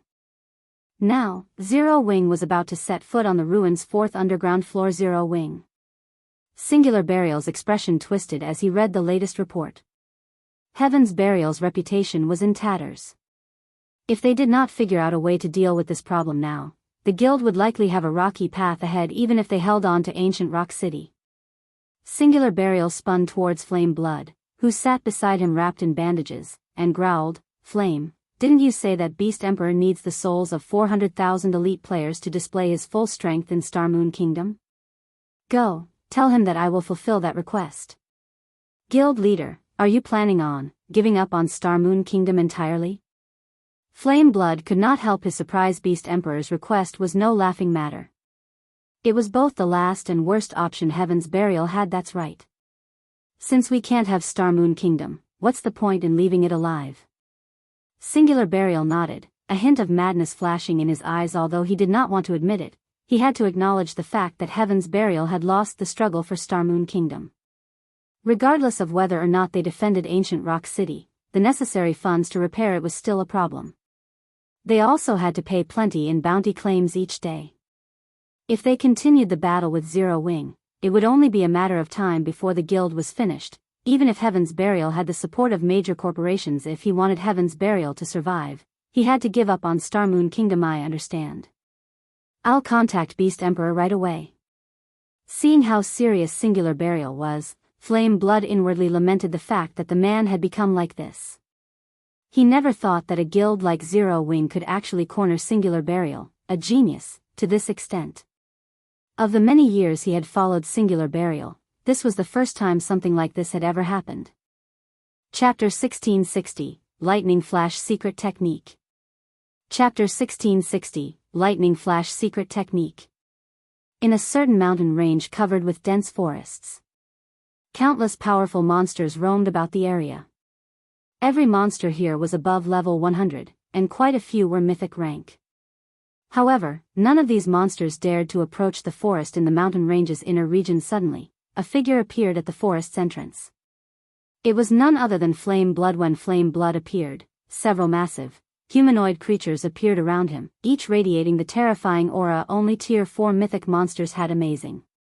After not seeing him for some time, he's already developed to this point. Flame Blood was stunned when he noticed the 6 mythic-ranked evil demons around him. Mythic-ranked evil demons. Evil demons were far more difficult to nurture than evil beasts. Previously, Beast Emperor had only been able to nurture a Grand Lord-ranked evil demon. Although Grand Lord-ranked evil demons were very powerful, they were not invincible. If numerous experts worked together, they'd still be able to kill one. However, it was a different story for mythic-ranked evil demons. At this stage of the game, mythic monsters were insurmountable, even to the various superpowers. Otherwise, the level 50 super large-scale team dungeon in God's domain would not stand empty. Moreover, evil demons commanded superior intellect and could exhibit greater combat power than evil beasts. Most importantly, they could be summoned at any time. Unlike evil beasts, which could only move from location to location of their own power. Now that Beast Emperor commanded mythic-ranked evil demons, he had the equivalent of mythic-ranked bodyguards at all times. Having mythic-ranked evil demons would undoubtedly increase the safety and survivability of controllers like Beast Emperor by a significant margin. He would no longer have to hide when attacking and could control his armies more efficiently. After seeing these mythic-ranked evil demons, Flame Blood's desire to obtain his own grew. Being a member of the evil god's temple, every race on the continent of God's domain hunted him constantly. Surviving in the game had become exceedingly difficult. Moreover, if players or NPCs captured him and sent him to the war god's temple, his character would be sentenced to death in the truest sense, and he'd be forced to start all over again. Hence, he needed to be careful when he moved about and rarely appear before other players. If he had his own mythic-ranked evil demons, though, he wouldn't have to worry about capture unless he encountered a Tier 5 NPC. Fortunately, Tier 5 NPCs were apex powerhouses in God's domain, and they weren't so easy to encounter. Normally, the strongest NPCs players would meet were Tier 4. After the evil demons had a chance to observe Flame Blood for a moment, they retreated back into the forest. Flame Blood then strode into the forest himself. There was a massive crater within the heart of the forest. The crater radiated an evil energy so dense that even an evil god apostle like him gasped as it washed over him. If an ordinary player bathed in this dense evil energy, it would likely corrupt them instantly. This crater was none other than the home of Star Moon Kingdom's evil god's temple. As long as players were within range of the temple, its energy would cut off their communication with the outside world. They would not be able to send or receive messages. Flame Blood. A middle-aged man covered in pitch-black ruins sat in the severely dilapidated temple. When he noticed Flame Blood enter the temple, he sent the cleric a glance and asked, "Why are you here? Weren't you controlling your evil demon army to protect ancient Rock City?" Although the man before Flame Blood hadn't expressed any emotion, speaking only in a calm tone, Flame Blood's heart palpitated in fear. This wasn't just because Beast Emperor was one of the evil god's temple's evil god envoys, but also because of the horrific evil energy that lingered around him. The man was far more frightening than the last time Flame Blood had seen Beast Emperor. The evil energy Beast Emperor radiated was no weaker than the evil energy the temple itself radiated. This man's evil energy would likely kill ordinary players before they could approach him. Moreover, as Flame Blood looked at Beast Emperor, he could not help but feel as if he stared at a ferocious beast that had just woken from a long slumber. "My guild leader sent me," Flame Blood said after stealing his mind. "Didn't you say that you needed 400,000 souls from elite players?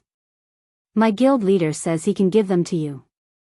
"He's finally made up his mind?" Beast Emperor asked, chuckling. "Then, return and tell him this. The day he has the players ready will be the day Zero Wing perishes." Although he was quite powerful and could easily hunt down players for their souls, the immortal souls he needed had to come from willing players. Unfortunately, he was still short 400,000 elite players even after exhausting his means. Otherwise, he would have handed Star Moon Kingdom to the evil god's temple a while ago. Flame Blood nodded in response. He had no doubt regarding Beast Emperor's claim. Others might not know the power Beast Emperor wielded after the evil god's temple had activated, but as a member, Flame Blood knew it very well. Meanwhile, back in the Primordial Divine Ruins' third underground floor, quite some time had passed since the various superpowers had departed for the fourth floor. Only the first-rate guilds and top adventurer teams, which couldn't defeat the bosses, and Zero Wing's team, which still hunted Grand Lord-ranked thunder beasts and elementals, remained on the third floor. Crap. Just how many Grand Lords must Zero Wing's members kill before they are satisfied? They might be grinding for level 50 top-tier equipment on this floor. After all, opportunities like this don't come often. With how many Grand Lords they've already killed, they should have more than enough teleportation stones. I wonder if they'd be willing to share some with us. Don't even think about it. First, the Primordial City will definitely have an entry limit. It's only natural to let as few players as possible reach the 4th and 5th floors.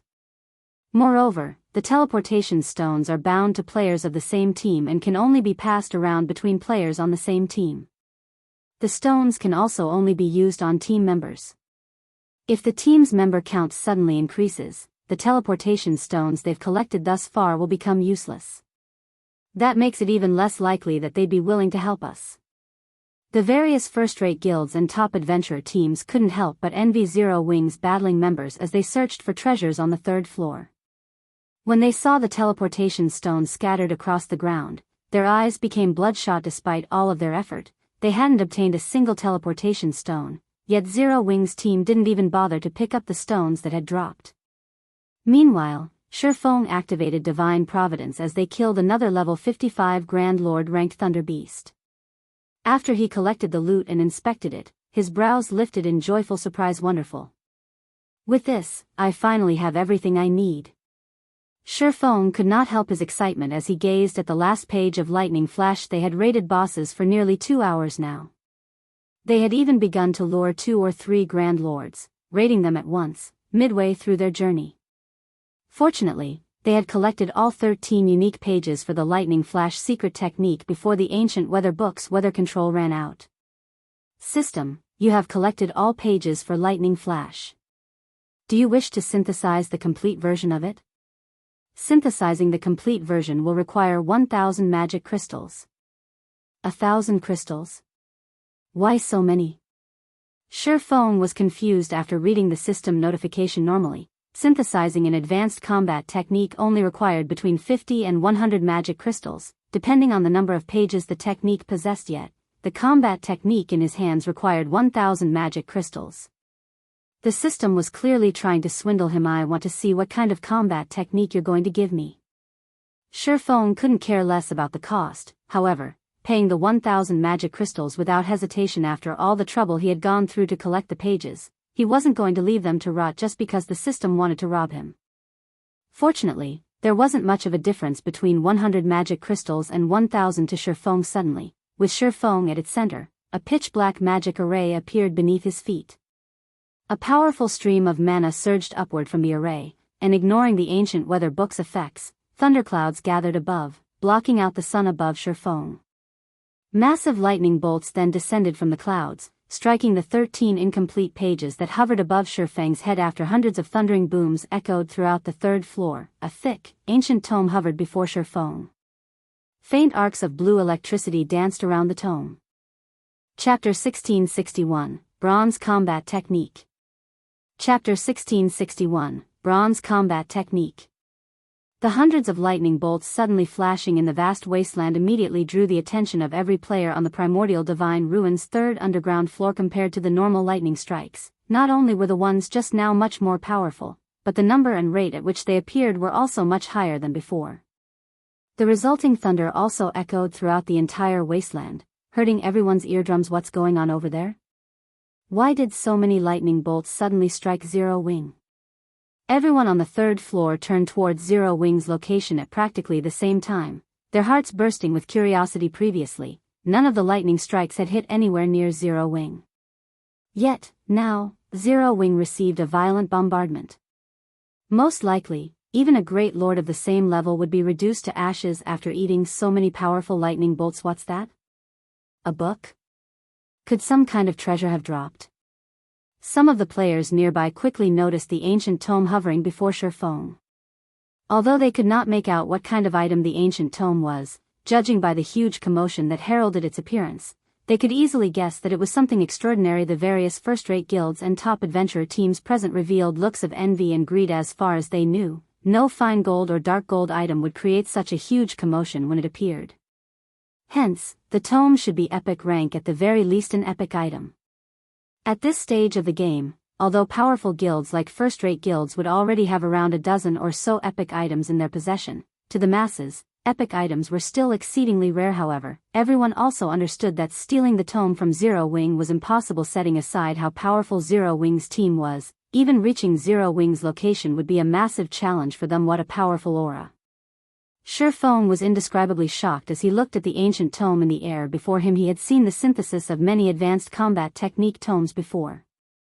However, none of them had ever caused such a huge commotion. Moreover, even after the lightning flash tome completed its synthesis, it still radiated a faint aura that attracted mana to it, a situation that Shifeng had never encountered before. For a moment, he found it somewhat incredible that the book before him was a combat technique tome guild leader. What is that item? Is it an epic tool? Aqua Rose could not help but ask curiously. The other members of the team also held great curiosity about the lightning flash secret technique. Immediately, they pricked their ears up in hopes of catching wind of the tome's identity. As for the item's attribute panel, they held no expectations of catching a glimpse of it nowadays. Zero Wing was rife with spies of other guilds. Meanwhile, in regard to the epic items the guild possessed, they were generally considered a secret. After all, epic items served as the foundation of a guild. If used at a critical moment, they could achieve miraculous effects. Naturally, the guild wouldn't reveal such an important secret unless necessary. Hence, the members of the team did not hope to find out the exact details of the tome. They only wished to know what kind of item it was. No. Shifeng shook his head. Smiling, he said, "This is a combat technique." A combat technique? Aqua Rose could not help but narrow her eyes at Shifeng skeptically. She suspected that Shifeng was simply messing around with her. What kind of combat technique could cause such a huge commotion? Even a secret technique tablet would not create such a commotion. When it dropped, Shifeng's words stunned everyone. Although they refused to believe Shifeng, they all knew what kind of personality he had. He would never lie about something like this. Moreover, if he did not wish for them to know what the tome was, he could simply say that it was a guild secret. In that case, they naturally would not pursue the matter. Yet, everyone also found it unbelievable that a combat technique could cause such a huge commotion. Of course.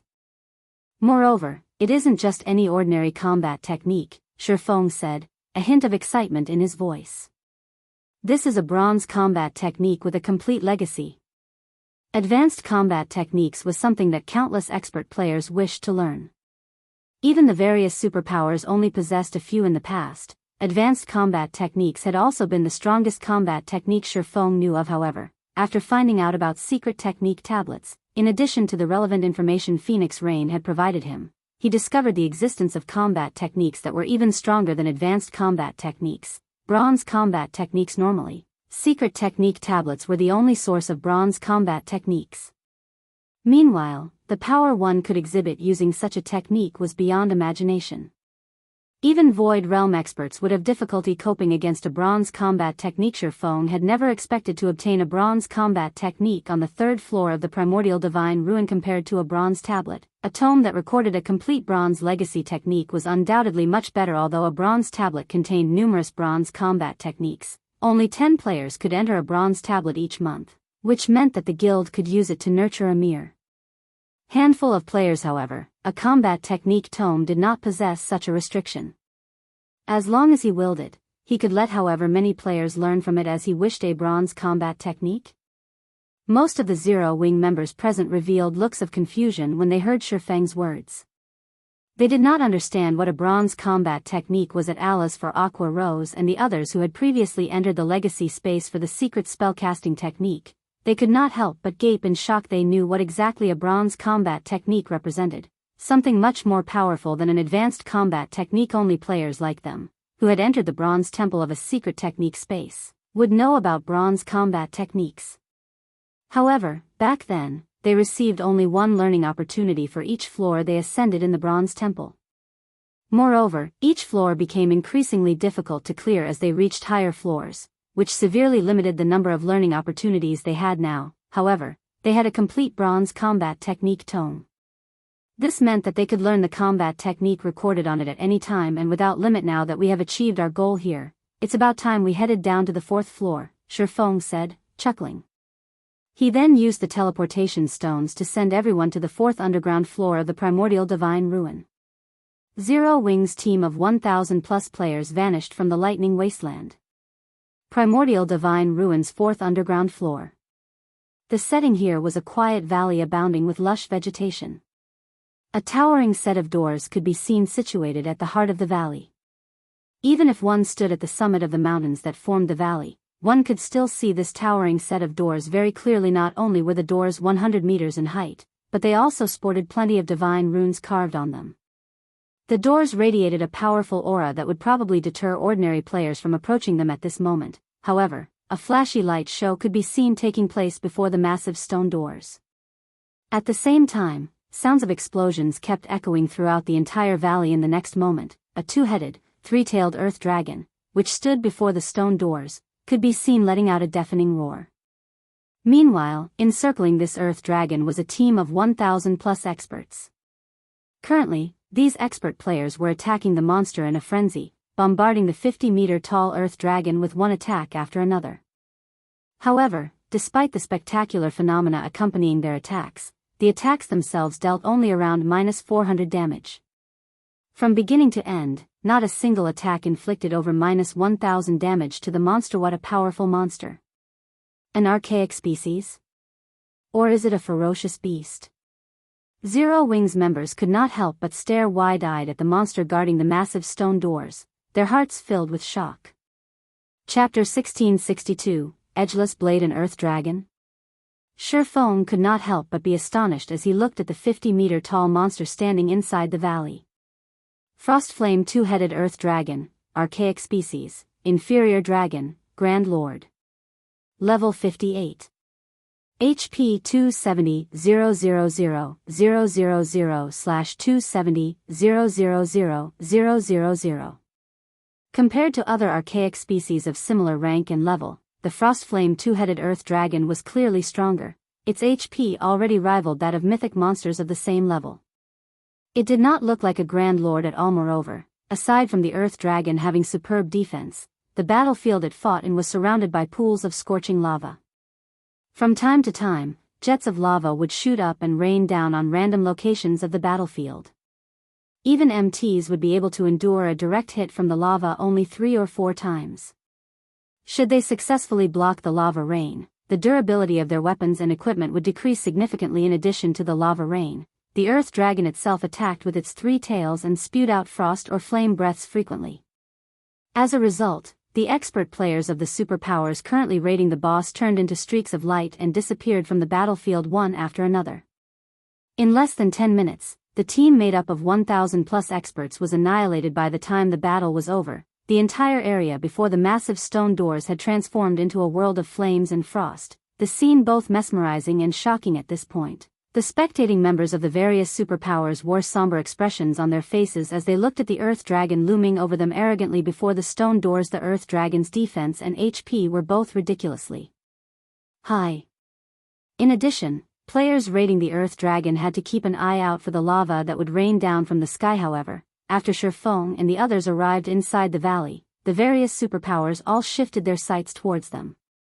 When these superpowers saw Shifeng's group moving past them, heading straight towards the Frostflame Two-Headed Earth Dragon, none of them displayed any hostility. They simply watched quietly as Zero Wings' team approached the boss. Although there was only one boss on the entire 4th floor, they were not in a hurry to fight it at all. The reason for this was their confidence in the Earth Dragon's strength. The task of killing the Earth Dragon was no longer something a single superpower or large guild could achieve. Multiple superpowers would need to cooperate to deal with the boss. They couldn't possibly intend to take on the boss on their first visit, right? Wild Ocean could not help but laugh and ridicule when he saw Zero Wings' team showing signs of wanting to raid the Earth Dragon. The team that tried raiding the Earth Dragon just now consisted of the strongest experts of 2 superpowers. In the end, however, they were still no match for the boss. The Earth Dragon itself was already a massive challenge to players. The lava rain launched at random intervals from the surrounding lava pools only served to further increase the demands on players' combat standards.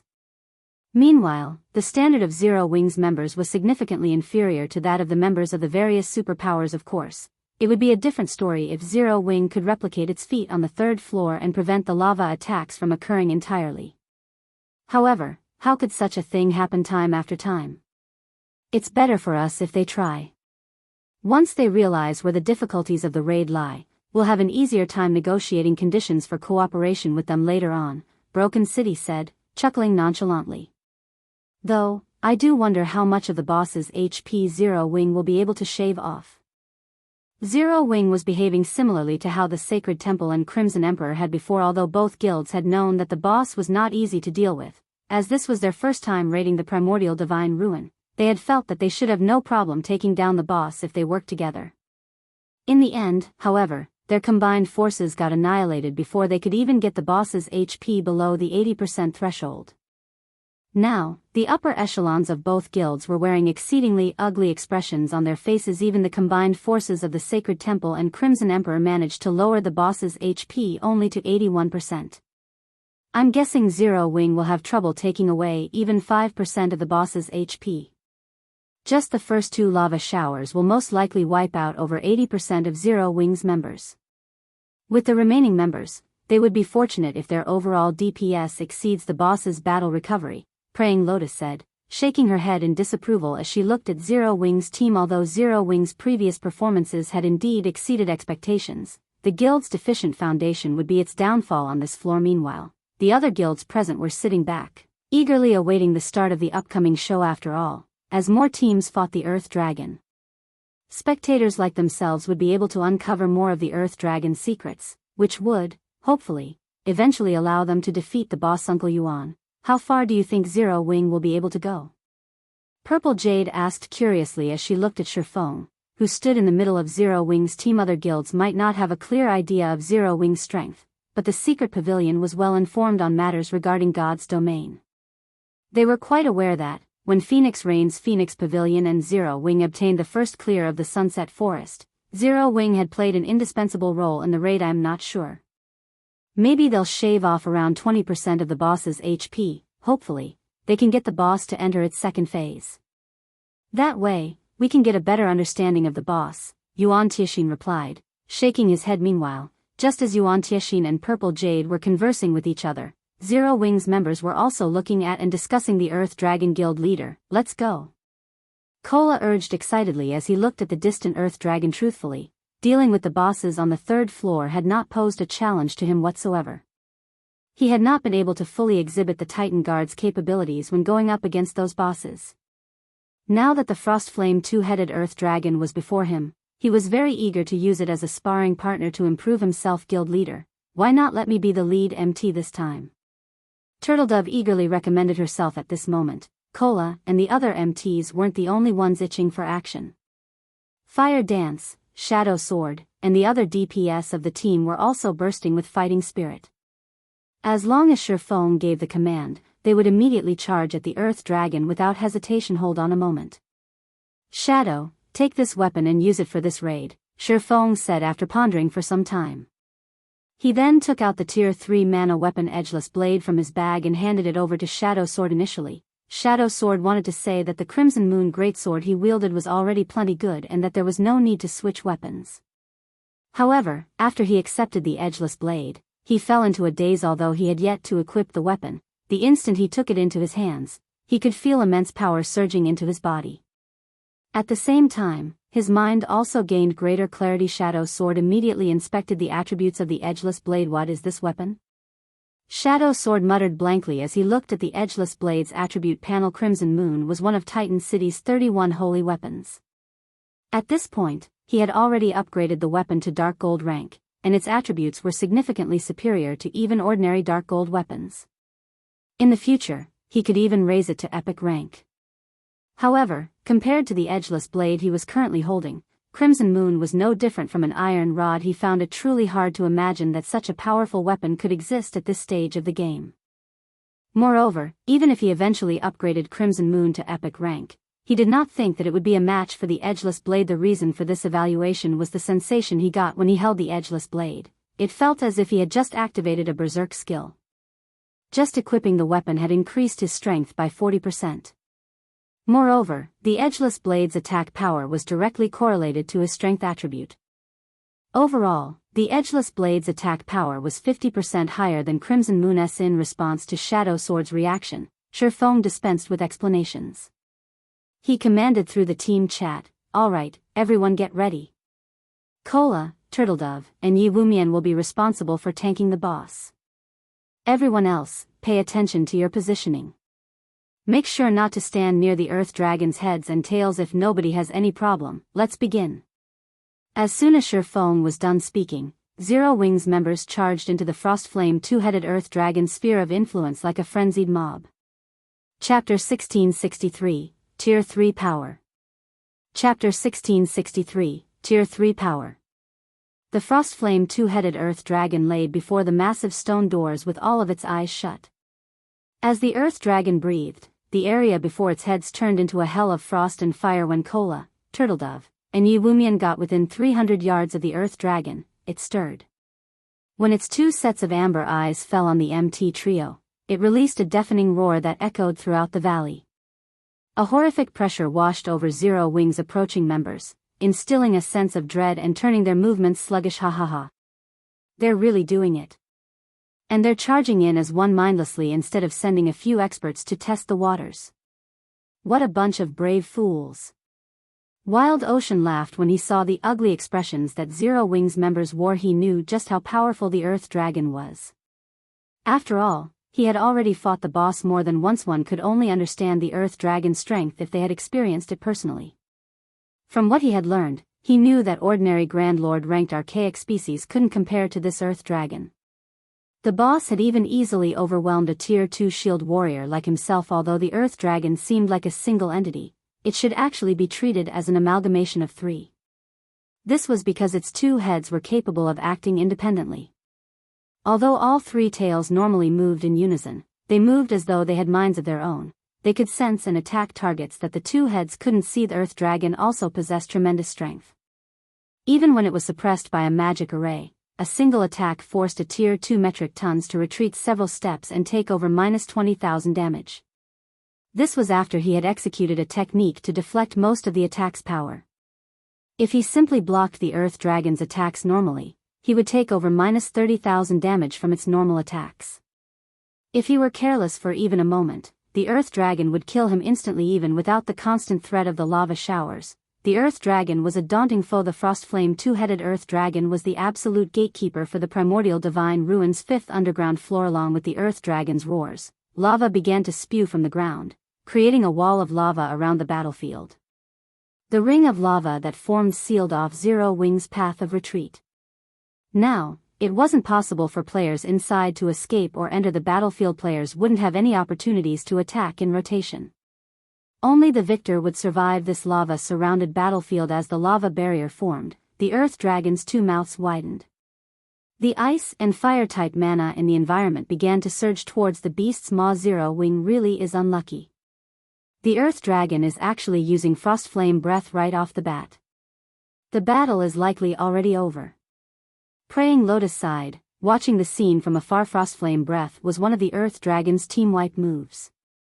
Not only did the skill possess a massive AoE, but it had an extremely short channeling time.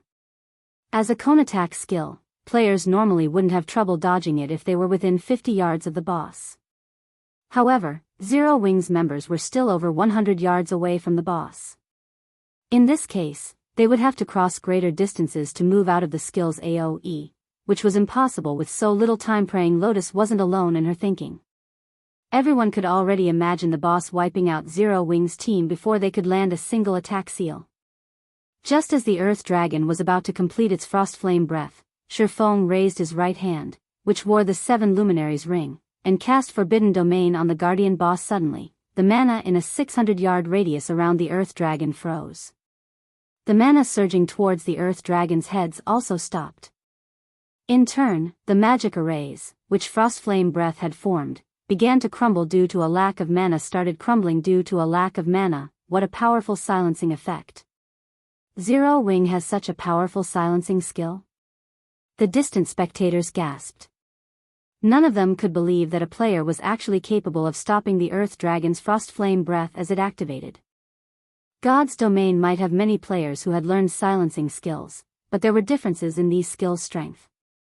Normally, silencing skills would have striking effects against Tier 0 and Tier 1 players, but most of the silencing skills they've seen thus far had little effect on Tier 2 players. Much less boss monster silencing skills that could affect boss monsters were incomparably valuable, even more so than large-scale destruction spells. Being able to silence a boss even for a moment could save a team from instant annihilation and turn the tide of battle, and most superpowers would offer astronomical prices to purchase such skills according to their knowledge. Aside from Tier 3 silencing magic scrolls, there had yet to be a player that had learned a silencing skill capable of affecting a Grand Lord-ranked boss. Even silencing skills that could affect Great Lords had yet to be discovered, but Zero Wing actually possessed one. Zero Wing's value rose even higher in the various spectating superpowers' eyes. At the very least, Zero Wing now possessed an advantage none of them had against the Frostflame two-headed Earth Dragon. With this silencing skill, raiding the Earth Dragon would be considerably easier. After being silenced, the Earth Dragon became enraged.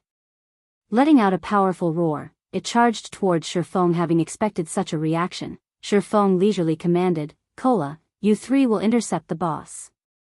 Guild leader, leave it to us."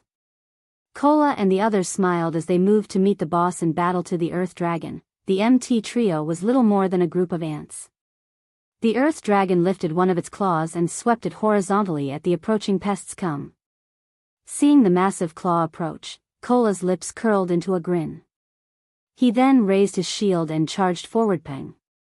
When the Earth Dragon's massive claw swept across the uneven ground, it removed all obstacles without slowing in the slightest. Yet when its claw collided with Kola's Titan guard, its speed sharply decreased.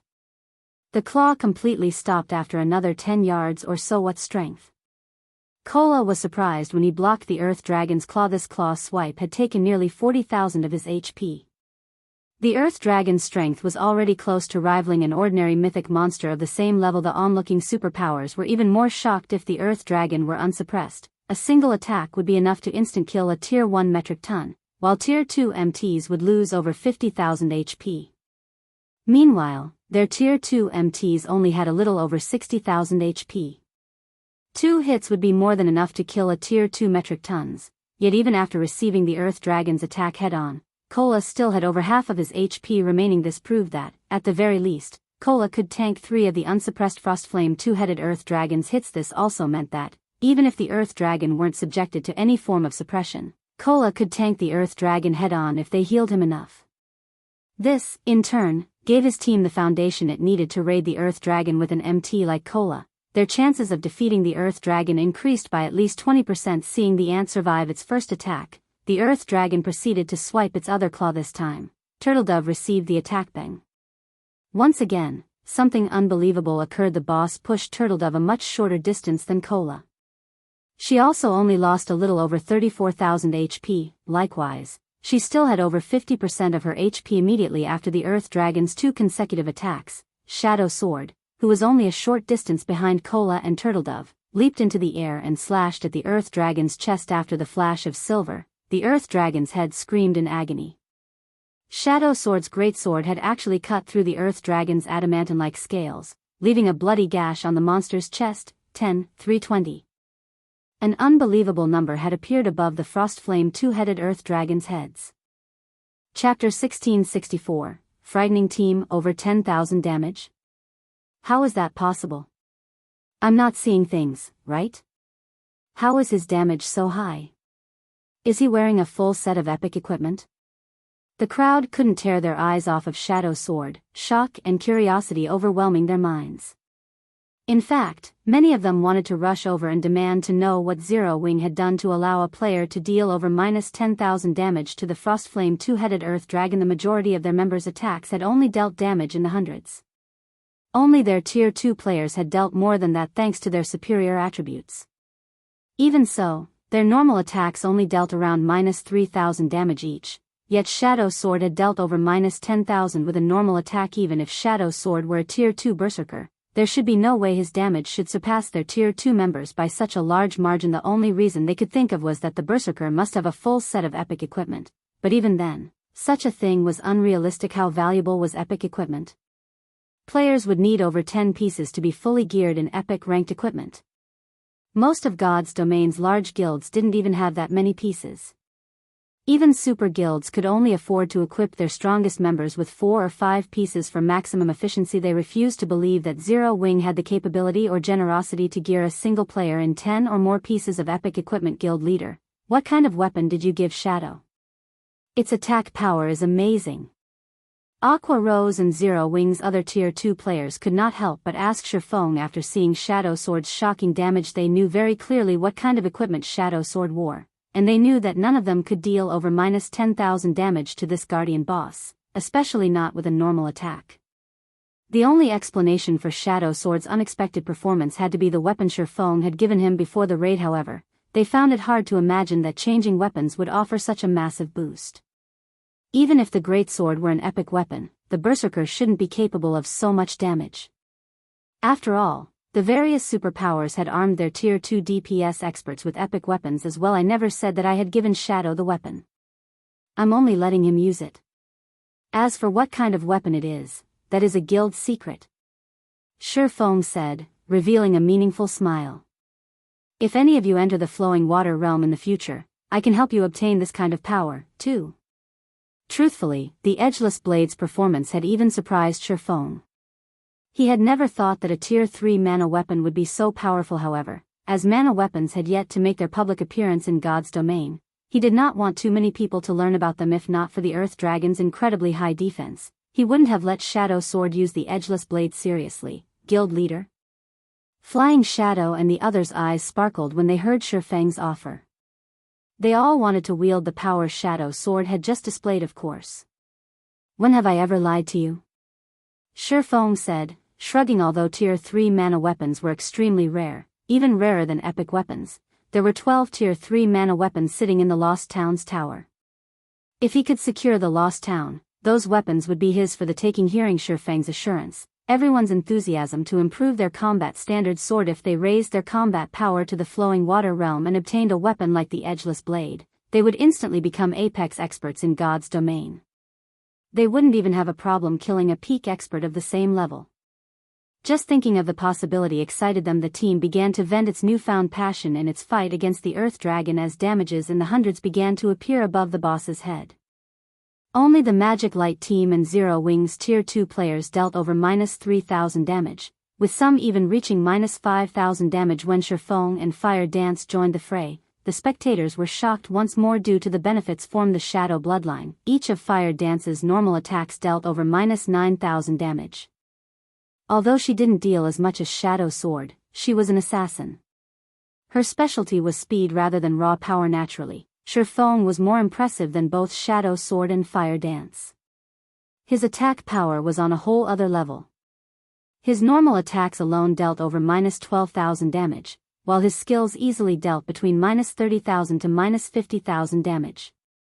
He was practically a humanoid great lord. As they attacked, Shifeng sent 9 magical class players to approach the Earth Dragon and used the 9-star Polar Domain magic array to suppress the boss. Although the Earth Dragon had extraordinary strength, at the end of the day, it was only a Grand Lord. Its resistance wasn't on par with mythic monsters. Hence, the intermediate magic array still suppressed the Earth Dragon's attributes by 15%. Following which, Shifeng spent 5,000 magic crystals to activate World Projection, suppressing the boss even further. This caused the Earth Dragon's basic attributes to fall to 70% of their original values.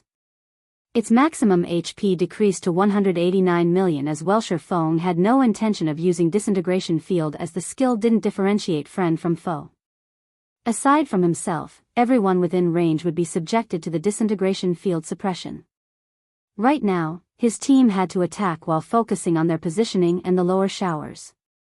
If he used Disintegration Field, the Earth Dragon wouldn't be the one to suffer. Zero Wings members would. Fortunately, the 30% decrease to the Earth Dragon's basic attributes relieved some of the pressure on Cola and the other 2 MTs. Even when they didn't use special techniques to block the boss's normal attacks, they received less than -20,000 from each hit. This damage wasn't nearly enough to threaten their lives. To increase the team's overall DPS, Shifeng had ordered some of the weaker experts to activate their berserk skills instead of holding back. Suddenly, the Earth Dragon's HP began to fall, the speed of which shocked the watching superpowers. However, as the battle drug on, the surrounding barrier began to spew jets of lava into the sky. The lava then rained down on everyone on the battlefield. Not even Shifeng had a good solution for countering this massive AoE.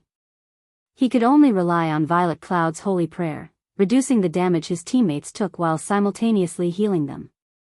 As for Cola, he used Divine Shield to protect the MTs fighting on the frontline. When the lava shower ended, even with Violet Cloud's assistance, Zero Wings' team had lost over 100 members. Zero Wings' casualty rate was significantly higher than the various superpowers teams. Fortunately, the lava showers did not happen too often, giving Zero Wings members plenty of time to damage the boss. When the second lava shower eventually fell on the team, Zero Wings suffered evidently fewer losses. Most of the players that had died during the first lava shower had lower combat standards, while the survivors were stronger. The Earth Dragon's HP quickly fell to 95%, 95%, 90%, 80%. When the Earth Dragon entered its second phase, it ceased its claw attacks. Instead, it began to execute AoE breath attacks, though they weren't as powerful as its frost flame breath. Even so, each attack dealt considerable amounts of damage. When Kola tried to take a hit with his shield, he had instantly lost over 30,000 HP. The change in attack pattern also forced Zero Wing's members to run constantly, evading the boss's AoE attacks. This development instantly reduced the team's overall DPS. However, Shifeng still had the situation in hand. Roughly 6 minutes after the battle had begun, the Earth Dragon's HP fell to 30%. At this point, Zero Wing's team only had 300 members left alive. Everyone else had either died to the breath attacks or the lava showers. The boss is entering its third phase. Whoever has a berserk skill, use it now. Shifeng hurriedly shouted when he saw the Earth Dragon's HP fall to 30%. Hearing Shifeng's command, Kola and the other MTs activated Power of Darkness, no longer holding back and skyrocketing their attributes. Meanwhile, the Frostflame two-headed Earth Dragon released a deafening roar, and the surrounding ice and fire-type mana concentrated around it. The Earth Dragon swiped one of its claws at Kola, Turtledove, and Yi Wumian. Despite the boost to the MT trio's basic attributes, the attack shoved them back by over a dozen yards. They had nearly lost their footing from the devastating impact. Each of them had lost over 50,000 HP on the spot. Had they failed to activate their berserk skills in time, they would have died instantly. Quick. The boss's defense has weakened. Attack it with everything you've got. When Shifeng realized that the Earth Dragon had entered its berserk and saw that his attacks now dealt over minus 16,000 damage, he ordered his team to go all out with the decrease to the boss's defense. Shifeng stopped holding back himself as he activated Heavenly Dragon's power. All of a sudden, the Earth Dragon's HP began to fall much faster. Meanwhile, the less HP the Earth Dragon had remaining, the stronger its retaliation became. From time to time, it randomly targeted a player with its tails and breaths. Although Kola and the others continued to use taunt skills to hold the boss's aggro, all their efforts were futile. 25%. 15%. 5%. When the Earth Dragon only had 3% HP remaining, fewer than 100 Zero Wing members stood on the battlefield. The situation looked dire for Zero Wing. Meanwhile, the Earth Dragon used its breath and claw attacks more often, forcing the MT trio to activate their life-saving skills and focus on defense. They no longer dared to spare energy to deal damage. Shifeng activated Divine Providence as he charged up to the Earth Dragon. He then activated the Tier 2 Flame Burst and brandished his swords at the Grand Lord. Dazzling sword lights illuminated the battlefield. Every time these lights flashed, a scorch mark would appear on the Earth Dragon's body. Out of the 16 slashes Shifeng had executed, the weakest had dealt over minus 200,000 damage. In the blink of an eye, he had eliminated the final strand of the boss's HP. The Frostflame two-headed Earth Dragon then unwillingly collapsed to the burned earth. Chapter 1665, Everyone's Target. Chapter 1665, Everyone's Target. When the Frostflame two-headed Earth Dragon collapsed, the ground shook under its massive weight, and the 50-plus survivors nearly lost their footing as the earth trembled. Everyone, Zero Wing's members and those from the various superpowers behind the lava barrier, fell silent as they turned toward Shifeng, who stood before the Earth Dragon's corpse. The Grand Lord's blood had dyed Shifeng's armor, which was damaged in multiple places. The swordsman was visibly exhausted, yet despite that, he seemed massive in the spectators' eyes. Every player watching felt as if they gazed upon a hero of legend. It's dead. Zero Wing actually slew the Earth Dragon. This is a trick, right? They actually managed to defeat the boss. No one could bring themselves to believe their eyes. Even the superpowers had been utterly helpless against the Earth Dragon on their own. They likely would have had to pull their forces to defeat the boss, yet Zero Wing's team had accomplished the feat on its own. Immediately, the sound of a system notification reached everyone's ears. System, congratulations to Team Zero Wing for being the first to kill the Frostflame two-headed Earth Dragon. Rewarding 3 fifth-floor teleportation stones and 10 humanity reputation points. With this system notification, Even those who refused to believe that Zero Wing had succeeded had no choice but to accept it as fact. Is this why Phoenix Rain has such great faith in Zero Wing? Yuan Tixin fell into deep thought as he stared at Shifeng's back. Zero Wing, huh? King's Return's Broken City could not help but watch Shifeng closely as well. The guild is actually far more powerful than the rumors made it out to be. It seems that our subordinates will have to pay much closer attention to the guild. Suddenly, the various superpowers' attitudes towards Zero Wing changed. Now, rather than treat Zero Wing like some insignificant power, they had to view the guild as a competitor. Meanwhile, Shifeng remained ignorant of the attention he received from the various superpowers. He only had eyes for the items that had dropped before him. Normally, a team would be incredibly lucky if a Grand Lord ranked archaic species dropped several dozen items, yet the Earth Dragon had dropped over 100. The size of the bounty had far exceeded Shifeng's expectations. Seeing this, the spectating superpowers' eyes became bloodshot. In fact, many of them wanted to charge forward and steal the loot. Needless to say, the first kill of such a powerful archaic species would definitely grant extremely bountiful loot. Such loot could elevate their respective team's strength to a whole new level. Unfortunately, none of them could act on their desires with the lava barrier between them and the items. They could only watch helplessly as Shifeng collected one item after another. Meanwhile, Shifeng went into a frenzy, snatching up every item. At the same time, he instructed the team's healers to resurrect their dead. Although the lava barrier stood between them and the various superpowers, it had begun to fade after the Earth Dragon's death. At the rate it disappeared, the barrier would only last a few more minutes. Meanwhile, the rule for boss loot in the outside world also applied in the Primordial Divine Ruin. Even if players successfully killed a boss and obtained its loot, the items would drop if other players killed them within the first 2 hours. There were multiple teams from the various superpowers waiting outside of the lava barrier, and their experts weren't ordinary. If all of these experts attacked, they could very easily annihilate Zero Wing's players. Hence, he needed to collect the loot and leave before the barrier vanished. Zero Wing's members quickly realized their situation, and the team's healers rushed to resurrect their fallen companions. Sure enough, the lava barrier completely disappeared around 4 minutes after the Earth Dragon's death. But before the various superpowers could take action, Shifeng used the 8 teleportation stones, 5 from the boss and 3 from the system reward.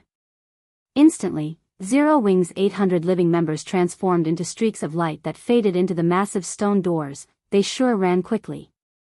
Wild Ocean was slightly disappointed to see Zero Wing's members vanish. A colossal fortune had just disappeared before his very eyes.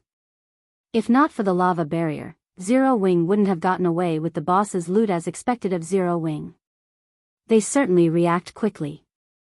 Yuan Tixin chuckled. Everyone dreamed of obtaining items that could improve players' strength, and superpowers were no exception.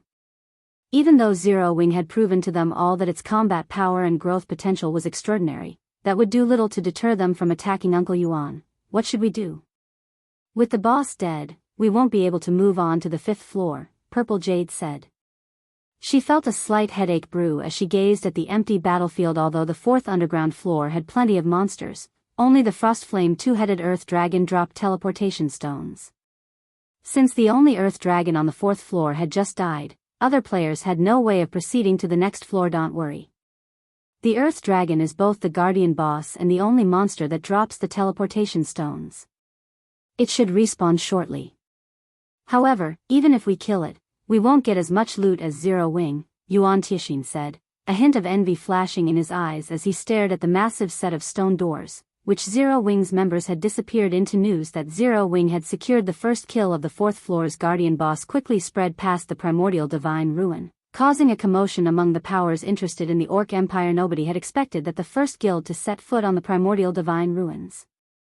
5th underground floor would neither be a super first-rate guild or a super guild, but an up-and-coming guild like Zero Wing. For a time, a significant number of guilds and adventurer teams became interested in cooperating with the guild. Although they weren't strong enough to reach the 5th floor and subsequently, Primordial City on their own, they could hire Zero Wing to carry some of their members. They might be able to learn all sorts of combat techniques from the guild, as well as for purchasing these services from the various superpowers. They had no hope of such a thing. They had nothing the various superpowers wanted, but Zero Wing was a different story. Zero Wing was a guild with very shallow foundations. It lacked both manpower and resources.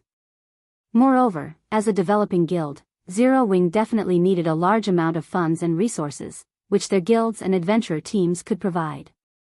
With this, they would have the basis for cooperation. Meanwhile, on the Primordial Divine Ruins' 5th underground floor.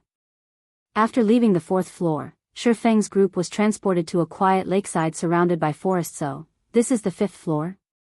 Everyone turned as they observed their surroundings. Unlike on the previous floors, they didn't feel danger from the area around them. On the contrary, they felt comfortable and at peace. Everyone, rest up.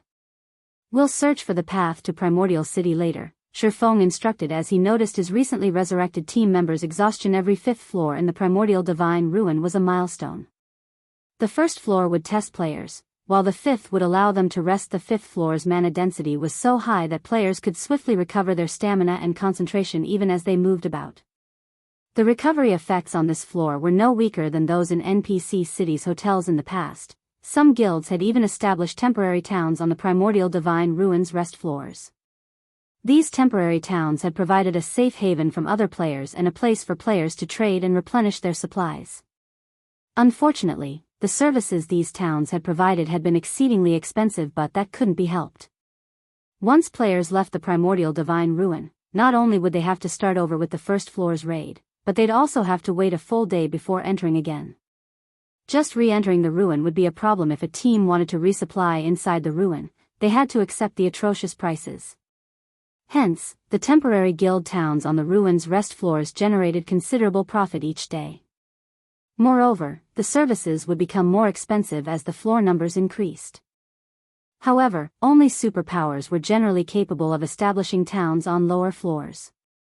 Ordinary large guilds could only make a profit by doing so on the 5th floor only. Shifeng currently had no such plans. Locating the path towards Primordial City was far more important right now. While everyone rested, Shifeng opened his bag and looked through the items the Frostflame 2-headed Earth Dragon had dropped. Since he had been in too much of a rush earlier, he hadn't had the time to inspect the boss's loot, but even if the other guilds wanted to chase his team to the 5th floor, they'd have to wait until a new Earth Dragon spawned on the 4th to do so. Chapter 1666, Insane Loot. Chapter 1666, Insane Loot. The Frostflame 2-headed Earth Dragon had dropped over 100 items. Although the majority consisted of materials and magic crystals, 8 weapons and pieces of equipment had dropped. The reward for first kill is quite surprising. Shifeng could not help but grow a little excited after appraising the weapons and equipment. Out of the 8 weapons and equipment, there were 5 pieces of level 50 dark gold equipment and 2 level 50 dark gold weapons, one of which was a dagger, and the other was a one-handed axe. The weapons were top tier even among dark gold weapons, good enough to tempt super guilds' peak experts. Although the various large guilds' experts had already reached level 50, most of them were stuck with level 45 weapons. Take the various superpowers that had entered the Primordial Divine Ruin alongside Zero Wing, for example. Those superpowers refinement realm experts would be fortunate to wield a level 50 fine gold weapon. Unfortunately, most were stuck with level 45 dark gold weapons, which had both lower basic attributes and attack power than level 50 fine gold weapons. Surprisingly, the 5 pieces of dark gold equipment that had dropped were pieces of the Berserker class's Mad Gale set and the Elementalist class's Frostflame set. 2 of the 5 pieces were the Mad Gale set's gloves and boots, and the remaining 3 pieces were the Frostflame's hat, gloves, and boots. Level 50 dark gold set equipment was only inferior to epic equipment. Players could use the equipment until they were level 59 before it would go out of date. Moreover, class-specific set equipment was generally specialized for its class. Take the 6-piece Mad Gale set, for example. Its 2-piece set effect increased the wearer's movement speed and attack speed by 15%, which made up for the Berserker class's lack of speed. The Frostflame set was also a 6-piece set, and its 2-piece set effect increased Elementalist's E-cast range by 10%. Although the improvement seemed small, a player could easily overwhelm ranged opponents if they took advantage of it properly. If he could complete both sets, he could even fetch 10,000 for them. However, the 7 items were nothing compared to the value of the last piece of equipment. Frostflame Ring, Epic Rank. Level 50, Level 100. Equipment requirement, Strength 500, Agility 400, Intelligence 1000. Strength plus 55, Agility plus 42, Endurance plus 45, Intelligence plus 74, level 50. Ignore levels plus 12. Ice resistance plus 15. Fire resistance plus 15. Additional passive skill dash. Frost Flame Barrier, creates a frost flame barrier around user. As long as the user is standing, the power of all ice and fire type spells increases by 20% and channeling time reduces by 10%. Additional active skill 1 dash. Frost Flame's Descent, manipulate ice and fire type mana to deal 700% fire damage to targets in a 40-yard cone.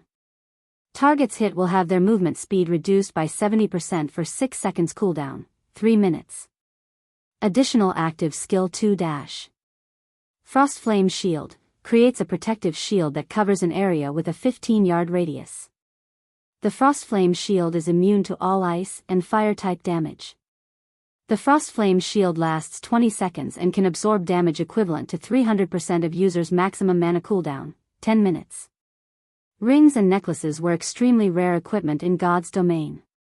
They were worth at least double that of equipment of the same quality, as well. An epic ring was far more valuable than a piece of epic equipment. If an elementalist equipped the Frost Flame ring, their combat power would increase by at least 20%. Moreover, the Frost Flame ring offered skills that covered both AoE offense and defense. It was a treasure worth tens of thousands of gold. Guild leader, what did the boss drop? Blackie could not help but ask curiously as he watched Shifeng inspect the Earth Dragon's loot. At Blackie's question, the rest of the team members perked up, curious about the loot as well. Take a look for yourselves, Shifeng said. He then shared the 8 weapons and pieces of equipment's attribute panels in the team chat, allowing everyone to see the items.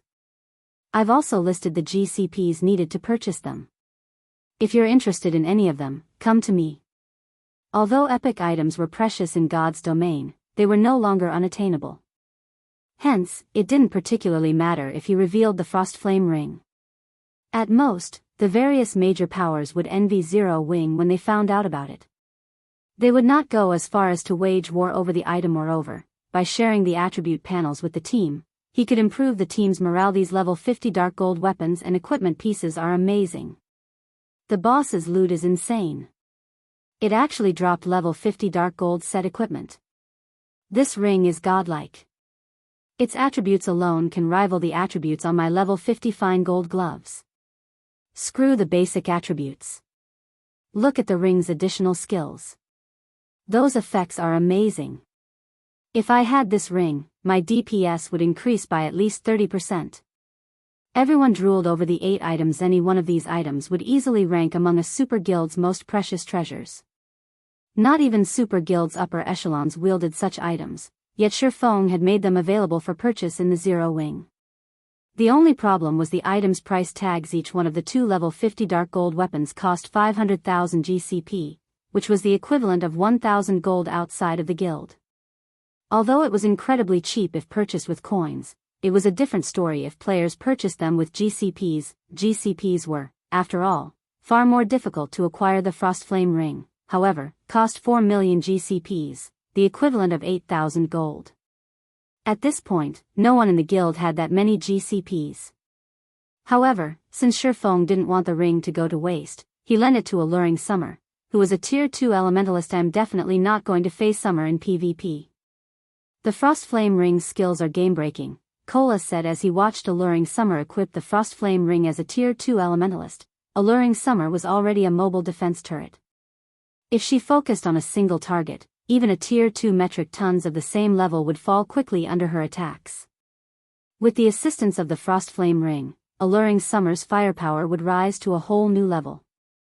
If she activated Frost Flame Shield, she would be able to cast her spells without worrying about incoming attacks for a short time. She could afford to cast powerful spells that had long channeling times even in a one-on-one fight. After dealing with the weapons and equipment, Shifeng didn't share any information on the other items. The Earth Dragon had dropped weapons and equipment would only boost the strength of an individual player, but it was a different story for the 2 forging designs the Guardian boss had dropped. One of the forging designs was for the Giant Frost Axe, a level 50 fine gold 2-handed axe, while the other was for the Scorching Sun Gloves, a set of level 50 dark gold plate gloves.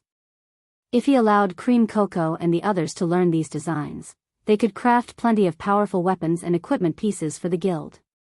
The two designs were exceedingly more valuable than the 7 dark gold items combined. Shifeng had also obtained a leaf of tattered parchment from the Earth Dragon. Although the words and images on the parchment had long since become indiscernible, it still radiated a faint trace of pressure. When Shifeng felt this pressure, he was shocked. After taking a closer look at this parchment, Shifeng was elated. The parchment was actually a hero's chapter. Moreover, unlike the hero's chapter he had obtained during a previous auction, this hero's chapter contained information on a particular hero and would summon said hero when used. It was even more valuable than a hero's chapter that summoned a random hero. The name of the hero recorded was also one that Shifeng was extremely familiar with. It was also a name that everybody in God's domain had known during his previous life: the Magic King, Craig Midlands. Chapter 1667, Magic King. The fact that the Earth Dragon had dropped a hero's chapter, let alone a hero chapter for Craig Midlands, had truly surprised Shifeng. In God's domain, there were 32 heroes that could only be summoned with specific heroes chapters. They were also the strongest heroes players could summon using the heroes chapters. In the past, these 32 heroes had been known as the 32 Pillars. Based on historical records, every one of these 32 heroes had cleared the complete God's trial and gained the ancient God's recognition. If nurtured properly, any one of these 32 pillars could easily become the guardian of an entire city. This was because these 32 heroes had the potential to reach level 200, tier 5 at the very minimum. Moreover, because they were heroes, their basic attributes were higher than players of the same level and tier. When players nurtured these heroes to their peaks, only tier 6 god-ranked players had any chance against them. Among the 32 pillars, the Magic King, Craig Midlands, ranked 17th. He had been a famous NPC in God's domain who had mastered the 6 major elements. No ordinary tier 5 NPC could compare to his strength. Craig Midlands had once fended off a siege that included 20 tier 5 players and successfully protected the city he had been tasked to guard. He had even killed 11 of the tier 5 experts.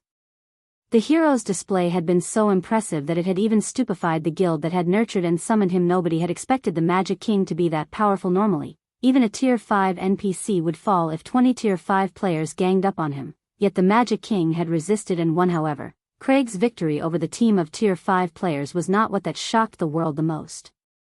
Rather, players had been astounded by the spells he had used with his mastery over 6 major elements. Not only did his attacks carry great destructive power, but his attack methods were also varied and complex. His attacks had basically no weaknesses. If a tier 5 player had tried to face him one-on-one, they would have been beaten to a pulp. Moreover, for every element Craig Midlands grasped, he could create one elemental doppelganger. Although each doppelganger only had 80% of Craig's attributes, they were far stronger than players of the same level and tier. In other words, trying to fight Craig Midlands was on par with fighting 7 tier 5 NPCs. With this, I'll have a capable protector for Zero Wing City. Shifeng clearly remembered that the guild that had acquired the Magic King, Craig Midlands, in his previous life had only been a first-rate guild.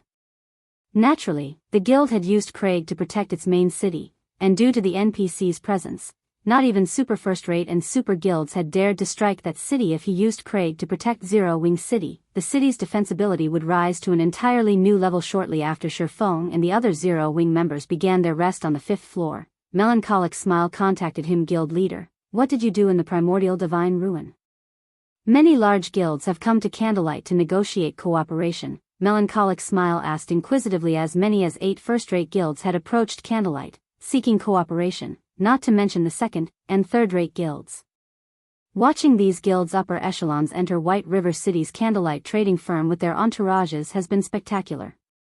The scene had also caused a huge commotion throughout the city. For a moment, she had even thought that these guilds had intended to attack the trading firm. It's nothing.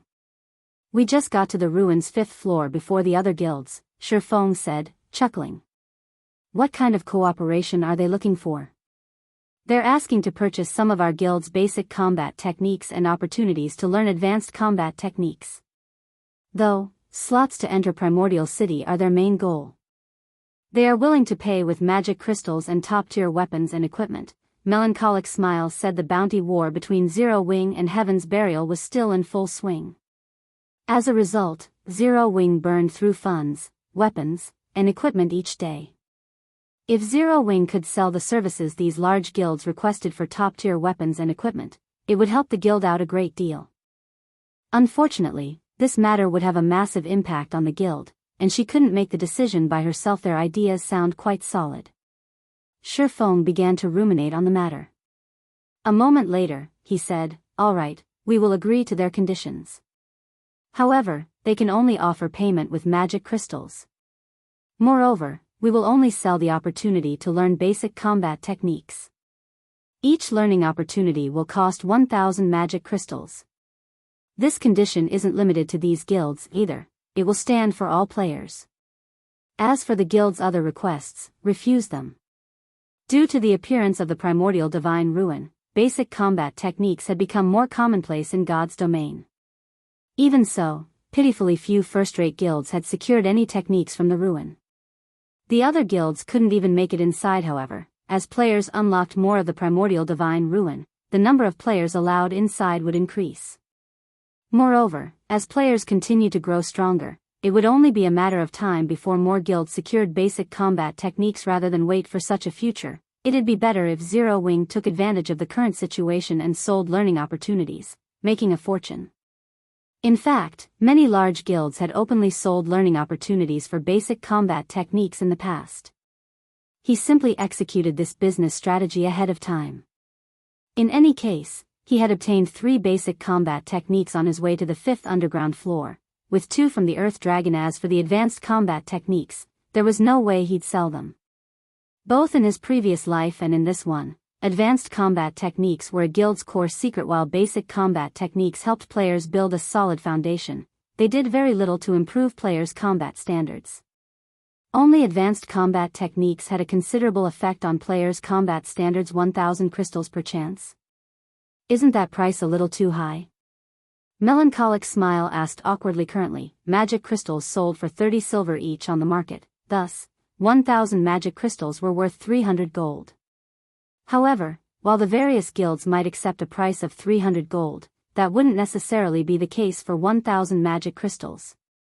Every large guild desperately needed magic crystals right now, and players wouldn't necessarily learn a combat technique in its entirety on the first attempt. It's fine. Just tell them. Whether or not they accept our price is up to them. Nobody's forcing them to learn our combat techniques, Shi Feng said, chuckling. Although basic combat techniques were the weakest of the bunch, they weren't easily found. Players could not obtain one just because they wanted to. Despite the primordial divine ruin activating some time ago, only a small number of basic combat techniques had dropped thus far. Moreover, different basic combat techniques offered different kinds of benefits, some improved attack methods, some improved footwork, and so on. Just because a player had learned a basic combat technique, that did not mean that other techniques would be useless. On the contrary, the more basic combat techniques a player learned, the sturdier their foundation would become. With a strong foundation, players would have a much easier time learning advanced combat techniques. In fact, players may even be able to create their own basic or advanced combat technique. I'll relay the message to these guilds and announce it to the public, then, Melancholic Smile said. After giving the matter some thought, she saw the logic in Shi Feng's decision. Other guilds still treated their basic combat techniques like family heirlooms. Even core members had to pay a significant amount of GCPs to learn the techniques. Since they had approached Zero Wing to purchase its family heirlooms, it was only natural that the guild demand a higher price. Moreover, there were many wealthy individuals among God's domain's adventurer teams and independent experts. Generally, adventurer teams and independent experts had no opportunity to learn basic combat techniques, so they'd be more than willing to pay the price. After disconnecting his call with Melancholic Smile, Shi Feng sent out a few scouts to explore the 5th floor. In less than 10 minutes, Shi Feng received a report from one of the scouts' guild leader. I found a gigantic magic array in the forest. There's also an NPC in the center of the array. A scouting assassin reported. An NPC? Send me your coordinates. Shi Feng was instantly ecstatic. As far as he knew, there shouldn't be an NPCs on the primordial divine ruins rest floors. Since one of his scouts had found one, that NPC must be related to Primordial City. Chapter 1668, Primordial City's Entrance Test. Chapter 1668, Primordial City's Entrance Test. Shi Feng moved through the tranquil forest and proceeded towards the coordinates the scouting assassin sent him. Very quickly, he came across a clearing that was abounding with mana, so much that it had even condensed into a white mist that enveloped the area. What amazing mana! Shifeng was startled as he moved through the white mist. While he stood within the white mist, not only did his mind become much clearer than before, but even his stamina and concentration recovery rates skyrocketed. The recovery rates were at least 4 times higher than what one would experience inside hotels of NPC cities. If players were to practice combat in such an environment, the results would be wondrous. Training here would be particularly effective in his previous life. While part of the reason why players loved places with high mana density was the ease in exhibiting their combat standards there, a more important reason was the much greater efficiency in practicing and learning combat techniques. Although combat techniques did not consume mana, they did take a toll on the user's stamina and concentration. Meanwhile, unlike basic attributes, hidden attributes like stamina and concentration were not displayed using numerical values. Players could only rely on their own senses to determine how much stamina and concentration they had remaining. If players fought normally inside major NPC cities, their stamina and concentration consumption would be roughly equal to their regeneration rates. Hence, players could fight in arenas to their heart's content without worrying about becoming exhausted. However, it was a different story if players started incorporating combat techniques in battle. Combat techniques placed a significant burden on stamina and concentration. Executing a basic combat technique would cost roughly 4 to 5 times more stamina and concentration than executing a simple attack. Hence, if players continuously executed basic combat techniques, even when fighting or practicing inside a city, they would very quickly exhaust their stamina and concentration. Needless to say, the depletion rate for executing advanced combat techniques was even more severe. Hence, high mana density locations were extremely popular among experts of God's Domain. During Shifeng's previous life in the current God's Domain, combat techniques had yet to be popularized. If they had, though, Zero Wing City's player population would have long since shot past 10,000,000. This was also one of the reasons behind Shifeng's decision to sell basic combat techniques to the public right now. If only a small number of people are allowed to enter Primordial City, it won't be a bad idea to have the ones left out remain here to practice combat techniques. Taking a look at the mist-covered clearing, Shifeng figured that there was more than enough space for 1,000 players to practice combat techniques here. Places with high mana density were extremely rare in God's Domain, not to mention places with mana so dense that it formed a mist. This small area was definitely a sacred training ground. Any superpower that discovered such a location would definitely do everything they could to monopolize it to nurture their own expert skilled leader. The NPC is over there. After Shifeng arrived at the designated coordinates, a blue-clad assassin approached him. The assassin then pointed at the old man standing inside a magic array a short distance away. The elder wore a set of white robes and held a golden staff in his right hand. Looking at this elder, Shifeng found that the old man did not exude any kind of powerful aura and looked very ordinary. However, when Shifeng tried inspecting him, he failed to get any information about the elder, not even the old man's name.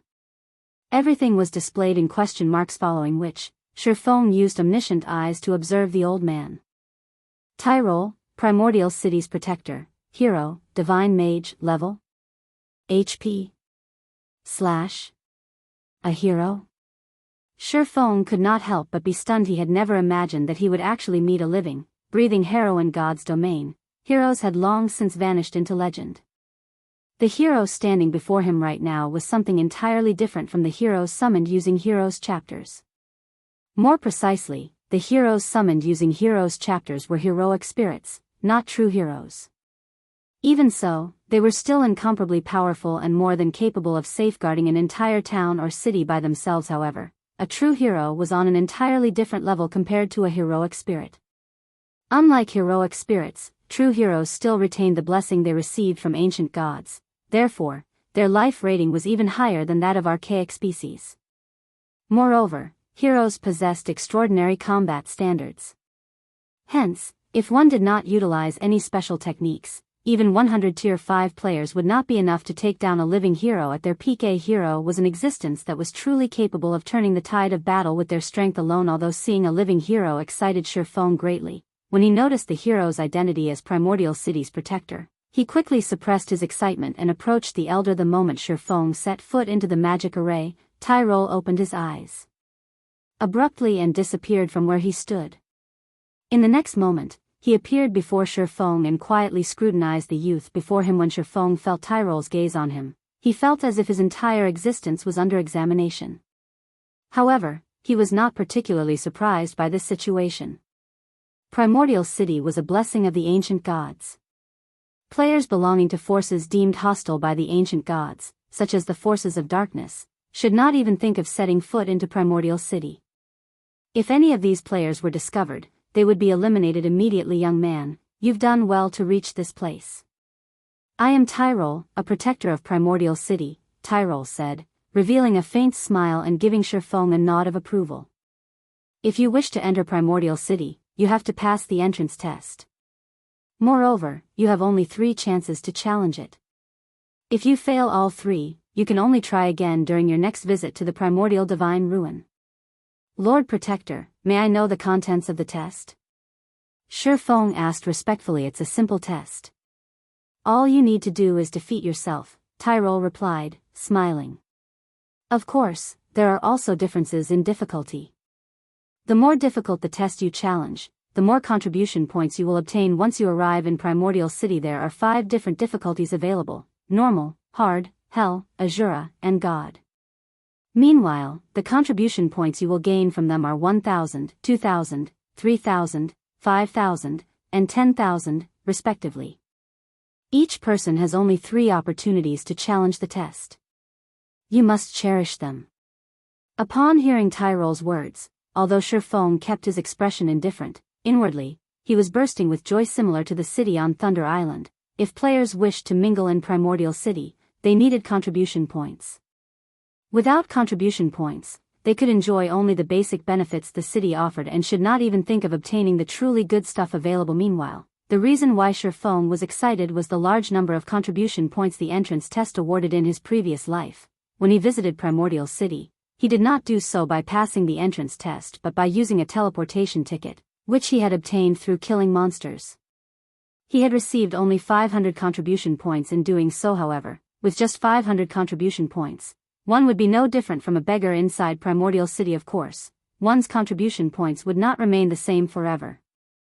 There were plenty of methods to earn contribution points. Completing quests was the simplest among them, though inefficient. Ordinary quests only granted around 2 to 5 points each, while high-ranking quests granted around 20 to 50 points each. However, high-ranking quests were extremely rare. Hence, collecting even 500 contribution points was very difficult. Yet, now, even the normal entrance test awarded 1,000 contribution points upon completion. The additional 500 points would save players plenty of time. Moreover, this was also good news to Zero Wings members. It meant that everyone would have an opportunity to enter Primordial City. Young adventurer, have you decided to enter Primordial City?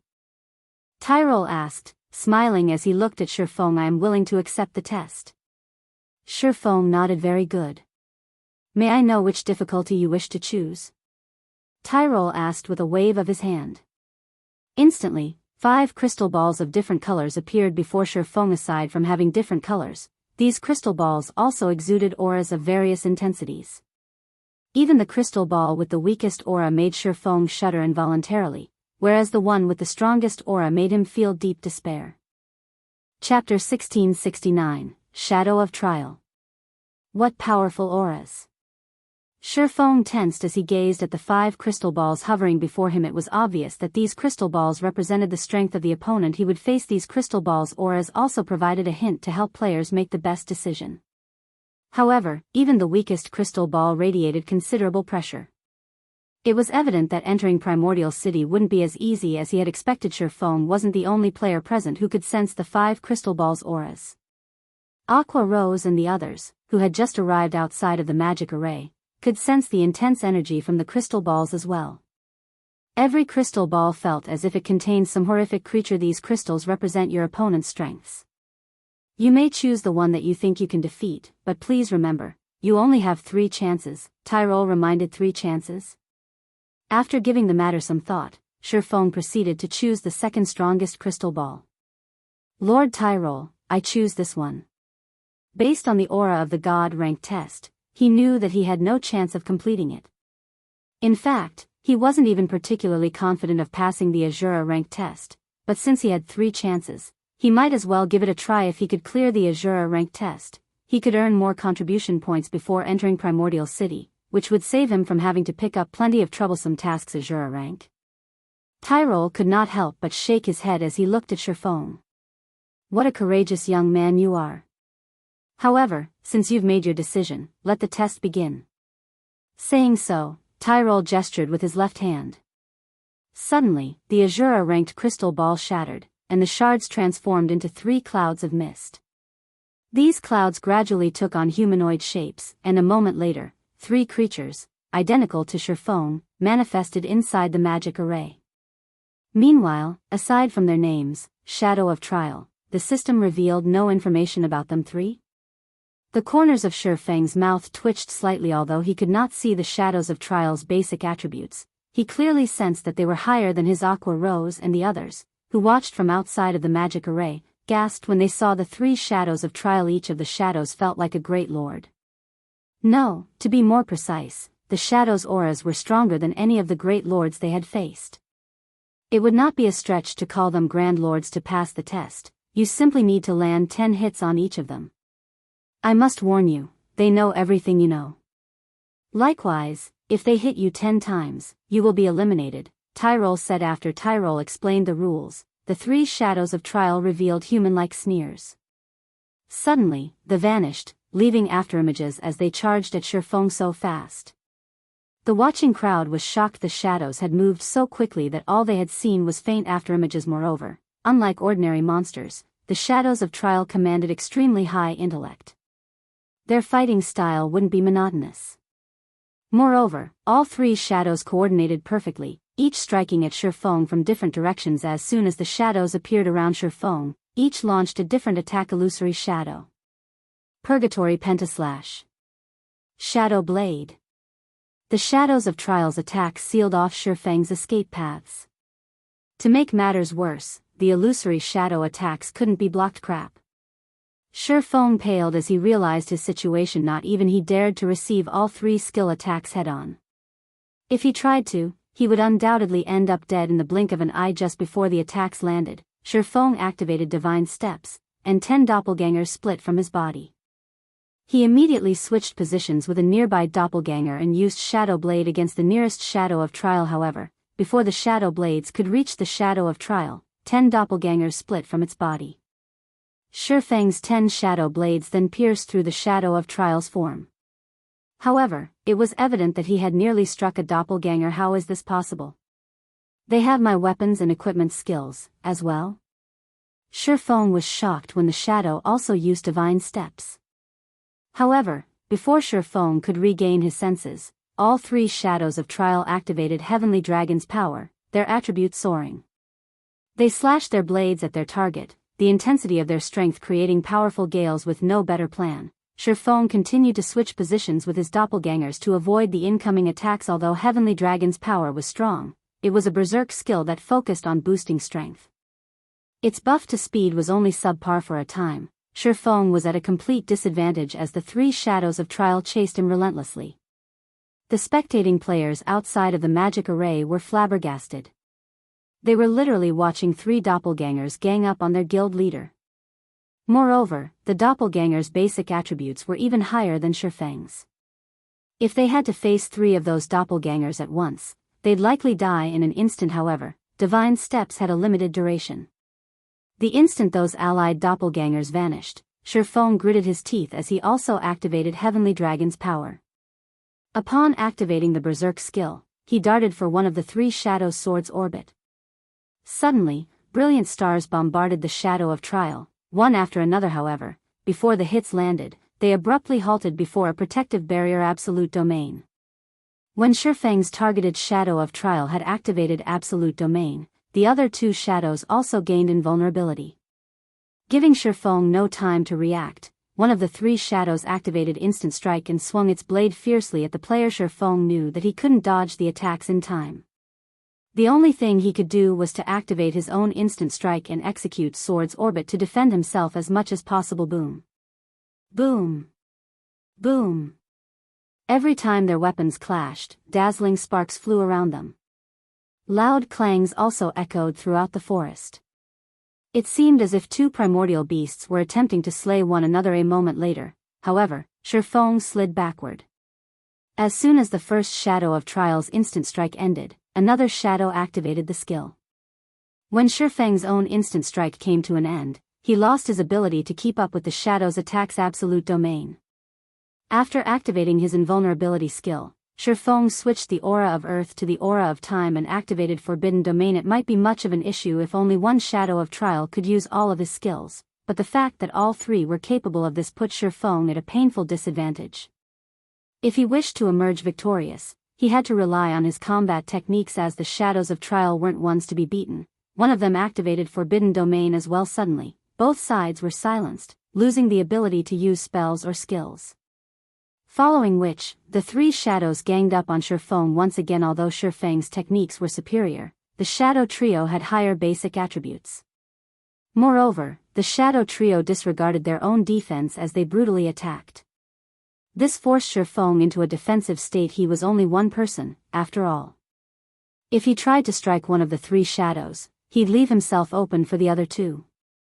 Meanwhile, each of the shadows could afford to take 10 hits each, but he would be eliminated after 10 hits. Both sides struggled in a stalemate.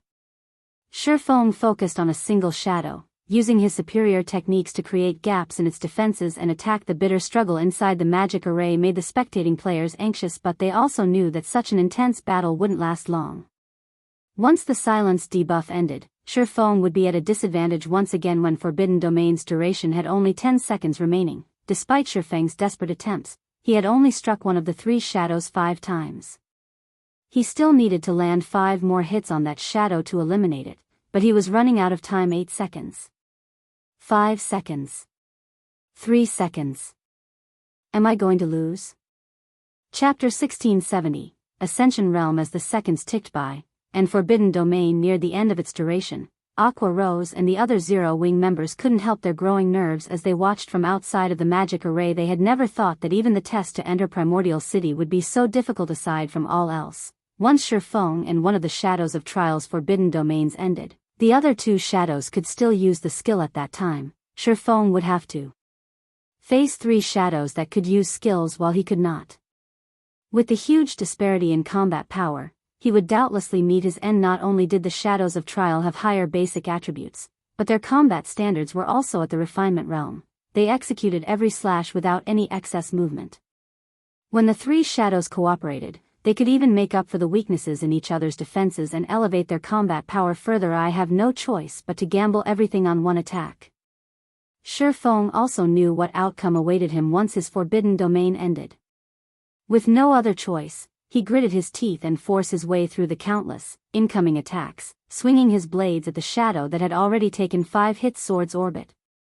If he could eliminate one shadow before Forbidden Domain ran out, he'd still have a chance at victory, albeit a small one. If he didn't do so, he would die the moment his skill's duration ended. However, as if they had predicted Shifeng's desperation, the 3 shadows smirked as they launched attacks, aiming for Shifeng's blind spots. Despite noticing the incoming attacks, Shifeng did not bother dodging. Instead, he continued to swing his swords at the shadow before him. 1 slash. 2 slashes. At this point, Shifeng traded blow for blow with the shadows. As a result, he was hit, again and again. 2 hits. 4 hits. 6 hits. Faster. I need to be faster.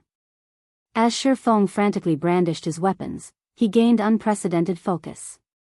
The only thing on his mind was landing a hit on the shadow of Trial before him. However, despite Shifeng's flurry of attacks, his target could still endure 2 more attacks. Shifeng was only 2 hits away from elimination himself. Just as Shifeng's 2 swords were about to bite into the targeted shadow, the other 2 shadows, one behind and one to the left, simultaneously swung towards Shifeng's blind spots. It's over. Tyrol sighed faintly. The young man before him had just barely missed the mark. If Shifeng could have killed the shadow of Trial before Forbidden Domain ran out, he would have had a chance of passing the Azura rank test. Is it over? Shifeng could sense the 2 shadows' longswords nearing his body, but he was powerless to do anything about the weapons. At most, he could take one of the shadows of Trial down with him as the 2 longswords soared closer to Shifeng's back and abdomen. Something about the situation felt incredibly familiar. Shifeng felt like this test was similar to the test Rhinebeck, one of the Sea God's Temple's Vice Knight commanders, had given him. Before the breakthrough he had achieved during that trial, he hadn't been able to withstand Rhinebeck's attacks no matter what he had done. He had only been able to watch as he had repeatedly been defeated Rhinebeck. Shifeng's eyes shone with realization when he recalled his battle with Rhinebeck. Right. Combat method. My combat method. Suddenly, Shifeng put strength into his legs and made a spinning jump. Utilizing the rotational momentum, he swung Killing Ray at the shadow attacking his abdomen, the sacred sword moving with remarkable speed. Dang. A crisp clang echoed throughout the forest in that critical moment. Shifeng had used Killing Ray to block the attack from the side while he used Abyssal Blade to slice at the targeted shadow's shoulder. He then utilized the force generated from blocking the attack at his side to push himself over 8 yards away from the nearest shadow. When his feet touched the ground again, he used a hand to stabilize himself, only coming to a halt after 2 more spins. He survived. Aqua Rose and the other Zero-Wing experts stared with wide eyes, utterly shocked. Shifeng had actually executed an incredible maneuver at the last second, narrowly avoiding mutual destruction. This is, Tyrol revealed an odd look as he watched Shifeng. How is that possible? He has already reached the Ascension realm in the realms of truth. Existences that could set foot in the realms of truth's truth realm were exceedingly rare, with only a few throughout the kingdom. Meanwhile, experts who had reached the Ascension realm were even rare in Primordial City. One could not simply reach the Ascension realm by understanding the realm's philosophy.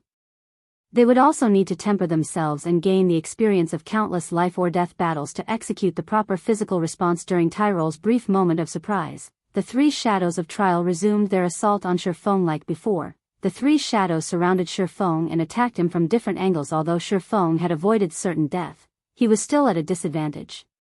He had little more than a second before his forbidden domain ran out, and he had only blocked the attack aimed for his abdomen. The attack from behind had still found its mark. Now, he could only afford to receive 1 more hit before he was eliminated from the test. Come, Shifeng said with a hint of excitement as he watched the 3 shadows. Suddenly, over 20 sword lights surrounded Shifeng, sealing off all escape paths. However, instead of using Sword's orbit to repel the attacks, Shifeng simply adjusted his footwork, turning as he executed 8 slashes, which wasn't much compared to his earlier efforts. Yet something surprising happened again. Despite reaching his maximum attack speed, these slashes continued to accelerate. The 3 shadows of trial interlocked with their target before passing by Shifeng. The swordsman blocked every one of the incoming attacks. As the shadows passed, Shifeng swung Killing Ray, slicing the neck of the shadow that had already received 9 hits. The shadow then vanished, leaving 2 remaining in the magic array. What just happened? Aqua Rose, Fire Dance, Shadow Sword, and the other Tier 2 experts from Zero-Wing were stupefied. Not only had Shifeng blocked every incoming attack without using Sword's orbit, but he had also created a gap in the shadow's defenses and eliminated one of them. None of them could figure out how he had pulled it off. So, this is the realm above the truth realm that Rhinebeck had mentioned? Shifeng felt incredible as he turned towards the remaining shadows of trial. Rhinebeck had only informed Shifeng that he had just entered the truth realm. After undergoing Rhinebeck's test, he had learned that one shouldn't just focus on adapting to the changing battle physically. One could also adjust their perspective of the battle.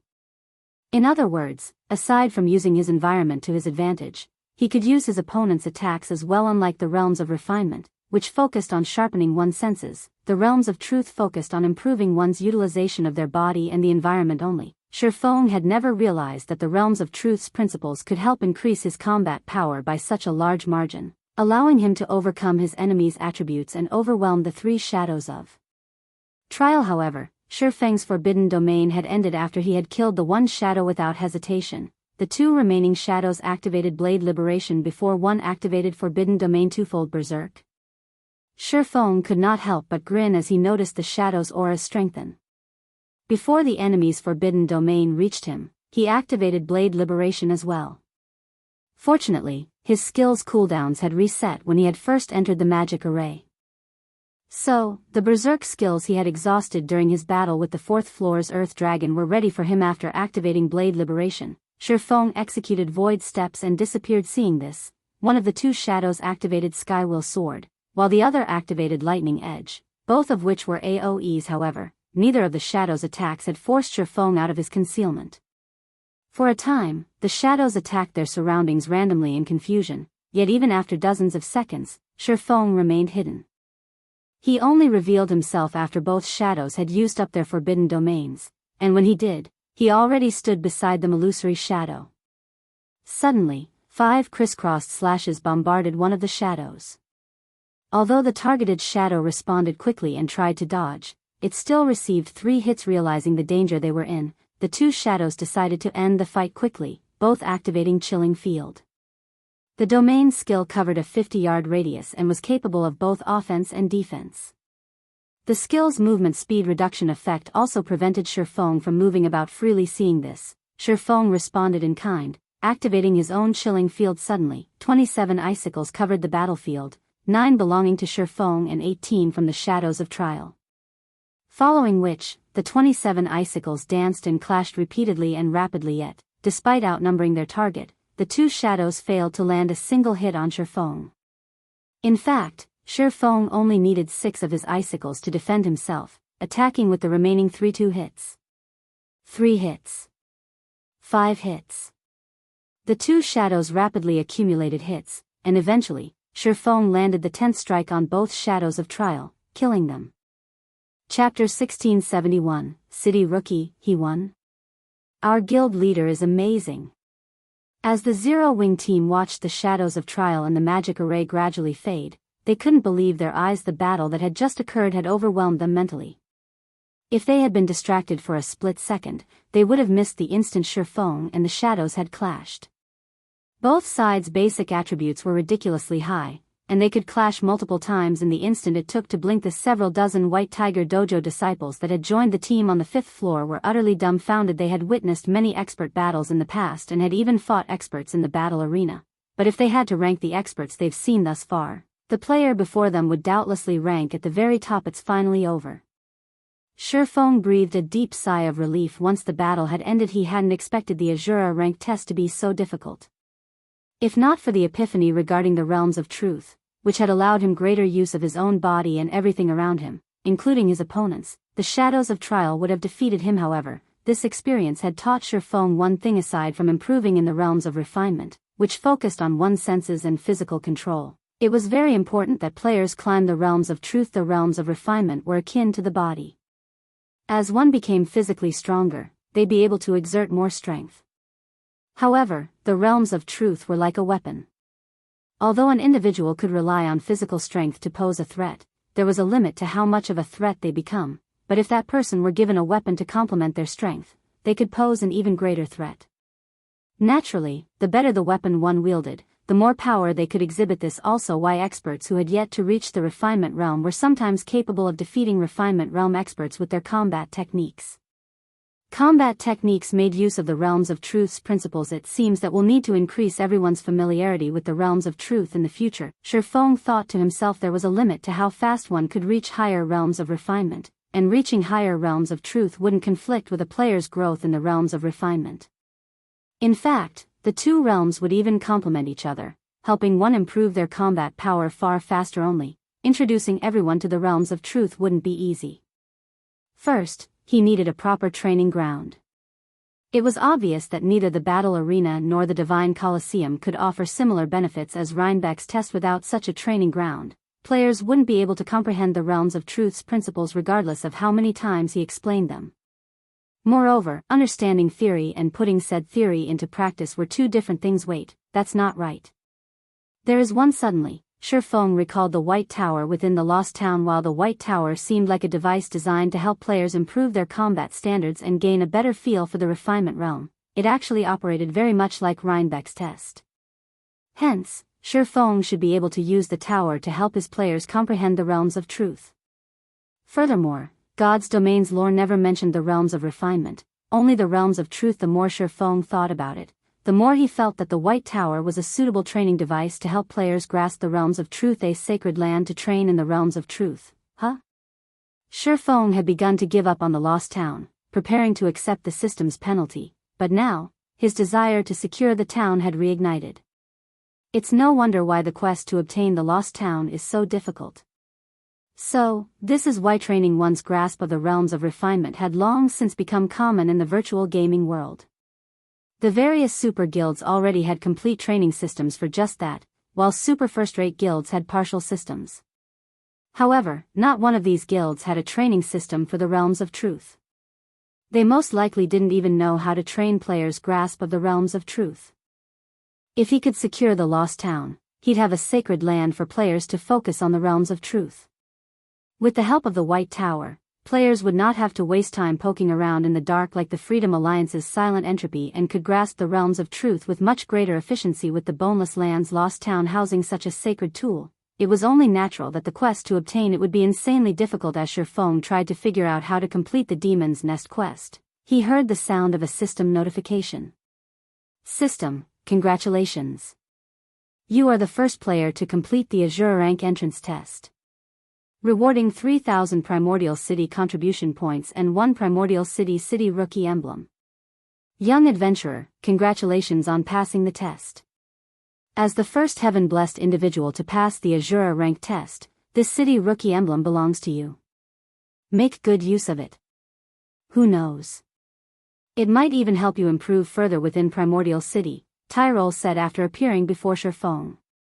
He then took out a silver emblem in the shape of a crescent moon encompassing a sun and passed it to Shifeng. The instant the emblem appeared, the surrounding mana gravitated towards and circled the emblem. City rookie emblem. After recovering from his shock over the additional 3,000 contribution points, Shifeng gave the emblem a curious look. This was the first time he had heard of this item. Based on Tyrol's tone when he had mentioned it, it should be extraordinary. Immediately, Shifeng tried to inspect the emblem's attribute panel. City Rookie Emblem, Dark Gold Rank. Primordial City's Emblem of Honor. When worn, user will enjoy the authority of a bronze adventurer in Primordial City. In addition, user may teleport to Primordial City from any location. Cooldown, 2 natural days, 96 hours. User restriction, Yifeng. Amazing. It's giving me the authority of a bronze adventurer right off the bat. No wonder why he told me to make good use of it. Shifeng was ecstatic as he gazed at the city rookie emblem. At this point, the term bronze adventurer was still foreign to God's Domain's players. This was because the title was unique to Primordial City. Bronze adventurers in Primordial City were the equivalent of nobles in NPC cities. Only, as the ancient gods had specifically created Primordial City for adventurers, noble ranks didn't exist within its walls. Rather, special ranks were granted to adventurers based on their contributions to the city. The available ranks included Common Adventurer, Bronze Adventurer, Silver Adventurer, and Gold Adventurer. Each subsequent rank enjoyed greater authority and treatment in Primordial City than the last. However, it was extremely difficult for players to rise through the ranks as they weren't based on Primordial City contribution points. Instead, they were determined by one's Primordial City honor points. One had to earn 1,000 honor points just to become a bronze adventurer. Moreover, players would be fortunate to receive 1 honor point even after completing a high-rank quest in the city. If players wanted to earn more than that per quest, they'd have to complete Primordial City's trial quests, which were exceedingly challenging. Unfortunately, failing to complete the trial resulted in an unusually severe death penalty. In the past, most players had opted for the safe and reliable method of completing high-rank quests to collect honor points rather than challenge Primordial City's trial quests. Because of this, very few players had become bronze adventurers, let alone silver or gold adventurers. Even after 10 years in God's Domain, Shifeng had never heard of someone becoming a gold adventurer. Meanwhile, not only would bronze adventurers enjoy a 10% discount on all expenditures that required Primordial City contribution points, but they'd also get to enjoy other benefits that common adventurers had no access to. Such example was the planar teleportation function, which allowed players to travel to the various higher planes. Not only were the higher planes monsters much stronger, but they also dropped far better loot. It was also possible to obtain unique resources. Only, teleporting to a higher plane was expensive, costing 1,000 contribution points per teleportation. If players died in these higher planes, they'd be teleported back to Primordial City instantly. Without sufficient strength and preparation, only a fool would grind in these higher planes. Right? There's still the higher planes. Shifeng's eyes suddenly sparkled. Other players might not know where to secure a large number of darkness stones, but he did. However, he hadn't had the means to reach these locations, but now, he did. Shifeng immediately instructed his team to challenge the entrance test and told them what to do once they entered Primordial City. Meanwhile, he made his way, with Tyrol's help, to the city. When Shifeng arrived in Primordial City, every player within the Primordial Divine Ruin received a system notification about it. Chapter 1672, 7 Luminaries Temple. Many players were still fighting in the Primordial Divine Ruin, and the various superpowers on the 4th floor were preparing to raid the recently respawned Frostflame two-headed Earth Dragon. However, before they could begin, they heard the crisp voice of the system. Primordial Divine Ruin Region System Announcement: a player has successfully entered Primordial City. From now onward, after 500 players have entered Primordial City, the entrance test's difficulty will increase by 30%. After 1,000 players have entered Primordial City, the difficulty will increase by 50%. Count resets once per day. The system announcement repeated 3 times, its message becoming ingrained in everyone's minds. How did Zero Wing get into Primordial City so quickly? After the 500th player, the difficulty to enter Primordial City will increase. The upper echelons of the various superpowers stuck on the 4th floor revealed somber expressions upon listening to the system notification. Based on the system notification, they discovered that Primordial City did not have an entry limit. Players only needed to pass a test to enter the legendary city. However, as many as 800 Zero Wing members had proceeded to the Primordial Divine Ruins 5th floor. If the entrance test were not particularly difficult, then Zero Wing would claim the first 500 slots. This meant that the tests the various superpowers would have to pass to enter would become far more difficult. Due to the increased difficulty, players who would have been capable of passing the test might fail. This, in turn, would decrease the number of players the various superpowers could send into the city. Now that they had a clearer understanding of the situation, these superpowers became even more desperate to reach the 5th floor as soon as possible. Meanwhile, news of Zero Wing entering Primordial City quickly spread outside of the ruin. What? Zero Wing is the first guild to send players into Primordial City? Doesn't that mean Zero Wing will be the first to pioneer and explore the city? I'm afraid that it's not that simple. I've heard that only the first 500 players will face the normal difficulty entry tests, whereas other players' tests will be more difficult. The test's difficulty will increase yet again after 1,000 players have entered Primordial City. I've also heard that Zero Wing led 800 players to the 5th floor. It'll monopolize the first 500 slots. With this, the various superpowers will likely have a tough time completing with Zero Wing when pioneering the city. With that many of its members entering Primordial City, Zero Wing will reap a huge harvest. From what I learned after looking into it, it seems like it's pretty easy to obtain combat techniques from Primordial City. This is especially true for advanced combat techniques.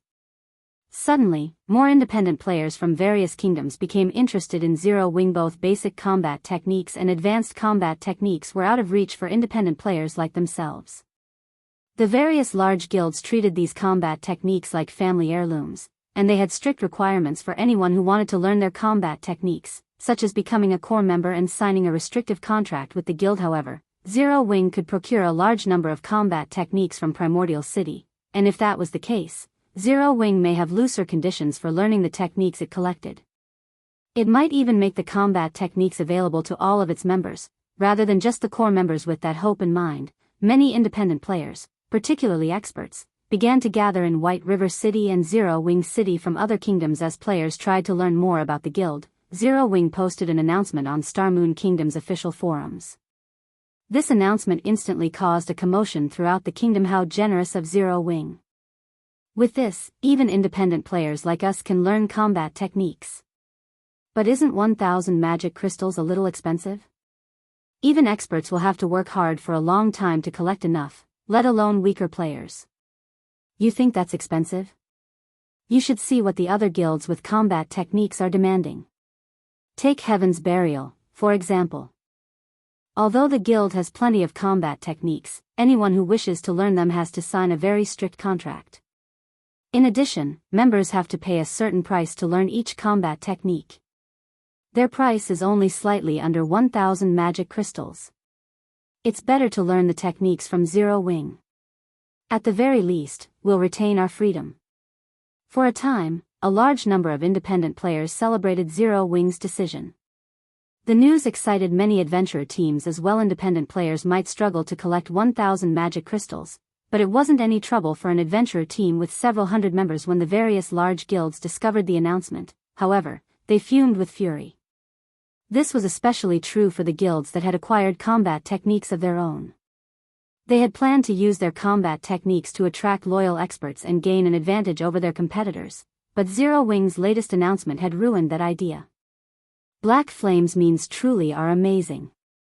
Heaven's burial is likely doomed to fall, now, Xianxia said. He could not help his rueful sigh as he read the report a subordinate had just sent Uncle Yuan. What happened? Purple Jade asked curiously. Take a look for yourself, Xianxia said as he forwarded the report to Purple Jade. When Purple Jade read the report, her eyes widened in shock. She found it truly hard to believe that Zero Wing would actually be so generous as to offer its combat techniques to other players.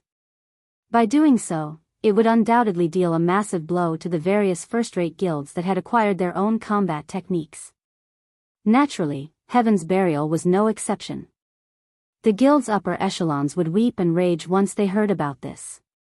While everyone discussed Zero Wing, Shifeng arrived in Primordial City's teleportation hall. The teleportation hall's main hall looked like a massive cave. The hall's ceiling was at least 100 meters from the ground. It also seemed like some kind of miniature sun was stuck in the ceiling, illuminating the hall. As Shifeng looked around, he discovered numerous mana-operated elevators, which led towards various spatial junctions. NPCs could arrive and leave Primordial City through these spatial junctions at any moment. These NPCs weren't limited to the human race, including members from other races as well. The instant Shifeng had arrived, both his mind and body had felt energized. The mana density here was no lower than that of Titan City. Players would definitely have an easier time practicing their combat or producing items here than elsewhere. Since Shifeng had visited Primordial City many times in his previous life, he didn't bother to look around the teleportation hall like some curious tourist. Instead, he quickly left the hall and ventured to Primordial City streets. Primordial City was a city of legend. The city had as many NPCs as the most populated NPC cities in God's domain. There were easily over 4 or 5 million NPCs within the city at all times, which was more than 10 times the number of NPCs in Starmoon Kingdom's capital. Moreover, unlike the NPCs in ordinary NPC cities, those in Primordial City were at least level 150. Tier 2 NPCs were insignificant here, usually serving as gate attendants. Tier 3 NPCs, which were rare in other NPC cities, strode down almost every street in Primordial City. One would even find Tier 4 NPCs window shopping. After leaving the teleportation hall, Shifeng summoned his demonic flame tiger and made his way towards the heart of Primordial City. Although Primordial City's layout was complex, Shifeng knew the city like the back of his hand. After traveling for around 20 minutes, he reached a towering temple. The temple before him was over 300 meters tall and occupied enough space to accommodate 100,000 people. It looked more like a mountain than a building. This temple was also the most important structure in Primordial City, the 7 Luminaries Temple. Chapter 1673, Primordial Scroll. Chapter 1673, Primordial Scroll. 2 mechanical puppets at the temple's entrance stopped Shifeng before he could enter the building. This is the 7 Luminaries Temple. Unauthorized individuals are not allowed entry. The 2 mechanical puppets crossed their greatswords before the entrance, preventing Shifeng from proceeding. If any other players saw these mechanical puppets, they would definitely be given a fright. Both mechanical puppets were level 200 mythic monsters. They weren't ordinary mechanical puppets either, but magically enhanced puppets. Not only did they possess extremely high intellect, but they also wielded domains. In other words, they were Tier 4 mythic monsters with domain skills. Even Tier 4 NPCs with domains would not be a match for these magically enhanced puppets. Furthermore, these magically enhanced puppets were only the 7 Luminaries Temple's gate attendants. There were much stronger guards within the temple itself. Based on Shifeng's knowledge, not even Tier 6 God-ranked players would dare to act presumptuously in the 7 Luminaries Temple without losing their lives. Primordial City was one of the safest cities throughout God's domain. Neither monsters nor players dared to cause trouble here, and those who did were killed without question. Meanwhile, Shifeng wasn't surprised to find these magically enhanced puppets barring his path. The 7 Luminaries Temple was one of Primordial City's core buildings. It was also where players could exchange their contribution points for items. But only players who had become adventurers within the city were allowed inside. Everyone else would be stopped at the door. If players wanted to become adventurers here, they had to pick up an adventurer quest from Primordial City's Adventurers Association. After completing their adventurer quest, players would be granted a Primordial City Adventurer emblem. Players would only be considered a common adventurer in the city once they had this emblem, and it would allow them to enjoy some of the benefits the city offered. However, since Shifeng was in a hurry, he hadn't stopped by the Adventurers Association to pick up the adventurer's quest. In response to the crossed greatswords before him, Shifeng took out his city rookie emblem and showed it to the guards, asking, "Can I enter now?" The city rookie emblem granted him the status of a bronze adventurer in Primordial City. Although the status couldn't be upgraded, it was enough for now. If he had free time in the future, he could simply pick up the adventurer quest and obtain the real adventurer emblem. City rookie emblem confirmed. Identity confirmed. You may enter. After the 2 puppets inspected the city rookie emblem, they relaxed into their original stances and turned their attention away from Shifeng. Seeing this, Shifeng made his way into the 7 Luminaries Temple. The 7 Luminaries Temple's lobby was a beautifully decorated plaza. The scenery was spectacular. It contained areas where people could rest and chat, and it even offered open-air restaurants and bars. The food and beverages sold here were unique to Primordial City and couldn't be removed from the city. But the taste of these items was simply unforgettable. Even players who enjoyed delicious delicacies every day longed to dine here, but very few players could afford to do so. Every item in the 7 Luminaries Temple cost Primordial City contribution points. Neither coins nor magic crystals were accepted as currency. Meanwhile, a single meal here cost at least 100 CPs. Of course, players who consumed the meal would receive benefits that corresponded to the 100 CPs they paid, improving perception and focus. Unfortunately, the effects from a 100 CP meal would only last 2 hours during that time. However, players could make use of the buff by renting a training room in the 7 Luminaries Temple to practice the combat techniques they had recently purchased. Likewise, the training rooms cost CPs to rent, with the basic training rooms costing 10 CPs per hour, intermediate training rooms costing 30 CPs per hour, and advanced training rooms costing 100 CPs per hour to most players, though this cost was astronomical. The system only granted free CPs on players' first visit to Primordial City, rewarding nothing for subsequent entries. Hence, it was very important that players carefully decide how to enter the Primordial City for their first visit. Aside from the first entry bonus, players could only obtain more contribution points by completing quests and through achievements in Primordial City. Shifeng didn't bother to look around after entering the 7 Luminaries Temple as he made his way for the exchange counter. "Sir, may I know what item you wish to purchase?" An elven beauty behind the counter asked with a smile. Although the female elf looked like a simple administrator for the exchange department, if one paid close attention, they'd discover that she was actually a level 150, tier 3 great mage. Moreover, as a member of the elven race, her innate affinity with mana was incredibly high, making her slightly stronger than ordinary tier 3 great mages of the same level. Inside a minor NPC city, this female elf could easily serve as the city's magistrate. If this elven woman decided to attack Shifeng now, he'd die instantly unless he activated an invulnerability skill in time. "I wish to purchase primordial souls," Shifeng said. "Primordial souls are extremely rare, so each will cost you 200 contribution points. We also have a daily exchange limit on primordial souls. Only 100 primordial souls are made available each day," the elf explained. "May I know how many primordial souls you wish to purchase, sir?" 20. Shifeng stated primordial souls were rare tools that could help players when they challenged their promotion quests. They were also unique to Primordial City. Naturally, Shifeng had to purchase as many primordial souls as he could afford now. Meanwhile, aside from the 5,000 CPs he had gained for clearing the Azura ranked entrance test, he had received a bonus of 3,000 CPs from the system, giving him a total of 8,000 CPs, so spending 4,000 on primordial souls wouldn't put him in the red. He also wasn't sure how many Zero Wing members would make it into Primordial City. Fortunately, unlike other players, he had the city rookie emblem, which allowed him to earn CPs far more easily. Alright. The elf administrator then retrieved 20 bottles from the spatial storage unit behind her and said, Sir, as a city rookie, you enjoy a 10% discount on all purchases. Your total bill comes to 3,600 contribution points. Do you wish to purchase anything else? After giving the matter some thought, Shifeng gritted his teeth and said, I want to purchase 12 primordial scrolls and 1 teleportation stone to the darkness plane. Initially, he had planned to purchase advanced combat techniques after reaching Primordial City, but obtaining the boneless land's lost town was far more important right now. The darkness plane was one of the higher planes in God's domain, and the power of darkness on that plane was incredibly dense. Naturally, the monsters living in the darkness plane contained frightening amounts of power of darkness within them. When killed, they had a high chance of dropping a darkness stone fragment. Alchemists could use 100 of these fragments to synthesize a complete darkness stone, but their success rate was an excruciatingly low 30%.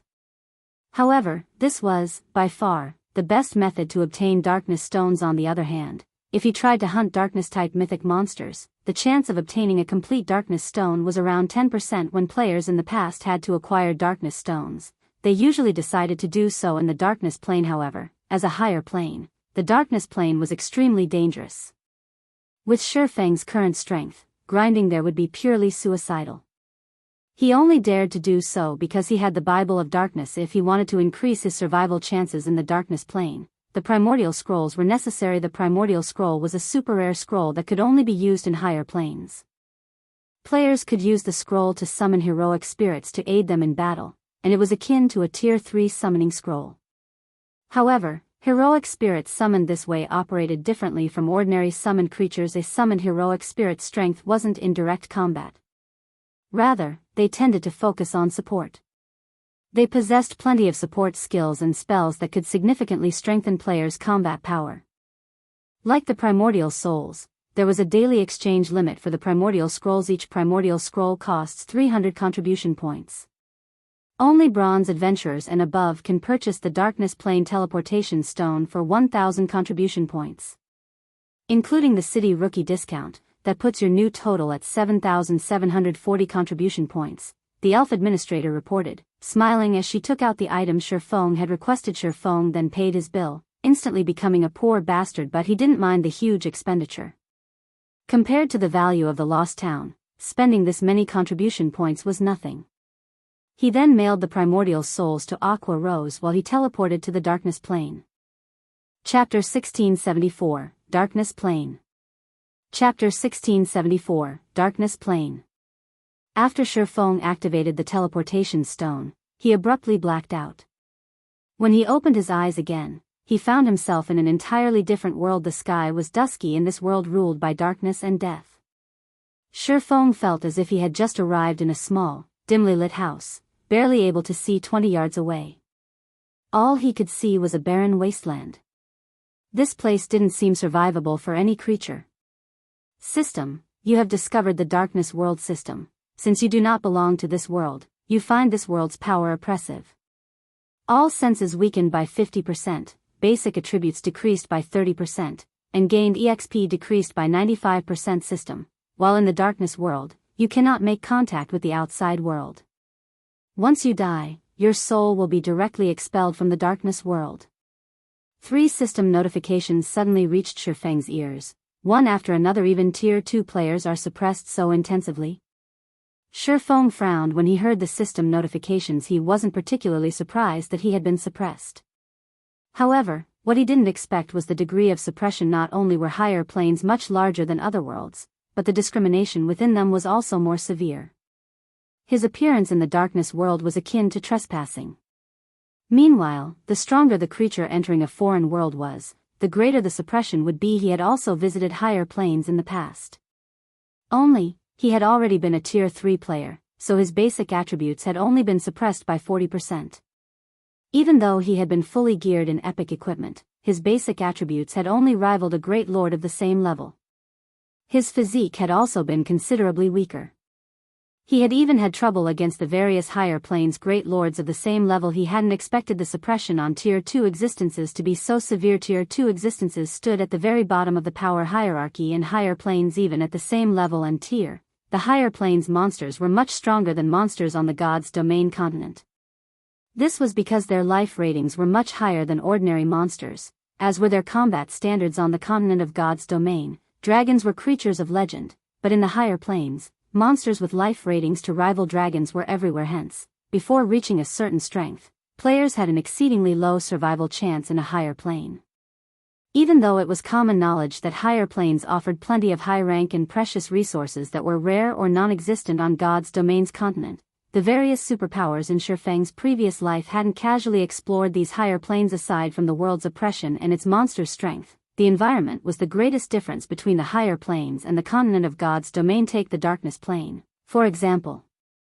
Upon arriving in this world, Shifeng had felt his body become considerably heavier than before. It felt as if the area's gravitational force had increased by 3 or 4 times. Moreover, the environment's power of darkness continuously corroded his body. Without extremely high darkness resistance, the ambient power of darkness would slay players even if they stood in place and did nothing. Not daring to waste time, Shifeng took out the Bible of Darkness and summoned a Tier 3 demon in response. A demon in crimson scale armor, wielding a great sword, appeared before its summoner. Blood demon, demonic creature, Tier 3 demon. Level 80. HP 34,000/34,000,000. Demons were considered dark creatures in God's domain, so in the darkness world, they wouldn't be oppressed. Moreover, thanks to the Bible of Darkness's demon ruler skill, the blood demon had grown stronger. This was why Shifeng had boldly visited the darkness plane. Every monster in the darkness world was likely stronger than Shifeng, and he could only see up to 20 yards away. With such a disadvantage, monsters would likely discover him before he would sense them. On the other hand, if he took control of the demon, he could observe his surroundings through the demon's eyes. After giving it a try, he noticed the massive improvement to his range of vision. By seeing through the demon's eyes, Shifeng could see up to 500 yards away.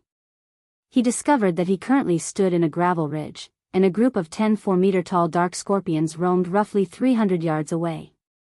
9 of the 10 dark scorpions had 3 tails, and the last had 5. Moreover, the 5-tailed scorpion radiated a light purple glow. Dark scorpion, dark creature, Lord. Level 65. HP 18,000,000/18,000,000. Mutated dark scorpion, dark creature, Great Lord. Level 68. HP 43,000,000/43,000,000. Had Shifeng not come prepared, he would have likely ventured into the dark scorpion's detection range. If the 9 lords and their great lord leader had ambushed him while he had been so powerfully suppressed, he would have died very quickly. Fortunately, the teleportation stones that transferred players to the higher planes generally sent said players to level-appropriate areas. Even so, if he sent the blood demon to attack the group of dark scorpions by itself, the demon would definitely lose that battle. The mutated dark scorpion's strength alone could rival the blood demon's. As a higher plane creature, the mutated dark scorpion had a considerably higher life rating, after all. Furthermore, it had the support of 9 Lord-ranked dark scorpions to surround and annihilate the blood demon. However, Shifeng had no intentions of circling past the group. He then took out a primordial scroll and activated it. As the primordial scroll activated, a 4-meter-tall elderly man appeared before him. The old man was semi-transparent and wielded a cane. Not bad. I actually got a great druid. Shifeng was quite satisfied when he saw the old man. Primordial heroic spirit, hero, great druid. Level 75. HP 15,000,000/15,000,000. Although the primordial soul summoned a random heroic spirit, all summoned heroic spirits were Tier 3. Unlike ordinary NPCs, heroic spirits wouldn't be oppressed in foreign worlds. In addition, they commanded plenty of Tier 3 spells and skills. They were the perfect support for players when grinding in higher planes. Any team that intended to grind in a higher plane would always purchase primordial scrolls before doing so. After summoning the heroic spirit, Shifeng had the great druid cast a series of Tier 3 support spells. Tier 3 spell Forest Protection increases the defense and basic attributes of all allies by 20% for 30 minutes. Does not stack with other attribute increasing spells. Tier 3 spell Nature's Blessing. All resistances plus 80, 15% damage reduction, and a 15% increase to stamina for 30 minutes. Tier 3 spell Thorny Vines. Protect a specified target with magical vines for 10 minutes. Anyone who attacks said target will receive damage from the magical vines. When the 3 support spells affected the Blood Demon, the Blood Demon's attributes rose by a large margin, following which, Shifeng controlled the Blood Demon and charged towards the Dark Scorpion group. When the Blood Demon was less than 200 yards away from the Dark Scorpions, it caught the monster's attention. Responding, the Dark Scorpions lashed their tails and hissed threateningly. Not waiting for the Dark Scorpions to attack, Shifeng used the Tier 3 spell, Blood Sanction. Immediately, 50+ blades of blood flew at the 10 Dark Scorpions with lightning speed. Even if Shifeng were at his peak and activated a Berserk skill, he would have trouble blocking all 50+ blood blades. He would have to dodge or activate a life-saving skill to avoid taking a hit. As the blood blades were about to reach the Dark Scorpions, the latter's tails blurred. Dang. Dang. Dang. A series of dazzling sparks lit up the gloomy environment. The 9 Lord-ranked Dark Scorpions had successfully struck down over 80% of the blood blades, while the weapons that had found their mark had only dealt a little over -30,000 damage. The mutated Dark Scorpion, however, struck down all 9 incoming blades, emerging from the exchange unharmed. What high magic resistance! The outcome surprised Shifeng a little. A Tier 3 Demon's Tier 3 spell carried immense power. Just one of those blood blades could rival a Great Lord's attack of the same level, yet they had only dealt a little over -30,000 damage after landing a direct hit. To the Dark Scorpions, who had 18 million HP each, the damage wasn't significant. During the brief moment Shifeng had been surprised, the mutated Dark Scorpion screeched as its tails began to glow dark green as they lashed out at the Blood Demon. The tails had moved so quickly that Shifeng hadn't been able to react in time.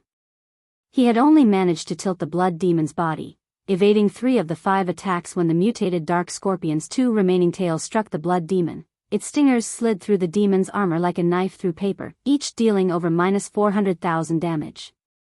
Chapter 1675. Mutated Darkness Energy Crystal. After getting struck by the mutated Dark Scorpion's glowing stingers, the Blood Demon immediately gained a debuff, 22,347. When the debuff took effect, Shifeng suddenly found it much more difficult to control the Blood Demon, the demon's movements becoming sluggish. What a powerful poison! Shifeng was slightly surprised when he checked the debuff. Paralyzing Venom. Inflicts 30,000 damage every 0.8 second for 12 seconds. While the venom is still in effect, decreases reaction speed by 40%, attack speed by 30%, and movement speed by 30%. Effects can be stacked up to 10 times. The majority of toxins in God's domain only caused victims to lose HP over time. Very few could inflict a paralysis effect, much less be stackable. Although the Blood Demon possessed high magic resistance and could mitigate a portion of the damage it received, if the toxin was stacked 10 times, even the Blood Demon would fall in no time. Moreover, the toxin being stacked boosted not only the dot but also the speed reduction debuff. If that happened, the Blood Demon would have an increasingly difficult time blocking the attacks of the Dark Scorpions, which possessed considerably high combat standards. The mutated Dark Scorpion's combat standard was even at the level of an ordinary expert player. In the next moment, the Dark Scorpions launched another wave of attacks at the Blood Demon. Due to the venom, the Blood Demon had great difficulty defending itself. A series of damages ranging from several tens of thousands to several 100,000 appeared above the Blood Demon's head, its HP plummeting. The number of paralyzing venom stacks also increased from 1 to 4 now. The Blood Demon was taking -120,000 damage from the venom every 0.8 second. Its reaction speed had also decreased by 60%, and its attack and movement speed by 50%. Even though the Blood Demon was higher leveled, it would not last very long against the Dark Scorpions at this rate. Thank goodness I prepared Primordial Scrolls. Glancing at the mutated Dark Scorpion, Shifeng then commanded the heroic spirit to cast the Tier 2 spell Healing Wind. A light green gale immediately enveloped the Blood Demon. In the next moment, not only did the paralyzing venom debuff disappear altogether, but the Blood Demon also rapidly recovered the 10% or so HP it lost. In the blink of an eye, it was already back to full HP. Once Healing Wind ended, Shifeng had the heroic spirit cast the Tier 3 spell Earthen Vine. Suddenly, vines sprouted beneath the dark scorpion's legs and bound the monsters completely. Although the dark scorpions managed to cut and snap the vines in their struggles, new vines would always replace the broken ones, greatly restricting the mobility of the dark scorpions.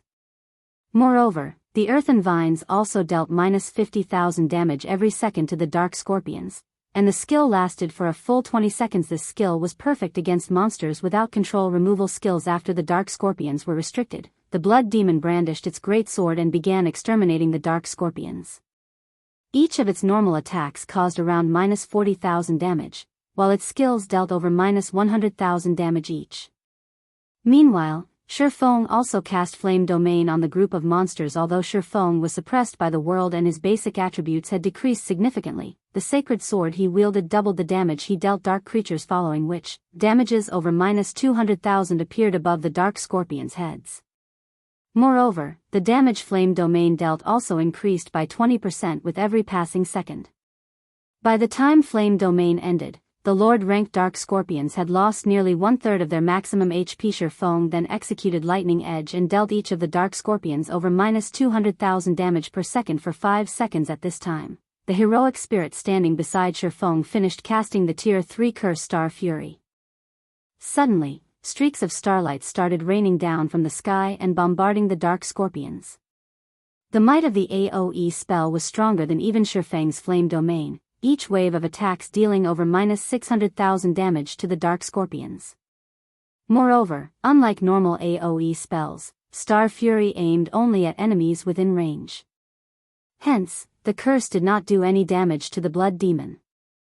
In total, 7 waves of starlight descended on the Dark Scorpions. By the time Star Fury ended, not only had the Dark Scorpions lost a significant amount of their HPs, but they also fell into a heavily injured state, their basic attributes, defense, and combat power decreasing to a certain extent. This turn of events allowed the Blood Demon to deal even more damage.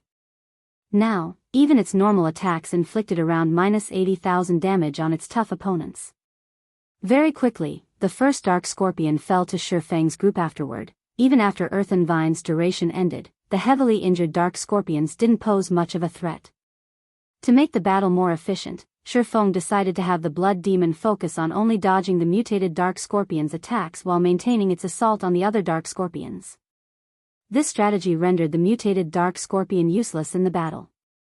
The Great Lord could only watch as its subordinates got picked off one after another. Only after the disposal of all the Lord-ranked monsters did Shifeng have the Blood Demon trade blow for blow with the Great Lord, foregoing all forms of evasion and defense.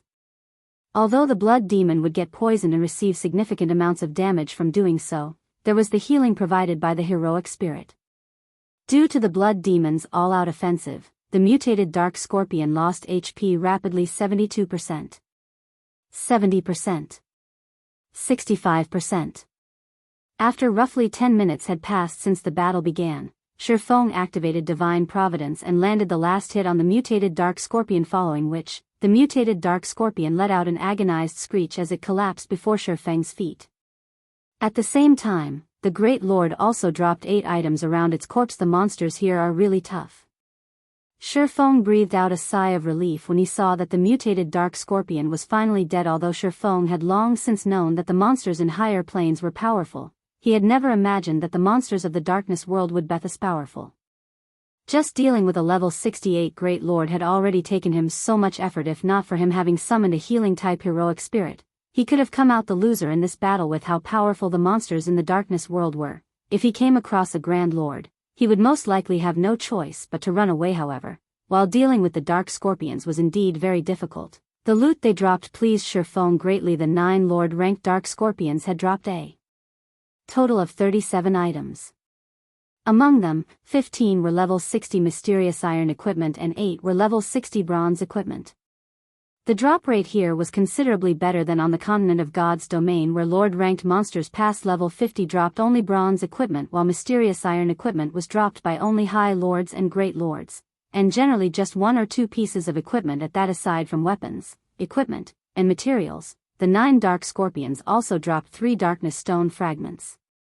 The drop rate for the fragments was considerably better than what Shifeng initially expected it to be. However, compared to the loot of the 9 Dark Scorpions, the loot of the mutated Dark Scorpion was much more attractive. Of the 8 items dropped, 3 were equipment. A level 60 secret silver cloth armor robe and 2 set pieces for the level 60 secret silver plate armor. Dark Devourer set. Level 60 secret silver set equipment would be considered top-notch equipment in the game when players reached level 60. Moreover, the Dark Devourer set was actually an 8-piece set. The set's level requirement would be lowered to level 55 when 4 set pieces were gathered, and further to level 50 if one managed to complete the set. If players could equip level 60 secret silver set equipment at level 50, just the basic attributes they could gain from the set alone would surpass that of level 50 dark gold set equipment. Not to mention, the Dark Devourer set's other set effects were also plenty amazing. The set's 2-piece set effect reduced the damage sustained from Tier 2 spells by 40% and spells below Tier 2 by 70%. Meanwhile, the 6-piece set effect raised the wearer's strength and endurance by up to 30% when attacked. If he could allow the guild's MTs and berserkers to equip the Dark Devourer set, they would be practically invincible among those of the same level. Aside from the 3 pieces of equipment, the mutated Dark Scorpion also dropped 2 Darkness Stone fragments. As for the remaining 3 items, 2 of them were paralyzing venom potions, which could be applied to weapons, allowing one's attacks to inflict a weakened version of the paralyzing venom debuff on targets. Each potion could be used 3 times, and each application lasted 30 minutes. Although the debuff imposed was nowhere near as strong as the mutated Dark Scorpions, it was still quite effective against both players and monsters, following which, Shifeng took out from his bag the last item the Great Lord dropped. This item was a crystal that gave off a black and white glow. When he looked at the crystal, a hint of excitement flashed in his eyes. The mutated darkness energy crystal. It was one of the rarest loot available in the darkness world. In fact, it was a treasure highly sought after by players belonging to the dark forces. This was an item that would only be dropped by darkness-type mutated monsters. Chapter 1676, Class Change to Yin Yang Saint. Chapter 1676, Class Change to Yin Yang Saint. Looking at the mutated darkness energy crystal in his hand, Shifeng immediately took out a Summon Guard scroll and activated it. The mutated darkness energy crystal contained a special kind of power of darkness, allowing one to gain better control over the power of darkness.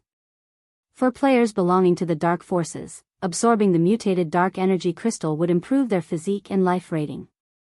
At the same time, the power of darkness they could use would increase.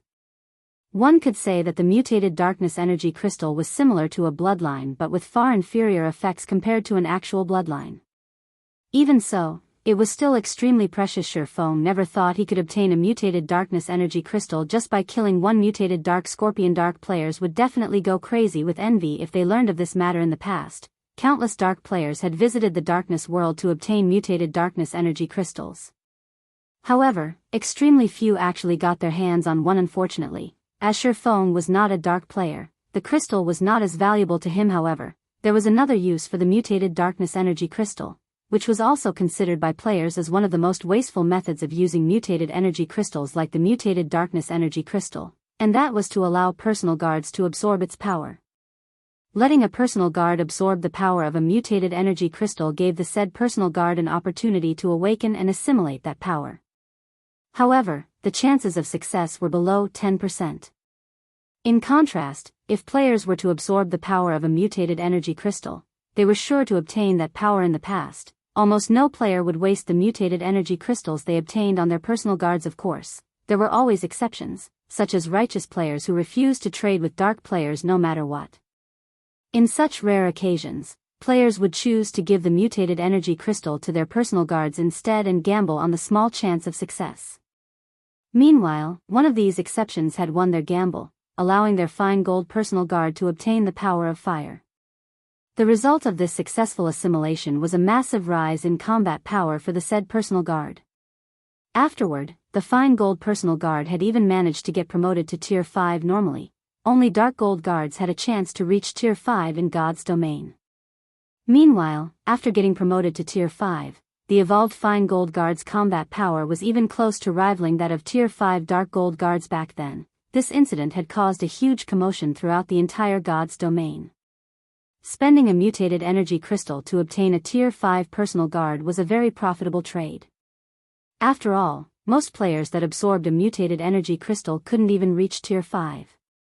Moreover, a Tier 5 personal guard was much stronger than a Tier 5 player.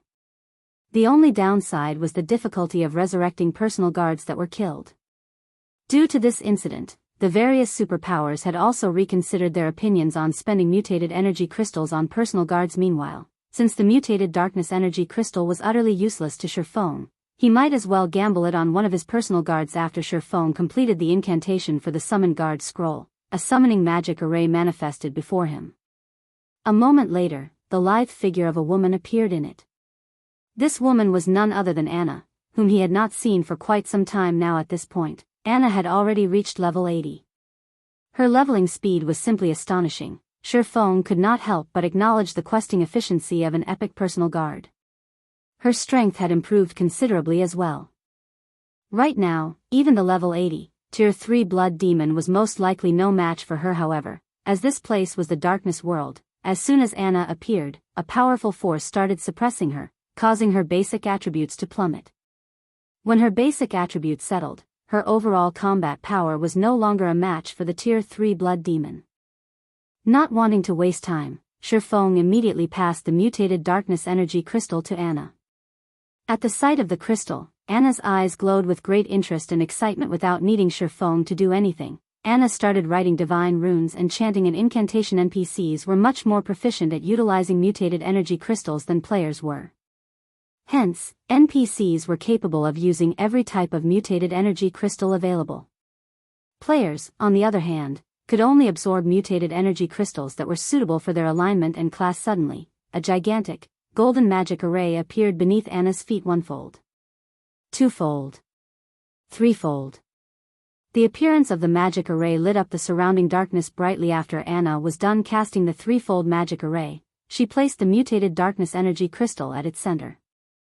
Suddenly, the surrounding power of darkness started surging towards the magic array, the massive flow of energy prompting Shifeng to step back in fright. As the magic array collected more power of darkness, the aura it exuded also steadily strengthened. At some point, the aura grew so overwhelming that Shifeng started to feel stifled. Even the monsters over 500 yards away unconsciously distanced themselves from the magic array. After the process continued for 5 long seconds, the magic array's horrific aura began dissipating.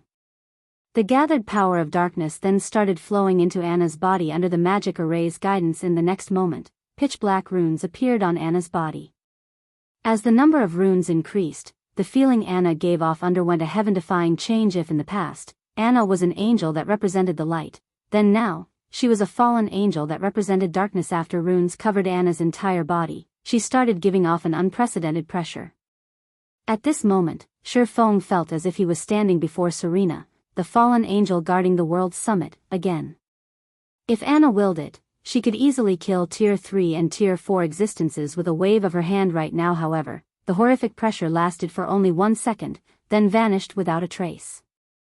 At the same time, the threefold magic array Anna stood on also started disappearing into the void. As for Anna herself, she had reverted to her original state. The only differences now were a dark purple mark at the center of her forehead and a hint of coldness in her aura. Did you succeed? Shifeng could not help but ask curiously as he eyed Anna, who looked as she normally did in the past. He had heard that a huge commotion would arise whenever personal guards used mutated energy crystals. However, those commotions were far from being as massive as the one that just occurred.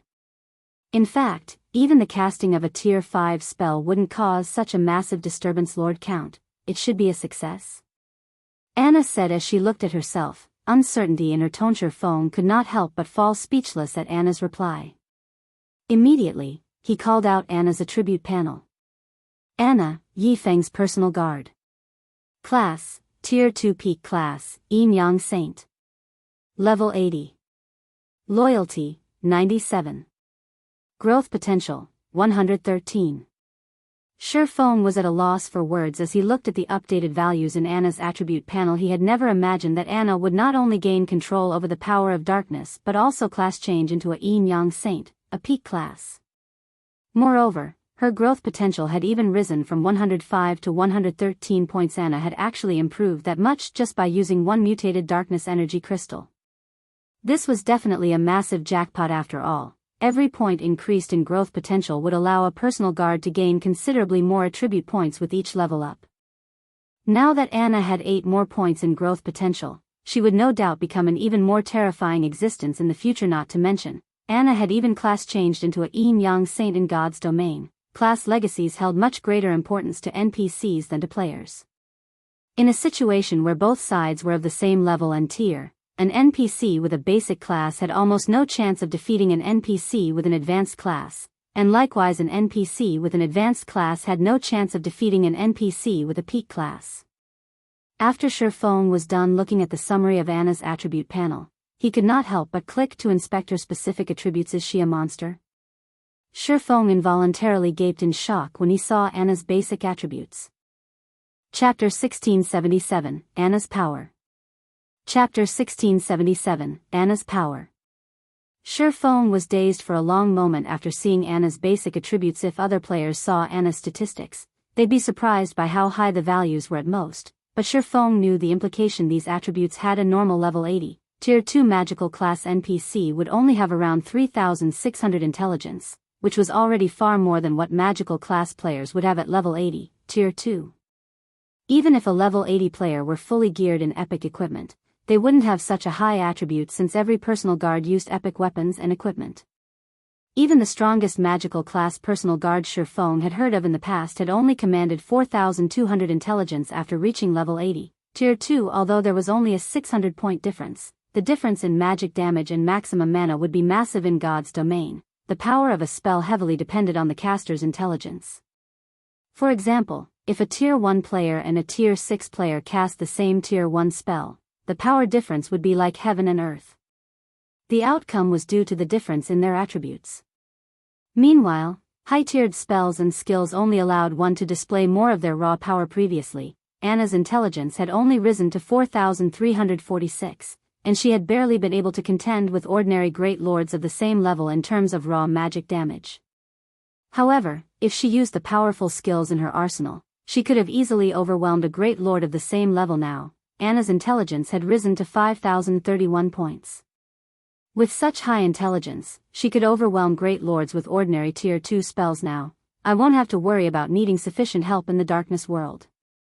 Looking at Anna, Shifeng could tell that she could easily stomp out great lords of the same level. Aside from the improvements they granted players and NPCs, mutated darkness energy crystals would force the darkness world to recognize their users. With this recognition, the world would no longer consider them an intruder and suppress them. This was why dark players desired mutated darkness energy crystals. Although dark players were members of the dark forces and contained a small amount of power of darkness within, the darkness world still considered them trespassers. The world would still suppress them, although the suppression wouldn't be as severe due to the power of darkness they contained. However, if they absorbed a mutated darkness energy crystal, they could proceed without any suppression. They could then explore the darkness world as if they were in their element. Now that Anna had absorbed the mutated darkness energy crystal, she, too, had been recognized by the darkness world. The world would accept her as one of its own, and she'd be able to exhibit all of her strength. Shifeng then began his search for the next group of monsters. Although resources within the darkness world were abundant, this world didn't have as many monsters as the continent of God's domain.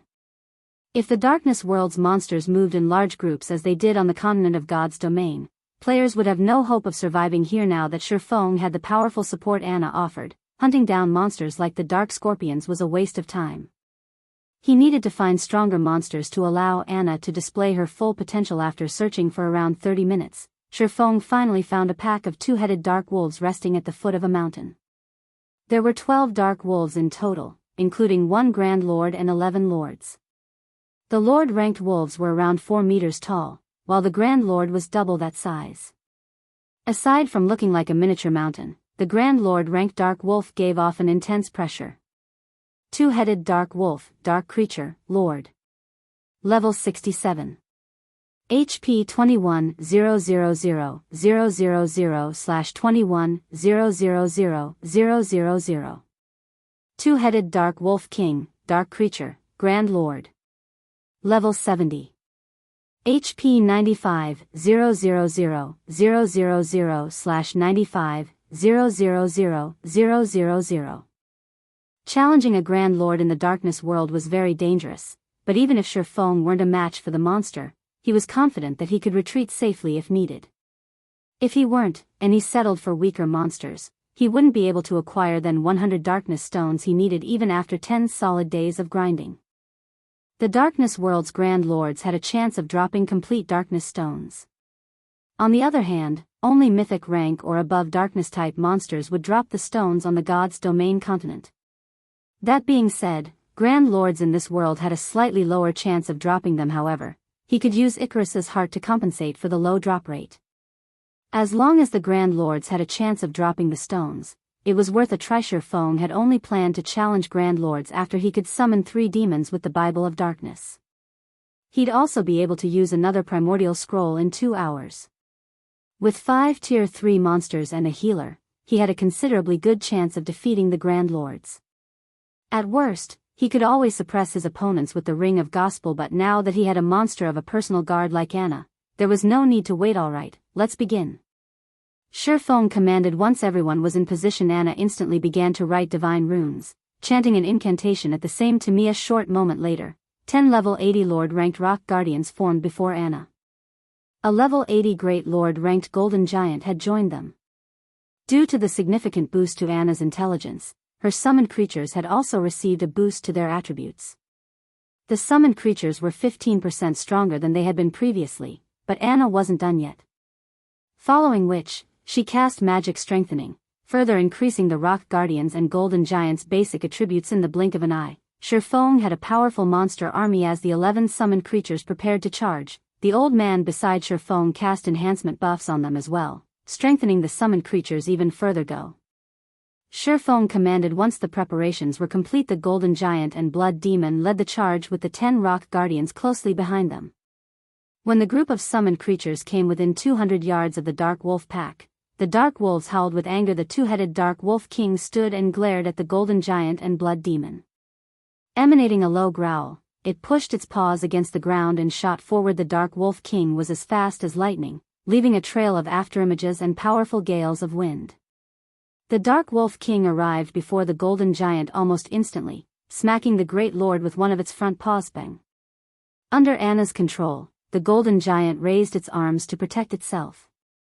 When the Dark Wolf King's paw collided with the Golden Giant's arms, the ground beneath the summoned Great Lord cracked and shattered, and the Golden Giant sunk into the ground. The Dark Wolf King's strength was higher than Shi Feng had expected, and despite blocking the attack, the Golden Giant had lost over 100,000 HP. Realizing that its first attack had failed to get rid of its target, the Dark Wolf King turned and swiped its tail at the Golden Giant. As the Wolf King's bushy tail moved, power of darkness gathered around it, turning the harmless-looking tail into a sharp blade that sliced at the Golden Giant. Tier 2 skill, Darkness Blade. When the attack landed, the impact sent the Golden Giant flying over 20 yards back, following which, a damage of over -2,300,000 appeared above the Golden Giant's head. The Dark Wolf King's strength was on an entirely different level than the Grand Lords on God's Domain's continent. Fortunately, although the 2 attacks dealt a lot of damage, the Golden Giant had 55 million HP, losing a little over 2 million HP was nothing. With the Primordial Heroic Spirit healing it from a safe distance, the Golden Giant could definitely withstand the Dark Wolf King's attacks. In contrast, the Blood Demon and 10 Rock Giants completely overwhelmed the 11 2-headed Dark Wolves that had followed their alpha. Even without any healing, the Rock Giants could dominate the Dark Wolves in a one-on-one fight. Furthermore, they had the help of the Tier 3 Blood Demon. Naturally, Anna didn't sit idle. After becoming a Yin-Yang Saint, she had gained more than just summoning skills. She now had powerful attack spells in her arsenal. Anna cast Holy Light Spear, a Tier 2 Light-type spell, launching 18 Holy Spears at the Dark Wolf pack. Each spear carried nearly as much strength as a Tier 3 Great Lord of the same level. Moreover, the Holy Spears dealt an additional 50% damage to dark creatures. When the Holy Spears found their marks, the Dark Wolves cried in agony as damages of over -400,000 appeared above their heads. In less than 10 minutes, Shi Feng's team had wiped out the 11 Lord-ranked 2-headed Dark Wolves, the creatures decorating the ground with loot upon their deaths. Now, only the 2-headed Dark Wolf King remained, still fighting the Golden Giant. However, the Golden Giant looked miserable. Despite the Heroic Spirit's constant healing, the Great Lord's HP continued to decrease. Shifeng had even been forced to activate Life Domain halfway through the battle to keep the summoned creature standing. Once the 11 Lord-ranked Dark Wolves had been dealt with, Anna began to chant a long incantation, writing many lines of divine runes in the air before her. Suddenly, a gigantic, silver, twofold magic array appeared beneath Anna's feet. In response, a towering pillar of light rose from the ground beneath the Dark Wolf King's feet, enveloping the boss. Countless chains then appeared from the void and bound the Lupin Grand Lord. Despite the Dark Wolf King's desperate struggle, it couldn't break free. A moment later, the Dark Wolf King released a pained wail as its massive body began to shrink. Tier 3 spell, Chains of Light. Chapter 1678, Power to Transcend Tears. Chapter 1678, Power to Transcend Tears. She's capable of using spells higher than her tier? Shifeng was at a loss as he stared at the towering light pillar. Is this the power of a peak class? In God's domain, whether they be players, NPCs, or monsters, all existences could generally only learn and use skills or spells at their tier or lower. The strongest skills and spells they could use were taboo skills and curses, yet Anna had just cast a bona fide tier 3 spell despite only being tier 2 herself. Shifeng had never heard of anything like this before. Of course, one reason for his ignorance was that he had only ever heard of personal guards obtaining advanced classes. Even after 10 years in God's domain, he had never heard of a personal guard acquiring a peak class as Anna had due to the effects of Chains of Light. The two-headed Dark Wolf King, which had been over 9 meters tall, had shrunk to 6 meters in height. The chains around its form also greatly limited its movement. This allowed the Golden Giant to block every one of the Grand Lord's attacks. Now, the Golden Giant only lost around 80,000 HP after it received one of the Dark Wolf King's attacks. It was clear that the Dark Wolf King's strength had decreased considerably.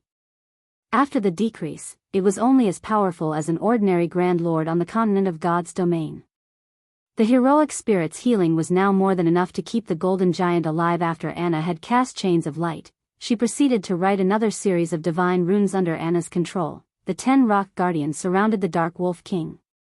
The rock giants then transformed into 10 stone pillars, and after Anna finished over 24 lines of divine runes, she lightly tapped the butt of her staff against the ground. Golden divine runes began to surface on the 10 stone pillars, releasing arcs of golden electricity that lined the pillars and created a magic barrier around the Dark Wolf King. The Dark Wolf King's basic attributes began to decrease rapidly. The Chains of Light had merely weakened the Dark Wolf King's strength and mobility. But the golden magic barrier suppressed all aspects of the boss. In the blink of an eye, the Dark Wolf King's maximum HP had fallen by 30%.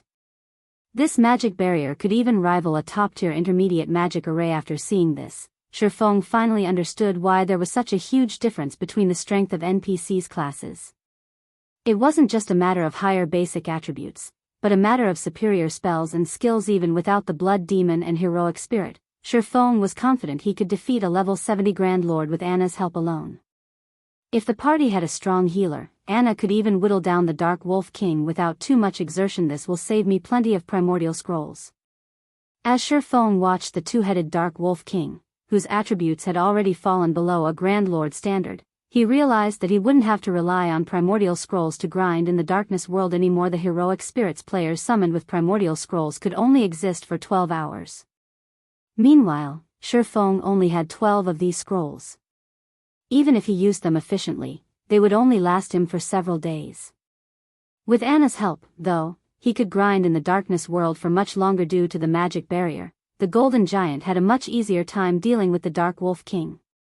The Great Lord even began to trade blows with the Grand Lord, increasing the party's overall DPS. After including the Blood Demon, Anna, and Shifeng's attacks, the Dark Wolf King's HP began to deplete steadily. Although the Grand Lord's battle recovery and high defense slowed their progress, it was only a matter of time before the Dark Wolf King died. 90%. 85%. 80%. When the two-headed Dark Wolf King's HP fell to 20%, it released a sudden, angry howl. Its two-headed body then split down the middle, each head taking on its own form division. Shifeng's expression darkened when he saw the two Dark Wolf King's bosses that had grasped doppelganger skills in God's domain were extremely difficult to defeat. Unfortunately, slaying bosses that had grasped division skills was even harder. With doppelganger skills, a boss's main body and its doppelganger shared HP. If either form were killed, regardless of whether or not players slew the main body, both would die. However, bosses with division skills were a different story. Each copy had its own, independent HP. This essentially meant that players had to face two bosses simultaneously. Moreover, when a boss used a division skill, all debuffs on the boss would be removed in the next moment. The chains of light originally binding the two-headed Dark Wolf King vanished. The two Dark Wolf Kings then revealed a sinister grin as they looked at Shifeng's group, their expressions seemingly saying, "You're dead meat now." The two Dark Wolf Kings immediately pounced on the Golden Giant and the Blood Demon. Gathering power of darkness in their paws, they smacked their respective targets. Both the Golden Giant and the Blood Demon attempted to block the incoming attacks, but just as they seemed to succeed, the Dark Wolf King's paws transformed into shadows, piercing the elemental and demon's defenses. The attack struck their targets, and both the Golden Giant and the Blood Demon were thrown over 20 yards away, a damage exceeding -2 million appearing above each of their heads. Before the two summoned creatures could regain their footing, the two Dark Wolf Kings pounced again, launching the same attacks. The prior scene replayed, with the Golden Giant and the Blood Demon flying backward and losing over 2 million HP each, as expected of a Grand Lord in the Darkness world. In addition to a division skill, it has an unblockable offensive skill. This boss could even annihilate a 20-man team of Tier 2 experts of the same level. Despite realizing the seriousness of the summoned creature's situation, Shifeng remained unfazed. Instead, he calmly told Anna, "Let's see what you've got." Nodding, Anna's aura abruptly changed. The dark purple mark on her forehead disappeared, transforming into runes that covered her body. After Anna obtained a peak class, she had learned 2 overtier spells and 1 epic ranked skill. Although she had displayed the Tier 3 spell, Chains of Light, she had yet to reveal her other overtier spell and epic skill. The move Anna had just used was none other than the epic skill, Yin Yang Power. Not only did Anna's basic attributes soar under the skill's power, but the strength of her light and darkness type skills and spells would also rise by 1 tier, to a maximum of Tier 4. This was the Berserk skill unique to Peak Legacies. Anna's Tier 2 spells and skills already had the power to rival Tier 3 attacks, but now her attacks were even more powerful than a Grand Lord's of the same level. Furthermore, while Yin Yang Power was in effect, all of her spells and skills would increase by 1 tier. It was by no means an exaggeration to consider Anna a level 80, Tier 3 NPC. Anna proceeded to cast the Tier 2 spell, Holy Light Spear, once more, but unlike her previous use, the number of holy spears she summoned had doubled to 36. Moreover, each spear carried more power than before. Under Anna's control, the holy spears transformed into streaks of white light that bombarded the two Dark Wolf Kings. While the two Dark Wolf Kings happily bullied the Golden Giant and Blood Demon, the holy spears appeared before them. Even with the Dark Wolf Kings' incredible reaction speeds, they only blocked half of the incoming spears. The rest of the shining weapons found their marks. When the holy spears met the Dark Wolf King's tough fur, the two Grand Lords howled in pain. Each spear dealt over -600,000 damage. By the time the two Dark Wolf Kings had recovered from the holy spear's bombardment, Anna had finished casting the Tier 2 spell, Feathers of Light. Suddenly, countless white, immaculate feathers descended from the sky, decorating the area around the two Grand Lords. Anna, who stood outside of the rock giant's magic barrier, grabbed at a feather that had fallen before her. She then gave the feather a gentle pinch. Boom. Boom. Boom. The hundreds of immaculate feathers surrounding the two Dark Wolf Kings began to explode, one after another. Although each feather's explosion was not particularly powerful and only devoured a few tens of thousands of the Grand Lord's HPs, the total accumulated damage was frightening. After a short moment, the two Dark Wolf Kings, who had only held on by a small amount of HP, fell to Anna's spell. Anna had killed the two Dark Wolf Kings so quickly that Shifeng hadn't even had enough time to use Divine Providence and land the finishing blow. Chapter 1679, Ancient Rock City's Shocking Transformation. Chapter 1679, Ancient Rock City's Shocking Transformation. Seeing the corpses of the divided two-headed Dark Wolf King reaffirmed Anna's strength for Shifeng. Although light-type spells had striking effects against dark creatures, they shouldn't allow a level 80, Tier 2 NPC to overwhelm the two-headed Dark Wolf King to this extent. Not even ordinary Tier 3 NPCs of the same level were capable of such a feat. The only downside to Anna's yin-yang power was its 100-second duration and a long 6-hour cooldown. If she could use this berserk skill frequently, she could massacre one level 70 Grand Lord after another. When the two-headed Dark Wolf King had died, it had dropped a pile of loot before them. It had also granted both Shifeng and Anna a large amount of EXP. Although Shifeng's EXP gain in the darkness world had been drastically reduced, his experience bar still increased by a noticeable amount. As for Anna, although her EXP gain was no longer affected, the EXP she had gained from killing the level 72-headed Dark Wolf King was insignificant compared to how much she needed to level up, since she had already reached level 80 as expected of one of the darkness world's Grand Lords. Its loot is way better than an ordinary Grand Lord's.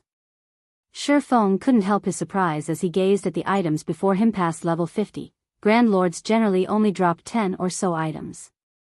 Moreover, the majority of the loot would even be materials, and one would be lucky if they got 3 or 4 pieces of equipment, even the best of which would be secret silver rank. However, the two-headed Dark Wolf King had dropped over 20 items. Although the majority of the loot was still materials, the boss had dropped 5 pieces of equipment. 3 of the pieces were level 60 secret silver equipment, including 1 pair of boots belonging to the level 60 secret silver rank Dark Devourer set.